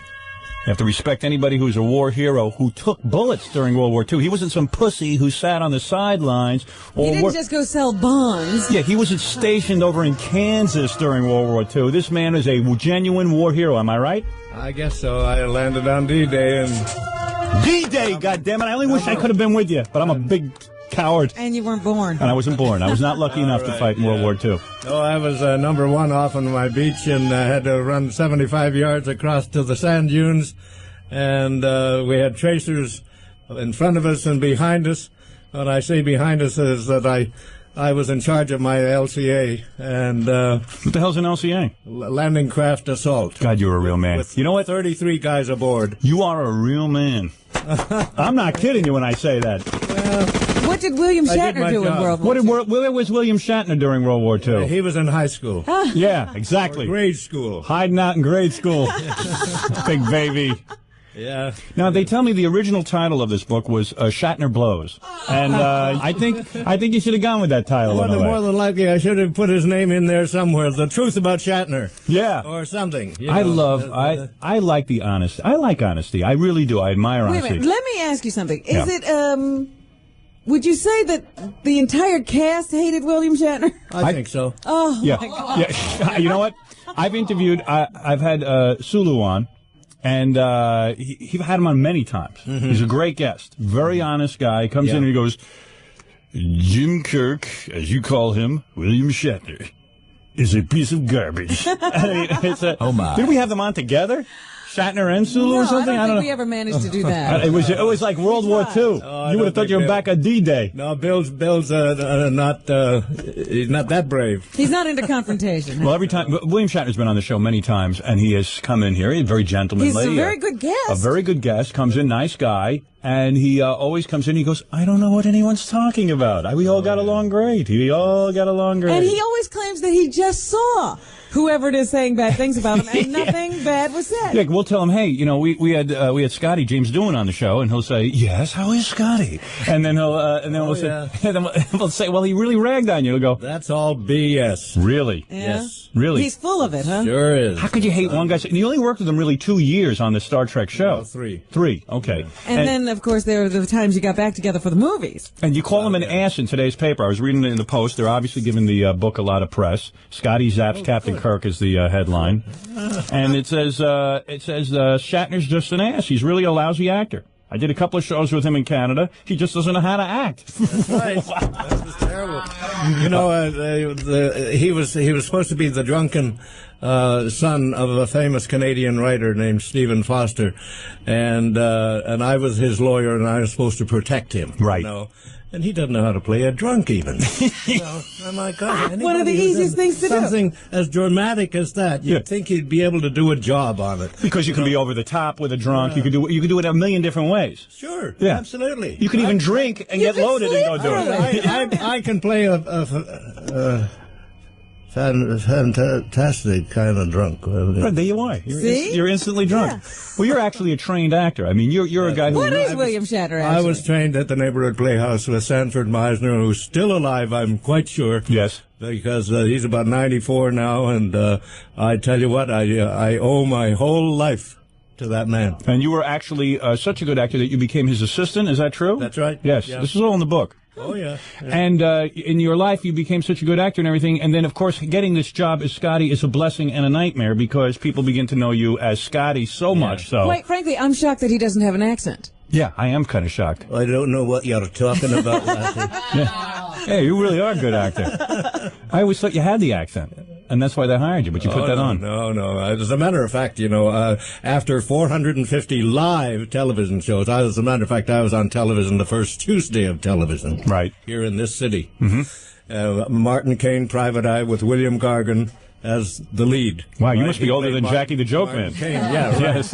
And I've done 4,000 radio shows, 450 live television shows, 120 stage plays, and only once before did I ever do a Scottish accent. Is that right? And that was in one episode of Hazel. That's unbelievable, because I always just assumed you had one. Now, I understand they're thinking of making a final Star Trek movie called Star Trek 7, A Search for Somebody Who Likes William Shatner. And I understand that you've already signed for that for millions of dollars. And it will be a long search, and they'll never find anyone. Were you dying to go public with your feelings about William Shatner all the years that you were but you were doing movies with the guy. I guess you had to keep quiet. Well, no, it's a question of, I just tell the truth. Right. That's all. You sat down to write this book and you said, I'm going to tell the truth. Yeah, but why wasn't it ever said before? Because you're working together. How can you say it before, right? Is that true? Well, no, I said things like that long before, We never heard them. I mean, I do it with the gesture, it's like he would say something, I say, oh, God. Did things get so bad that you couldn't even, talk on the set and stuff? Absolutely. Really? You don't talk to him. Try not to. Really? So, if you... Okay, let's get off the subject of him. Really? I find it fascinating, though. Well, that is fascinating. I mean, I'll get to World War II and all that, but it is... You know why it's fascinating? My wife doesn't like me to do it. People like the honesty. They're so tired of tuning in, let's say, Entertainment Tonight, and everyone goes, oh, what a wonderful man. Meanwhile, the guy's a hatchet murderer. Yeah. And I loved him. Everything was wonderful. You can't even find a celebrity willing to go on Entertainment Tonight and say that O.J.'s guilty. Yeah. We all know O.J.'s guilty, but they won't say it because they don't want to offend O.J. even, they're afraid of. Right. You understand what I'm saying? Yeah. So when somebody comes out with something of a revelation, because we're so used to a sanitized interview, we're so used to a guy who will come on and go, oh, Shatner's a wonderful guy. Meanwhile, you go, oh, he sucks. You know what I mean? Yeah. This is what's fascinating. So I disagree with your wife only in the sense that it is fascinating to hear somebody speak openly and honestly about a show we all know so well. I'm sure she feels the same way in reality, but she just doesn't want me. I see. Was it that he hurt you? Is that it? He hurt you? What did he do? Yeah, but she figures it lowers me. Really? Oh no! Are you kidding me? I hold you in such high regard now. It's unbelievable. I love turmoil. I love honesty. But we're just talking about what happened on the set. Yeah, right? I'm dying to know. I'm dying to know. So you're saying you go into it pretty deeply in your book? No. You don't? No. I would have ragged on him. I for do at what least she 50. wanted me to do. You took the high road? I just I say it and that's it. Really? So you never had any affairs with any of the women on the show? You never got Uhura? No. Really? I dated them a couple of times. Did you? Leslie Parrish, the gorgeous girl. She was. Which one was she? Oh, she was in remember the Greek god? Yeah. Oh, that whoa! girl. She was a brunette, wasn't she? Was she a blonde or a brunette? Brunette. No, blonde. You got her? Blonde. You got her? Yeah, I didn't get her. Oh, no, I you know just what I mean. Dated her. Oh, dated? I just dated, yeah. And then the belly dancer on The Wolf and the Fold. Oh, I dated her a couple got of her? times too. No, I didn't get her. You're kidding me. I was. Oh man. I was a gentleman. You were? Yeah. That was a great But show you know for what? people. Yeah. Everybody was getting The thing was together. that I really liked those girls. You know what was great about that show? If they weren't dating you, they were dating Shatner or Sulu or somebody. Everyone was Somebody dating got somebody. everybody. It was I a nice. don't think so. No, really? No. What happened? I don't think Leslie Parrish or Tanya Lamani. I don't think so. No, Man. I don't think they would probably, like Diana Muldaur said, they'd probably shove Bill off like. Oh, good. That's probably why you liked him. You know what Diana Muldaur said? What? Didn't you hear? No. Didn't you read it in the No, book? what did she say? He was down at the end of a long table talking with her, trying to get her. Yeah. Yeah, right. Yeah. And she said, "Oh, you little man, if I wanted to." Yeah. If I want to have sex with you. Anybody. Right. It would be James Doohan. Really? Oh. You stud. That's in the book. I'll read that. How you talking? So, in Beam Me Up, Scotty, your new And book. I never dated her either. You didn't? But 2 or 3 years ago, Well, she was on a cruise with us, a Star Trek kind of cruise, right, and everything else. And is this and with those She fans? reminded me of that incident, and I said, "Yes, dear." I said, "I have loved you ever since." Yes. Can you have sex with you know these Star Trek conventions? The girls are so wild. You could have sex with the Star Trek fans, but they're mostly guys, aren't they? At these conventions. No, it's a lot of girls too. There are a lot of girls. Because James Dillon was quite a ladies' man. Is that true? Yeah, he's been around quite a bit. When did he get married? He's been married 3 times. Oh. Yeah. This wife who's telling him not to talk about Shatner, she's wife number 3. New. Oh, yeah. Hey, now. And the last one, and the best. Really? By far. Oh, man. Well, you've certainly had enough of your share, I'll tell you that. It's something else. Really? Yeah. Well, I'll tell you something. You're a lucky man that way. I've been married to the same woman 20 years. I've never really sampled my fame, if you know what I mean. Oh, yeah. Well, he was very smart. It sounds like he was single during those Star Trek years. Don't sound that way to me, were you? Yeah, no, I was single. Yeah, he was dating. As a matter of fact, I didn't get Star Trek until after I had divorced my smart move. Wow. First wife. So your first wife didn't get any Star Trek money.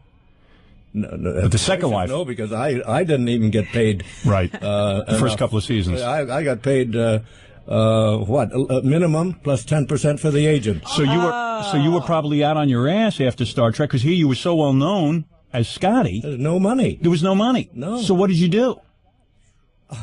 I worked as often as I could and did a lot of praying, I guess. But I also became trained in how to use the Alpha.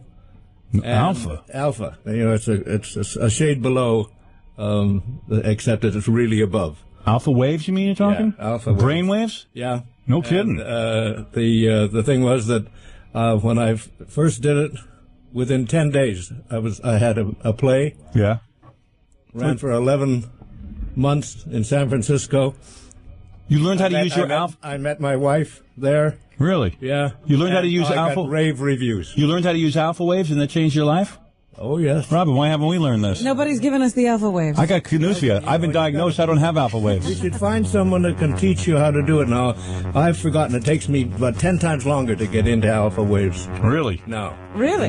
But the strange thing about it is that I was able to do it without knowing what I was doing. Alpha waves. I was able to do it when I was wounded, and my brother's wife came to visit me in hospital at on the Lady Astor Estate, where the Canadian hospital. Well, let me go back to that. So in your book, you talk about the fact that you were. Listen to this. Guy's a real World War II hero, right? I mean, you were in the war, and you're a gun expert and everything? Yeah. I love guns. I was an artillery officer. You're into guns, right? Yeah. I love them. They make me feel manly.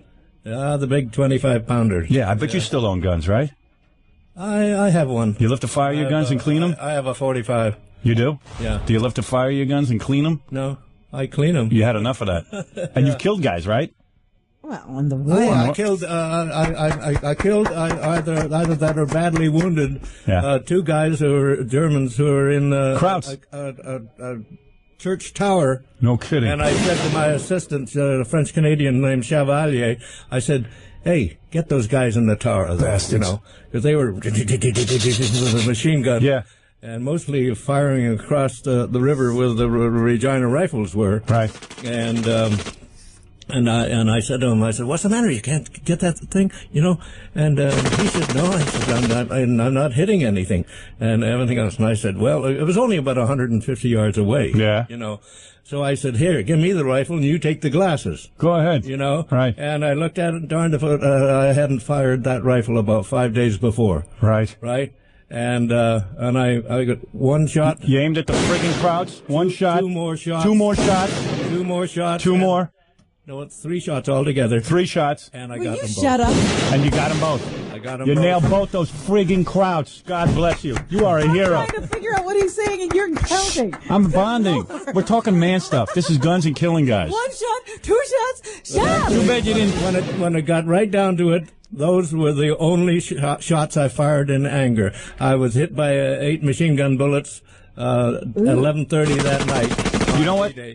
You were not only hit by machine gun bullets, but you almost died. But thanks to a cigarette case or something in your pocket, you didn't get killed. Everything valuable is right within this area, and it hit the sterling silver cigarette. You're not as good as you're talking about. I know. I'm terrific at your life story. Too bad you never wounded Shatner, right? All right? Well, you know, people say cigarettes are bad for you. Yeah, cigarettes are good for you. I hope you never stop smoking. You still smoke, I hope. I quit that about 18 years ago. But you carry the case with you, I bet. Oh, yeah. Let me tell you something, because, and I even was surprised, because I never saw it all the years in Star Trek, you lost your finger in that I had battle. three of the bullets hit that one finger and didn't touch this side or that side. Wow. I used to think you were a shop teacher because you were missing a finger, and I didn't know you were a war hero. I had no idea. You know who you were tied with? You killed 2 people. OJ killed 2 people, so you two are tied, but you did it as a hero. Please. You did it. Oh, that's true. You are tied for the record with OJ. I'd like to have 2 more. Yeah, would you, OJ? Well, that's too bad. He wants his record. That's right. So you see, they always hid that on the Star Trek. I'm surprised They made Shatner look like the heroic one. Yeah, they made Shatner look like heroic, and when in fact you were the hero. Oh man. Now you don't have anybody problems with anybody else in the cast, huh? Everybody Oh. else is cool. Oh, absolutely. Oh, yeah? Oh, Yeah. Leonard Nimoy is a terrific guy, and DeForest Kelley is fabulous. You could sit down and have any kind of a conversation with DeForest and George and Walter and Nichelle. I love them. Yeah. You know why Sulu? Sulu, George, Takei. Yeah. Yeah, as a matter of fact, I had my first sushi with George. Is that right? Yeah, the Tokyo Kaikan in downtown. Watch your LA, language. When L.A. had about 2 Japanese restaurants, now it has 1,000 of them. Did you have a war flashback when you were sitting there with Sulu? I bet you want to take him out. I'll tell you that. Those guys were no friends of ours. No friends of ours. No. Right? But I know. But George was he was an American. I know. All right, I forgive him, but the other ones I don't. I'm still holding a grudge. Don't worry. I was. As a matter of fact, I had volunteered when I did the whole thing. I had also volunteered for the Japanese War. Did you? But then the bomb stopped all that. Yeah, that took care of them, huh? Yeah. Well, boy, I was for the bomb. You weren't against it, right? It So, took a No, Even of course after not. you were I was injured? for the bomb. That stopped it. That Yeah. stopped everything. I don't know why anybody should get criticism for using it. You got to remember the times. You got to remember the time. In fact, we should be using it today. There's You plenty of can people who are nuts out there. I got But news for you. he even continued wanting to fight after he was shot? After this man took all those bullets, he was ready to go fight the Japanese. Amazing. God bless you. I'll buy the goddamn book. I don't even have to read it. I'll buy the book. Those Japs. I do have to tell you about the Alpha thing, though. Never mind Alpha. Let me tell you one last thing about World War II, because you're a hero. Those Japanese deserved to get that bomb. The way they were behaving, they deserved it. Their eyes are still half closed from the flash of that bomb. And I'm going to tell you something. God bless Harry S. Truman. Right. Oh, He's one of the best presidents You're damn right. ever had. Clinton's a pussy. Yeah. I just had to get that off my chest. Did he know about Nichelle having the affair with Gene Roddenberry? At that time, no, I didn't Did know. not know. I only learned that about 4 or 5 years ago. Is that right? Yeah. Oh, yeah. That's Well, they're pretty very wild. quiet about that. Nichelle was some sex pot, huh? I never had a black Oh, chick. she's neither have I. I've never had sex with a black woman all my years, and believe me, I'd love to. Likewise. Well, yes, indeed. Robin over there has And yet never. it was, I know, was a couple of girls that was available. Really? But What held you back? I don't know. Taboo? Family might say something? No, it's times some were different. kind of a taboo. I didn't want to hurt somebody. Really? Yeah. Because you heard a black woman, the black brother might come after you. Oh, here we go. Let me I tell don't you think something. that's what he meant. I think that's exactly what he means. I agree with you. Yeah, I'll tell you. But I'll tell you something. You've lived an exciting life. That's all that counts in life. Well, Understand you what know, I'm saying? That's what people say. That's why I even wrote this book. It's not just Star Trek. Right, I understand. You know, I talk about stories and what happened during the war and everything else. I had so many experiences during the war that, like my battle with 36 B-17s. 36 B-17s. Well, I had a battle with 36 Bs, but they were on a woman. She accused me of a few things.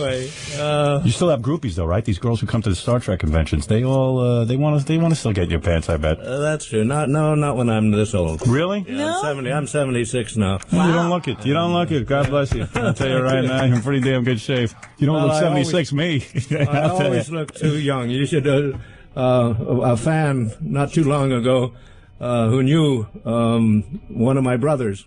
Yes. Or her father knew one of my brothers, and she brought me pictures of at a artillery camp and everything else. And there I am, and I swear to you, I look 12 years old compared to everybody else that's there. And you're like, what the hell happened? Yeah, that's it. You know, it's like and then when I was a corporal, or a bombardier, as we call them in the artillery, my colonel sent me to the general to go to officer school and everything else, and he says, he's too young looking. Really? He wouldn't have any authority and all.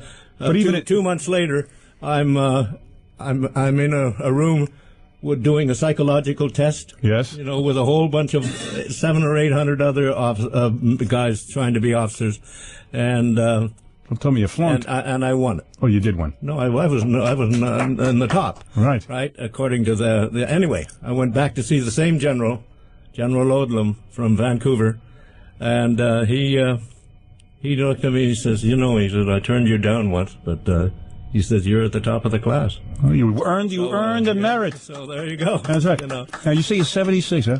And in 76, though, you can still... I'll be 77 in March. In 77, you can still go to sack with a woman in pleasure, right? Or get aroused. That's what I want to know. I want to know when I'm 77. You still... Things still work? I know 95-year-olds who can still do it. Really? Yeah. Super. I never want to stop doing it. I never want to stop doing it. If you tell me I got to stop, that's the end of it. You understand what I'm saying? Fantastic. Well, let me tell you something. Whatever you did right.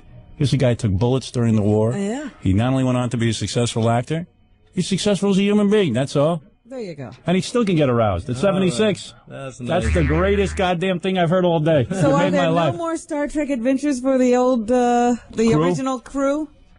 No, I don't think so. You think that's it? I think that's it. I don't think Paramount wants to make a picture of us anymore. That's why I say it's time to trash Bill Shatner. The hell with him. Get too much money. Oh, is that right? That's the way they look at it anyway. Really? So they aged you other guys out of jobs. Screw them. That's the way it is. On the movies, though, you made pretty good buck, right? Well, better than I did when I was, young Scotty. Right. And everything else. The movies were a little better. You were able to hold them up for some cash, right? Yeah. Oh, super. Well, that's good. Yeah. Oh, yeah. But also, the thing is that I do a tremendous number of personal appearances. Like, last year it was 35 weekends. No kidding. The year before that was 42 weekends. That's the highest I've ever gone. And that's where those Star Trek nerds all come up to you, and they got to have your autograph. But I don't call them nerds. You don't? No. Between you and me, they got serious mental problems. You know what I'm saying? You know what I'm saying? Them, but they have a problem. Yeah, I don't want you. Listen, you don't have to say it. That's how you make a living and everything. It's a good buck. But these kids are definitely disturbed. They got to find a life, for Christ's sakes. You understand what I'm saying? Dressing up as Scotty and beaming across the goddamn universe. I don't know. I tell you, Howard, to me and the fans, it's just one great big love affair. It is. Yeah. You love your fans. Oh, yeah. You're a good guy. Listen, the new book, it is Star Trek Scotty, in his own words, James Doohan. And he gives you stories of his life, and little did you know that this man was a war hero. He just not some done guy. a lot more than just play Scotty on and TV. he is a trained actor. And he don't have some friggin' Scottish accent. How's that? That's the biggest shot. What are you talking about, laddie? I can do that anytime I want to. Let me see if I could do that. Yeah, come on now. Hey, what do you say there, laddie? You son of a bitch. Hey. What do you think of that? How's that for acting? Right, you sound like you're from Long Island. Yeah, that's Long Island Scottish. I'll tell you something. God bless Star Trek. It's a great show. Yes. You did a great job on that show. Thank you. Star Trek is like the fans. They all go up to these conventions. It's great. It's like the Grateful Dead fans. It's unbelievable. It's unbelievable. In fact, the Star Trek fans make the Grateful Dead fans look like a Harvard graduating class. Right. Let's put it that way. You know what I'm saying? And I was going to say is that from last February, I've already been to Europe this year 6 times. You bring your wife with you, or you go solo? Oh, she was with me 3 times. What was she, a model? And you know what she did? No. She's a young high school girl She is? Oh, super. Not now. Let me tell you something. I like May December. 22 and some years. Right? She's not. Oh, I thought you married a young high school girl. I said, now you're talking. I did. Oh, you did? But after she turned 18. Oh, I see. How old were you? 50. I love that. What's wrong with that? I'm doing that. I love that. Jesus Christ, I got to applaud you. Not for World War II, but for that. Let me tell you, though. Oh, that's beautiful. The first trip, last May, we went to London. We were there for about a week. Yeah. And one of the first things she did was she went and rented a helicopter and flew over Heathrow at 500 feet, and then went down the Thames at 500 feet, and back up the Thames, stopped, handed the controls over to another pilot there, and she said, I just wanted to take a picture of the Parliament building. Your wife sounds wild. She's obviously very much in love with you. Wow, she's just a fantastic helicopter pilot. Let me tell you something. You sound like you got a good woman. She must be a hot number. Oh, she's great. Oh, yes. Well, obviously, she's very satisfied if she stayed with you all these years. I'll tell you, you might have only 4 fingers, but they obviously all 4 of them work. Am I correct? Am I correct? Well, you know, some people say that they think I wore this one out. Yeah, absolutely. Now listen, go buy the book with the great James Doohan, everybody. Thank you. Thank you. And we'll beam away for just a moment and be back with the news. Yeah, are you serious? That's true. And Jim Florentine got to fuck her? Ah, the fucking jerk. Yeah, okay, we're back. Hey, folks, this is Sam Kinison, and we're back from the grave. And now, folks, it's time for something special. A man who fucked more women than breast cancer, it's Wilt Chamberlain. Wilt Chamberlain was one of the most dominant players in NBA history. MVPs, scoring titles, rebound records. He scored 100 points in a game. Incredible career. But for us non-sports fans, Wilt is going to be the really tall guy who banged over 20,000 women in his lifetime. 20,000! Jesus! This guy's bathroom looked like a layup drill! Oh! I mean, let's break that down. If he started fucking at, let's say, 15 years old, that means that he banged on average 9 girls a week, which breaks down to 1.34 vaginas a day. God! It's just like, I mean, women would just come to him, hi, Will. Hi, I'm a big fan. Yeah, baby, let's fuck! Let's fuck! Oh! I got a quota to make! Will Distilled, a hero among men. Howard had a ton of questions from when he walked into the studio on February 12th, 1997. Did I say walked in the studio? I mean, he done! And stuck Robin in the face! Check it out. I want to get Wilton here because Wilt's written another book. He's a pretty fascinating guy to me. This guy, Wilt Chamberlain, actually in his book he apologizes to women. Yeah, I think he's sort of like rethinking that whole I slept with 1,000 women thing. I dug that he slept with over 1,000 women. I'm jealous. Yeah, but he's not trying to get in your pants. I know. I think it's affected him. Yeah. You think like after that came out there was a lot of fallout? Yeah. Let's get Wilton here. Find out what happened. In fact, Wilt, like, people have asked him, why aren't you used as a commentator in basketball games? And he says, because I'm too goddamn opinionated. They don't want to hear that on TV. Why not? I love opinion. Yeah, you love it, and the world loves it, but the networks don't love it. Yeah, there's the man. Watch your head, Wilt. Yeah. Watch your head, man. I love that he's so tall. He's the only guy who has to bend down to get in here. Yeah, be careful. There's lights and everything, man. You could really take the top of your head off. Boy, Wilt, is that tall. Man, are you tall. I think he's one of the few guys who doesn't lie about his height. No. Okay. All right. Okay. Hey, Wilt. Yeah. So, I mean, I got a million basketball questions for you, but I did think it was interesting that you apologized to women in your new book. Well, I apologize. Does he start off the book that way? First, let me apologize? Well, no. I apologize to the women I know. Right. And the women I have known. Because and there's 1,000 of them. Because, no, 20,000 was the number. Oh, that's right, 20,000. 20,000, yeah, right. I knew. Underestimating you. Sorry, man. We're saying here that they are, the women I've known and know, they are not a number. Right. Much more than their ladies, and they were not to be treated as a number, so I had to apologize. I want to apologize for that because I see them as beautiful people and not a number. Right. Understand? So that's all. Although some of them must have been sort of like a number. Oh, they were definitely numbers. Yeah, that's what I'm saying. And I'm saying it's sort of like numbers. I was trying to say, how could you not? Because when you move through that many women, and sometimes it's like you got to, they're only kind of a blur. Howard, I need your influence to maybe help me to get a certificate from the Board of Education. Yes. Because now when people see me walk, I have done more for mathematics. When they see me, they go, oh, that's 20,000. Let me see. He started when he was 10, and he's 55 now. Let's see, that divided into 7, or they go for Well, the division. number has to be higher now, though. Yeah. Well, every time someone sees me with a woman, they say, oh, that's 20,001. Right. So I look at him and go, well, it's So been 5 years. Actually, you could, if they taught math based on the life of Will Chamberlain, kids would be more interested because it would be like, okay, if Will sleeps with 10 women a night a day, that's right, exactly. And then he divides. That's what everyone's doing, not just Will kids. Chamberlain is in California, and he needs to be in New York. How many women will it take? Yeah, right. Robin. 444, am I right? See how good I am at math when it comes down to women? Exactly right. So you make this apology because things must have dried up for you after admitting to the 20. No, I'm wrong. I don't know a thing. See, there's always two sides to every story. You know, some women say, look, that guy is a real SOB. Right. And, and a womanizer and all this. First of all, a man is never a womanizer because who makes the final decision in those things? It's women. That's right. So I'm the most used man probably ever. Absolutely. right. They're manonizers, those women. That's right. If you're there for the taking if someone wants to partake. Exactly right. That's right. Oh, that's a very good attitude. Have you ever gotten married? Married? Hard word. No, I have nothing against. My mother and father were married for 49 years before my father died. So, I thought you were going to say before my father wised up. Yeah, right. No. Which may be the same thing, though. Right, you never know. He didn't wise up, he died. Was your father a tall man? 5'8.5", the tallest in his family. Right. Until my older brother came along, then I came along and wiped the thing all away. And how tall was your mother? 5'10" almost. See, that's interesting because like my father was considered tall for his day. He was 6'2", and my mother was 5'8". Yeah. But I'm this giant 6'5". Yeah, how'd that happen? I don't know how it happened, but my grandfather was supposed to be 6'8.5", understand? You never saw your height as a burden? Never, no. Right. No. Now, you said you started having sex at 10?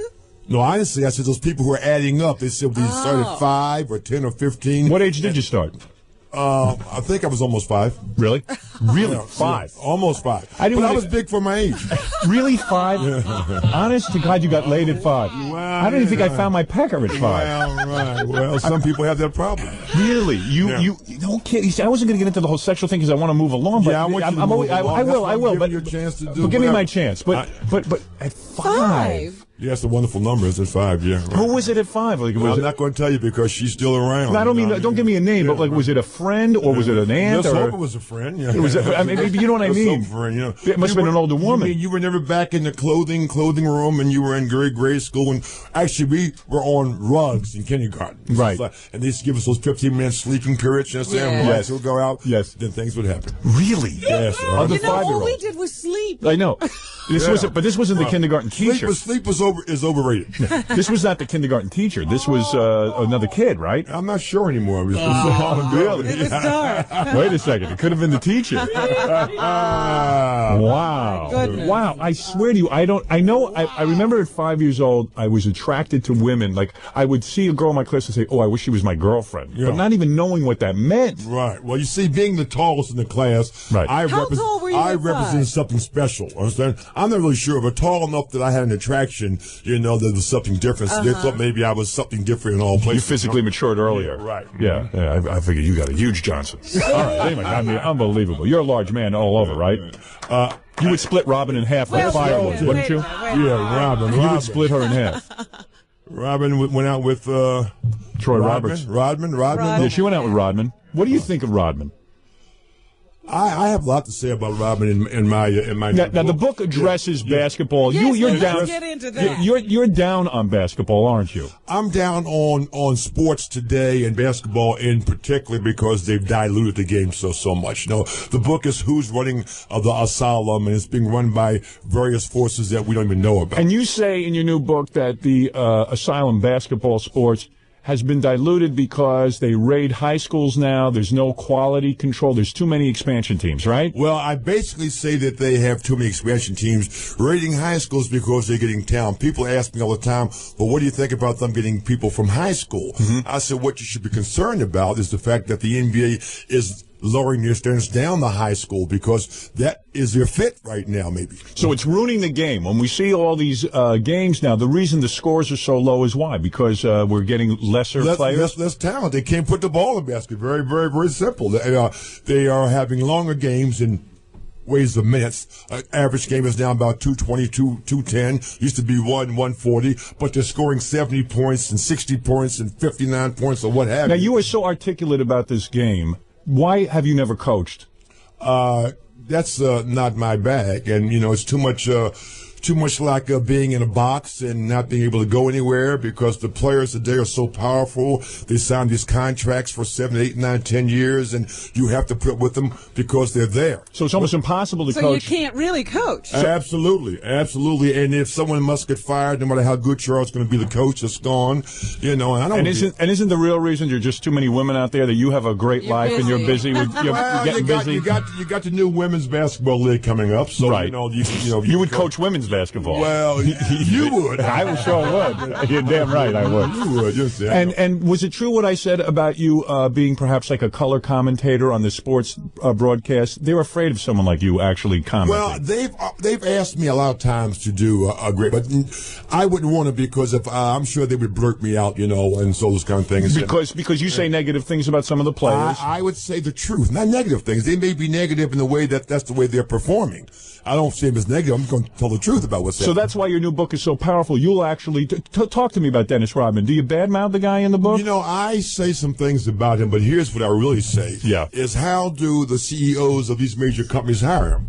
I mean, how do they use him and stand him up as a representative to be their spokesperson? Say for endorsements. Yeah, for endorsements, because when they do that, then they're telling all the kids in America that, look, if you be like this, you can, eat hamburgers on television or whatever hell. So when you see that, you say, hey, here's a guy who's a poor role model. Why would I want him representing my company? Yeah, why not Jerry Rice or someone of that particular nature? Yeah, I guess because they're just the guys who fall into the back. So it's almost like it's good if you go out and kick a guy or something. Well, that's what they seem to be saying, like when Nike dropped him from his contract, Converse picked him up. Right. So what the first thing he did with his Converse, he kicked the guy in the, where? The nuts, yeah. Yeah, well, at least Converse, I guess got some play on it. I see. And when you see this, were you a guy who got a lot of endorsements in his time when he was playing I got baseball? a lot of endorsements in my time, so I really cannot complain. And what about when you see a guy like Michael Jordan? Do you ever say to yourself, am I better than? Do you consider yourself? Yeah, is he better than you were?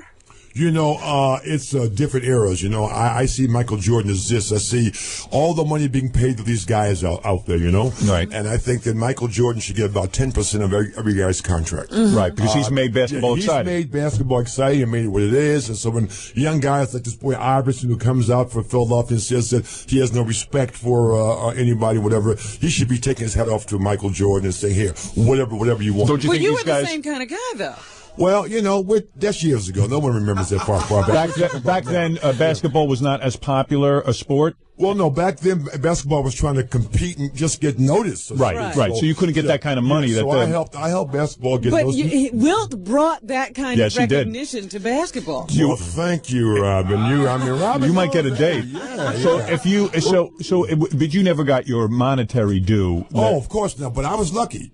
If I didn't get my monetary due, think about what the other guys got. Right, they got nothing. Because I got 10 and 15 times more than they ever got. Yeah. What was your biggest year that you got paid? My last year in 1972-73, I was reportedly making $450,000, but I came in reportedly making $30,000 or $50,000. So was it that true that you were making $450,000? No, there was a few things going on there, but I made all told in my basketball career, I probably made about $250,000.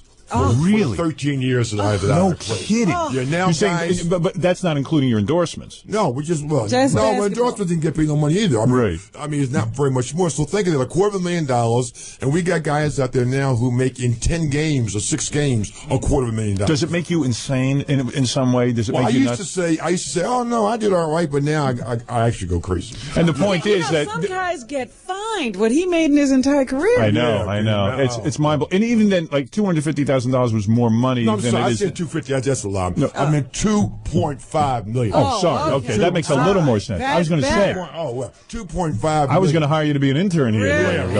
I said, I'm man, sorry. but you invested the money and you did okay. I got lucky. You know, I got lucky. I had some good people that were around me and looked after me, made sure that I took care of my longer lock self, and here I am. Mm-hmm. And with all those dates that you go on, you need lots of cash. True. Well, you don't need it all on dates. Taking you out at this Well, point. no. I was raised in a way that men take women out. I see. I see. You know, Right. and try to take them to nice places to do things. People are on me about women and so on and so forth, but short relationships, as long as they're good, are great relationships. You're damn right. I'm for that. So I'm hungering for that. Yeah, I'm hungering for that. But I want to say, I'm hungering. I want to say congratulations to you for best man and wife thing and all that. Yeah, thanks. I'm real happy about that. Hey, listen, the most romantic couple. Don't you love it? It's always guys like Will who congratulate you. Yeah, I know. Yeah, hey, great, man. If you can handle it, fine. Well, but I want to know, though, really, how, for 13 or 14 years, how's it possible to, you know what I mean? Have you ever been in love?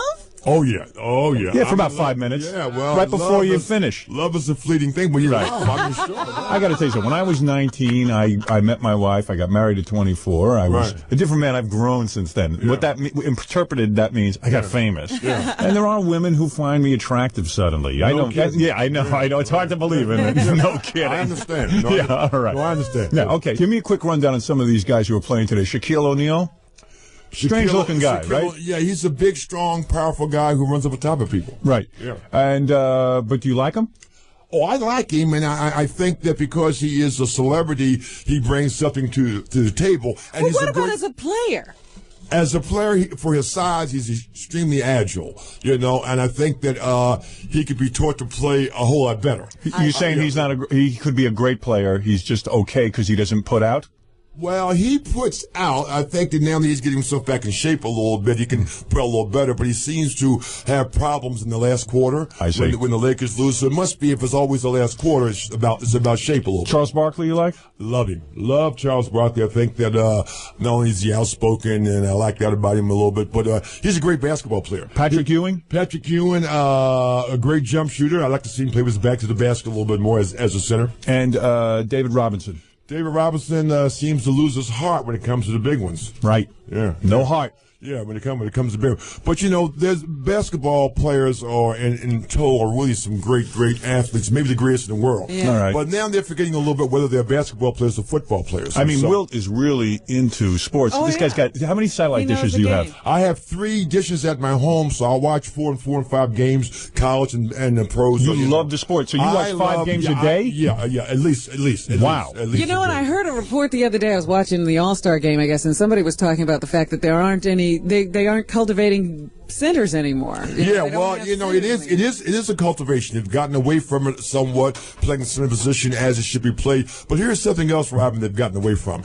Letting these basketball players do their things completely. Only the stars, like a Michael Jordan or those guys, get a chance to play the whole complete game. Right, a lot of these guys are specialists. Yeah, specialists. Yeah, they just out there blocking shots. Yeah. He's a specialist. And, when we learn to play basketball, you learn to play the whole game. It wasn't enough for you just to be able to rebound. Right. You had to get the ball in. And that's why guys like Charles Barkley are so wonderful. Because they're well-rounded players. Well-rounded, absolutely. Now, I'm trying to picture your life now. With the satellite dish, you're busy with 5 games a day, which is, each game takes some time between halftime and all that kind of, and then the women. So that's pretty much it, the game and pretty much it. No, I have some other things that are in my life, and they really are. Like porno movies? I mean, do you ever watch those? What about? I don't have time for porno movies. Here's an interesting thing. You starred in Conan. With Arnold Schwarzenegger, and Arnold has gone on to this great movie success. Do you ever feel envious or pissed off that they did not tap you? I feel pissed off. Good. Let me hear that. Well, because I had a chance to kill him in the movie. Yes. If I had knocked his butt off, then it's going to be me getting those parts right there. I see. But do you ever feel like, where was my acting career? I did as good a job as he did. Yeah, I feel that all the time. Maybe you can, I see.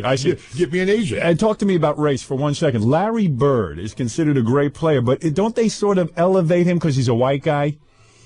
Well, I think that may be in the minds of many, but this man also was very, very talented. I think he epitomized what a forward is supposed to do, and especially in the game that he played, because he was technically correct. He was a correct type of basketball player, and most people today don't play the game correctly. I see. And he did.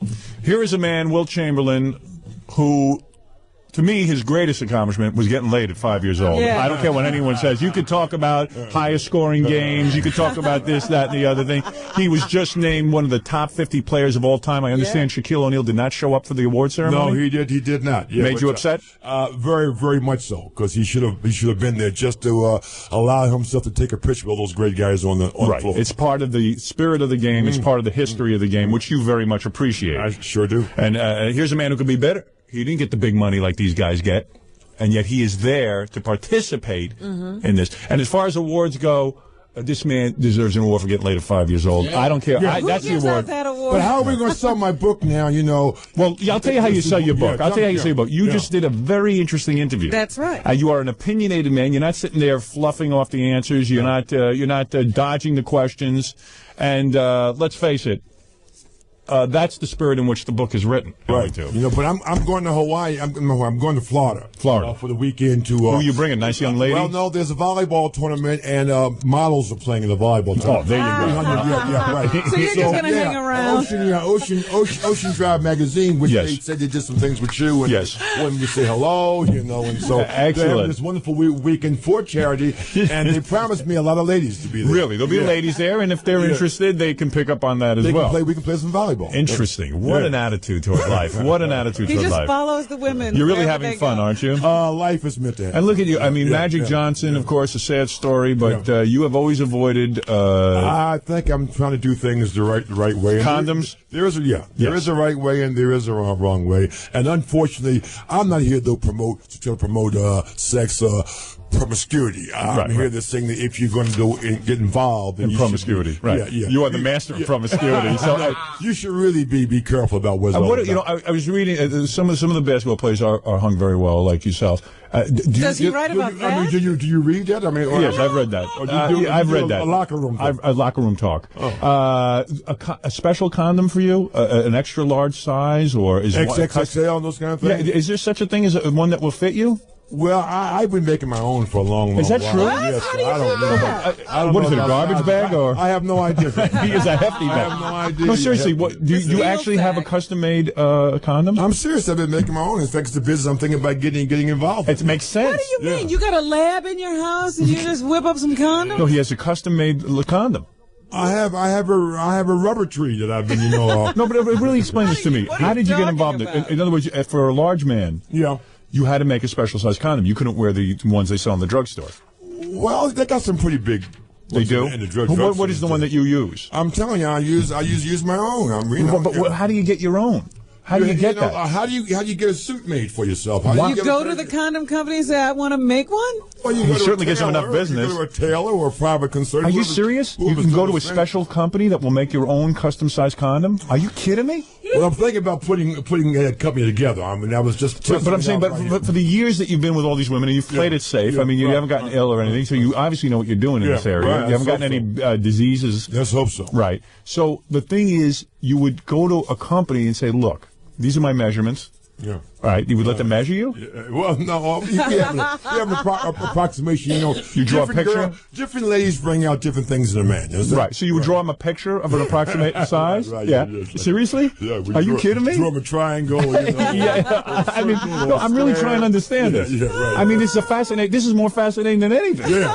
Right. I mean, how people get through life. Like you would give them one of these things and you'd say, "Here, give me that." There you go. Right. You draw that. Right. Exactly right. Is that really true? It's like a hand. It's like a handprint. Right. But normally those pages they have are not really big enough. I see. So it's like you get poster board. Seriously, you go to a company. There's a company that you know of, and they would say to you, "Okay, we'll custom make these for you, Mr. Chamberlain. Yeah. But what we need you to do is order a certain amount." Now, you go through thousands of these things a year. Oh God! You have sex twice a day?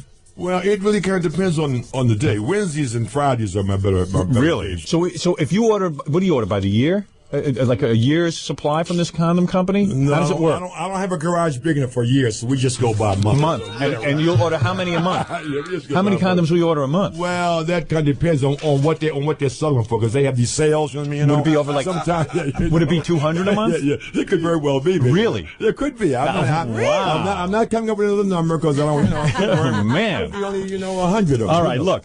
Who's running the asylum? I think Wilt is. That's the important thing with it. And believe me, there's some really. The thing about the book, really, Howard, is that we try to highlight what's going wrong with sports today, but what we can do to fix it. Right. See, and the whole thing is to try to be constructive here, and there are many, many things that you as an individual can do or as a group can do to help out what's happening here. I admire you. You're honest, and you also give intelligent opinions, and you're well. You thought this thing through. It's not. Yeah, because it's like a domino effect. People who are not even involved in sports think they're not affected by maybe Shaquille's $120 million, but when their doctor goes to the games and takes his family, and the ticket prices are like double and triple, when they go back to get their bill the next day from their doctor, their bill may be double and triple. Inflation. Yeah. You got to be happy though that players are getting these big salaries in some way. Because why shouldn't the player get it? Why should the owners get everything? They're the attraction. They're the stars. They're the performers. But remember this though: it was these owners who gave them a chance to be that. Well, okay, but they're doing fine. No one should cry for the owners. Wilt Chamberlain, one of the greatest basketball players of all time, just voted into the top 50 basketball players of all time. Yes. And literally, I would say, you would be in the top 5, right?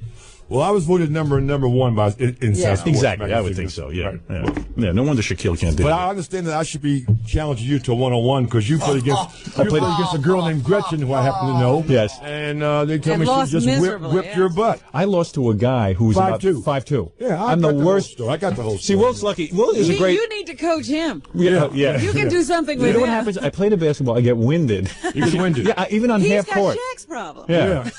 You and Gretchen know each other? I'm not talking about it. You're friends. Friends, yeah. We're friends. Lovely girl. Every girl I know is not, a potential customer. I see. Right. Whatever happens, you don't push the issue. No, never. You don't have an agenda like that. And let me tell you something. I have a great deal of respect for women and women's sports, and I've been involved in it for a long while. I've sponsored a great many women's track and field teams and volleyball teams and so on and so forth. And it's they must have really gotten after him. Listen. Yeah, right. Yeah, the women's group really came down. Hey, man, on this show, you're cool with us, man. You don't have to apologize. By the way, Robin is single. Okay. Yeah, right. Robin, yeah, she's ready. I'm ready. Some good activity. Imagine when he whips out his specially made condom. About it. That specially made condom. I don't know if I could handle it. Man, the women are like, The great Wilt Chamberlain, everybody. We'll be back right after these words.